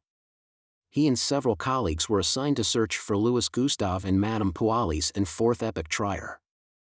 For this, they needed to hold a ritual, receive the blessing of the eternal blazing sun, to resist the various corruptions existing in the 4th Epoch Trier within a certain time. Even for an unshadowed, it would be quite dangerous otherwise. Another one brought by Hidden Blade. Angoulême sighed inwardly. The matter of Louis Gustave and the person suspected to be Pualis' meeting in 4th Epoch Trier was personally reported by him. After being assigned to this task, Angoulême had tried to find Hidden Blade in the Telegram group multiple times, wanting to complain, but in the past week, Hidden Blade had only been online 2 or 3 times, and no one knew what she was busy with. Chapter 1099, Spiritual Premonition. In an underground location in Trier, a place strictly guarded by multiple Beyonders from the Eternal Blazing Sun and the Church of Steam and Machinery. This was a seal leakage point that had appeared before the construction of the catacombs, which was later properly handled and no longer caused problems. However, if linked with the square in the nearby Quarry Hollow where Eternal Blazing Sun and God of Steam and Machinery were worshipped, along with the stone pillars representing both deities, it could allow people from outside the seal to enter 4th Epoch Trier at a certain risk. Although this required the divine power of the Eternal Blazing Sun or the God of Steam and Machinery as a key, something impossible for cultists to utilize, both churches still insisted on sending teams to take turns guarding the site. At this moment, Angoulême arrived at the abandoned mine with 2 other unshadowed colleagues, facing 3 people dressed as stonemasons. Let's begin, said a monk with short, thick hair and a beard, nodding at Angoulême. Angoulême recognized this monk as the current prior of the Deep Valley Cloister, named Jack Walton, quite an ordinary man. Okay.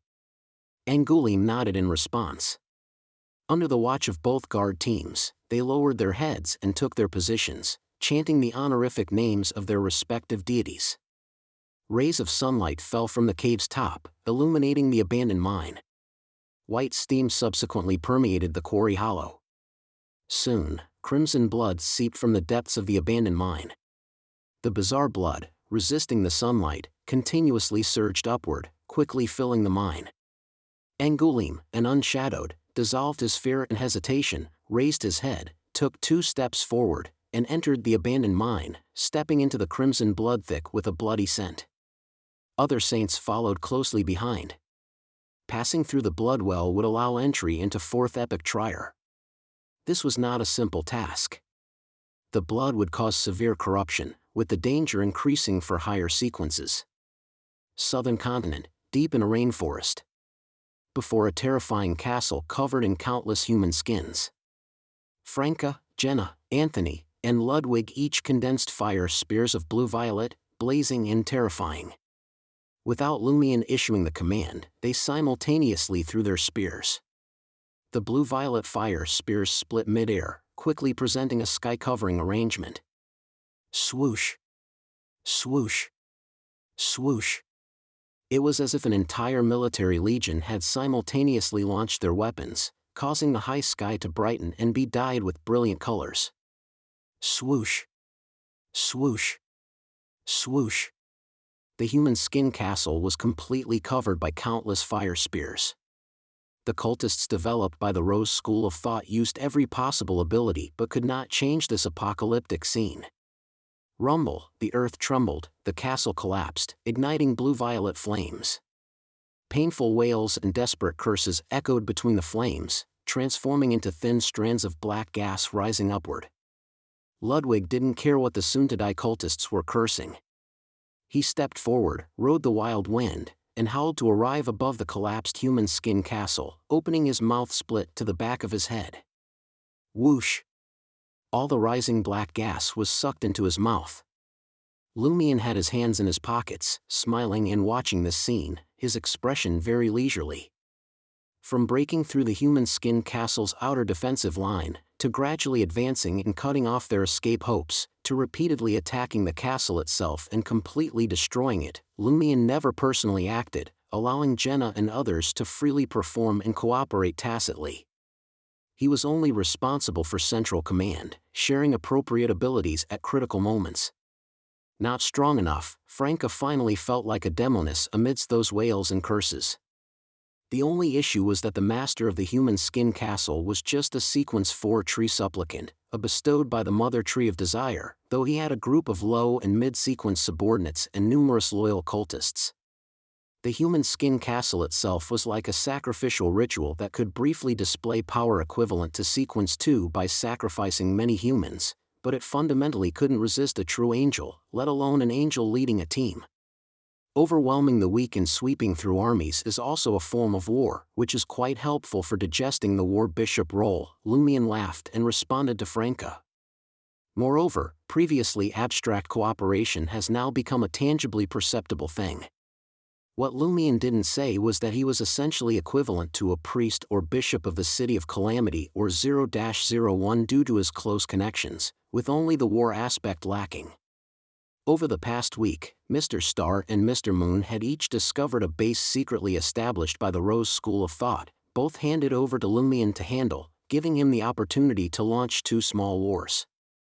Seeing Ludwig consume all the dispersed Boon's power, Jenna retracted her gaze and said to Lumion with some worry, "I know the southern continent is chaotic, but getting opportunities for 2 small wars in just over a week, isn't this too frequent?" Lumion chuckled and said, "These are signs. Signs of chaos and conflict, signs that the apocalypse will arrive early." Before Jenna and others could respond, Lumion waved to Ludwig in midair, saying, "Let's head back. Let's have a barbecue party today." According to their agreement, apart from the dispersed Boon's power, all other spoils had to be left for the intelligence providers, Mr. Star or Mr. Moon. In the luxurious villa in Trier that currently belonged to Lumion and his companions, Jenna was using invisible spider silk to quickly slice and string meat skewers while watching Lumion, who despite having extremely strong fire manipulation abilities, was seriously managing charcoal for grilling meat. Lumion wore a smile, relaxed, tasting a piece while grilling. He's not worried about those signs at all.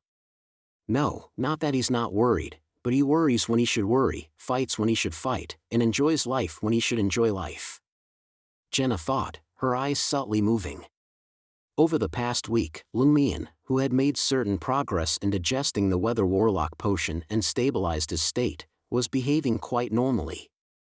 Their relationship had returned to the period before the Vortex incident, and moreover, Lumion had clearly become more proactive. But from some details, Jenna could still sense that Lumion was slightly different from before. A normal person would inevitably be affected in daily life when encountering worrying matters. Lumion's ability to completely detach himself indicated he was deliberately controlling his emotions. Even at Sequence 2, Godhood ultimately brings certain, permanent influences. Jenna suddenly felt somewhat emotional. "What's on your mind?" Franca, helping beside her, asked curiously. Jenna lowered her voice and shared her recent feelings with Franca in a concise manner. Franca pursed her lips and said, Just treat it as a natural change in mindset and perception that everyone experiences as they grow older and are tempered by various experiences. She stopped midway.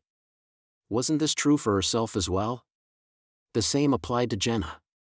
Walking step by step to her current sequence, she had more or less abandoned some of her original insistences. Just as Jenna was about to say something, she saw Lumion throw a grilled meat skewer aside, and Ludwig, who somehow had moved there, bit into the food in one mouthful. Feeding a dog? Franca laughingly scolded Lumion. Jenna couldn't help but laugh as well. Deep in fourth epic trier, dense fog isolated sensory perception and spirituality, making the partially collapsed buildings in the distance appear hazy and indistinct. The unshadowed had filled the surrounding 30 to 40 meters with pure, holy sunlight, to the point where even each person's shadow had disappeared. The quietly rolling fog was blocked outside the sunlight, but the light could not reach further. Angoulême cast his gaze toward Jack Walton. The prior of Deep Valley Cloister, a saint-level monk, was holding an unusual circular disc covered in complex patterns with a mirror-like luster. Placed on the disc was an object supposedly from the Louis Gustave family crest, which swayed left and right before finally settling in a certain direction. Over there.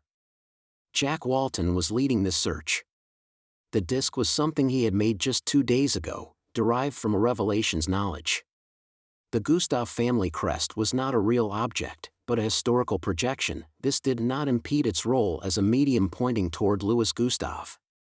Just as Angoulême and the other unshadowed followed Jack Walton into a new street, a black shadow suddenly passed in front of them. The shadow was slightly hunched, moving slowly at the intersection. At a glance, it looked like a person, but upon closer inspection, it seemed like a gathering of viscous black liquid. A Montsouris ghost.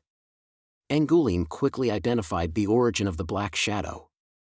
This left Jack Walton and other clergy from the Church of Steam and Machinery confused. Weren't Montsouris ghosts supposed to wander in underground trier? How could they enter fourth epic trier? Information about Montsouris ghosts quickly flashed through the minds of these demigods who were not afraid of ghostly curses, quickly reminding them that these ghosts were not always present and had appeared only in recent times. Did Montsouris ghosts come out of fourth epic trier? In more than one?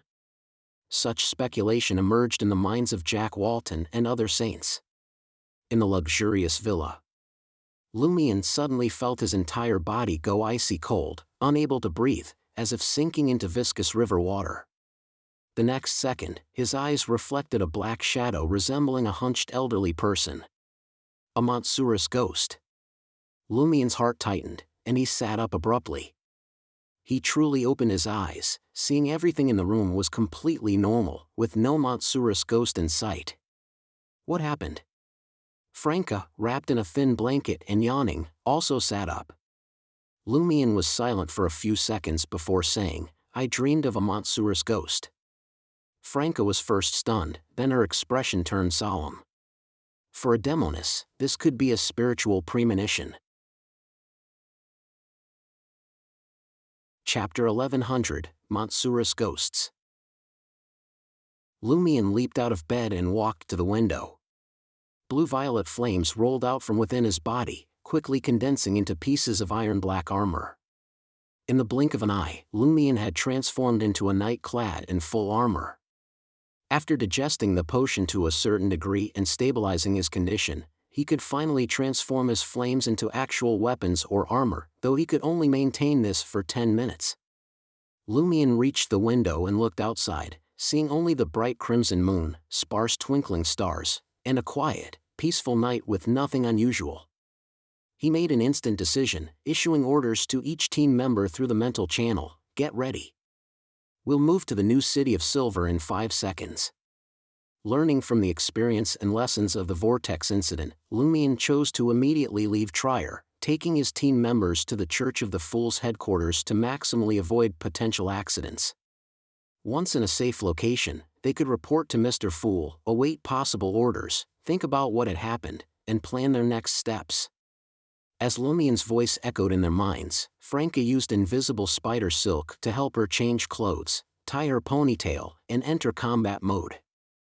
5 seconds quickly passed, and Lumion didn't wait for Jenna, Anthony, and Ludwig to gather before directly activating the black mark on his right shoulder. As a team leader, he no longer needed to grab his team members' shoulders to teleport them to their destination. The only requirement was that they be within a 10-kilometer range.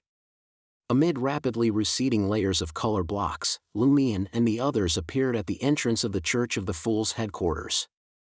After confirming this was real and not a mirror image or scene from a painting, Lumion let out an undisguised sigh of relief. "What happened?" asked Jenna, wearing a dress as sleepwear. "I dreamed I was attacked by a Montsouris ghost," Lumion said while walking toward the headquarters cathedral, which remained open even in the deep night. "As an angel and former demoness, all dreams necessarily have meaning," Franca explained, following along. "Moreover, as far as I know, the Eternal Blazing Sun Church and the Church of Steam and Machinery are sending several saints carrying sealed artifacts into Fourth Epoch Trier tonight, hoping to eliminate Louis Gustave and Madame Pualis. As an angel and former demoness, all dreams necessarily have meaning," Franca explained, following along. "Moreover, as far as I know, the Eternal Blazing Sun Church and the Church of Steam and Machinery are sending several saints carrying sealed artifacts into Fourth Epoch Trier tonight, hoping to eliminate Louis Gustave and Madame Pualis." Anthony connected the previous statements and speculated, due to the influence of the two churches' actions, Fourth Epoch Trier experienced some anomalies, triggering Lumion's spiritual premonition. Lumion crossed the spacious area and sat in the first row of seats facing the Fool's holy emblem, smiling as he responded to Anthony, "I wouldn't leave Trier if it were just the anomalies and potential effects from Montsouris ghosts. With evil gods temporarily unable to descend, I don't actually need to worry too much. Plus, you're all practically half angels now. As long as you don't leave the team's effective range, safety is sufficiently guaranteed. Together, combined with the ability to get help by sacrificing to the essence of war, we could resist even a Sequence 1 Archangel for some time, maybe even with hope of victory. But since this involves Madame Pualis, it's better to stay away. Calamity needs to stay away from the mother." "Yeah." Jenna strongly agreed with Lumion's choice. She sat down too, letting mirrors fly out from the traveler's bag. "Stay alert tonight. If anything unusual occurs, immediately organize believers to take refuge in the nearest Orthodox cathedrals." Jenna transmitted these messages to the various bishops and priests of the sick church through the mirror world and marked mirrors. Meanwhile, mirrors also flew out from Lumion and Franca's travelers' bags. Using mirrors they had positioned that were still in Trier, they projected the corresponding scenes onto the mirrors before them to observe the subsequent situation and respond in time. After finishing this, Lumion lowered his head, pressed his hand to his chest, and began to pray. Deep in Fourth Epoch Trier. Upon encountering the Montsouris ghost, Angoulême turned to the monk Jack Walton. "Should we eliminate it?" Even if he weren't an unshadowed, Angoulême wouldn't fear Montsouris ghosts, as these ghosts hadn't previously shown particularly strong power and would even avoid the protection of Orthodox churches. Even if they could cause trouble for saints, it would at most be an annoyance. Moreover, Beyonders of the Sun pathway were most effective against such dark, black evil beings named after ghosts. Jack Walton, as the leader of this search and cleanup operation, thought for 2 seconds. "Yes, but don't cause too much commotion." He remembered that Montsouris ghosts' curses were extremely persistent. He worried that in the upcoming battle with Madame Pualis, these ghosts might suddenly join in and interfere from the side, potentially tipping the balance in an already dangerous fight. Better to clear them out now while it was relatively safe. Angoulême quickly said to his 2 colleagues, "Prepare to remove the seal." For this operation, the Eternal Blazing Sun Church and the Church of Steam and Machinery had each provided their clergy with a Grade 0 sealed artifact to ensure the ultimate goal could be achieved. Both churches had long known that the shadow of the beauty goddess from the Rose School of Thought had allegedly fallen into the hands of Madame Pualis, who was hiding in Fourth Epoch Trier. This was also a Grade 0 sealed artifact, and among the more powerful ones at that grade. Under these circumstances, simply sending 6 saints to search for and eliminate Madame Pualis and Louis Gustave would be sending them to their deaths. Therefore, each team carried a targeted Grade 0 sealed artifact that could counter the shadow of the beauty goddess to some degree. Since passing through the blood well became more dangerous with higher sequences, they didn't send angels but deployed Grade 0 sealed artifacts instead. With these two sealed artifacts, even if Angoulême and the others couldn't kill Madame Poalis, they could hold her off. Then the eternal blazing sun and god of steam and machinery could locate their high-ranking clergy and, using them as mediums, deliver a fatal blow to Madame Poalis through the seal. As the three Unshadowed began removing the seal on the Grade 0 sealed artifact, the Montsouris ghost slowly crossing the intersection suddenly changed direction and walked toward them step by step. Jack Walton, dressed as an ancient stonemason, watched as the Montsouris ghost quickly transformed from a rather blurry shadow into something clear. It truly wasn't a hunched elderly person, its main body was viscous black liquid that had been stretched into human form by some influence. Those drops of black liquid stacked together, their edges merging while their cores remained independent. Within each independent black liquid core appeared different faces, some laughing wildly, some walking among dismembered limbs and internal organs, some filled with anger, some with dark red eyes, some flaunting their own lust, some wearing necklaces strung with human skulls. They were all distorted and shouted in unison at Angoulême and Jack Walton, "Human nature is evil." This was devil language. As these words echoed, the three Unshadowed were unaffected, but the clergy from the Church of Steam and Machinery, including Jack Walton, suddenly felt intense malice. It was resentment from being assigned to dangerous missions. Then, Jack Walton and the other saints saw more hunched black shadows slowly emerging from the intersection behind them and the alleys on both sides. They all appeared to be Montsouris ghosts. Dozens, hundreds of Montsouris ghosts.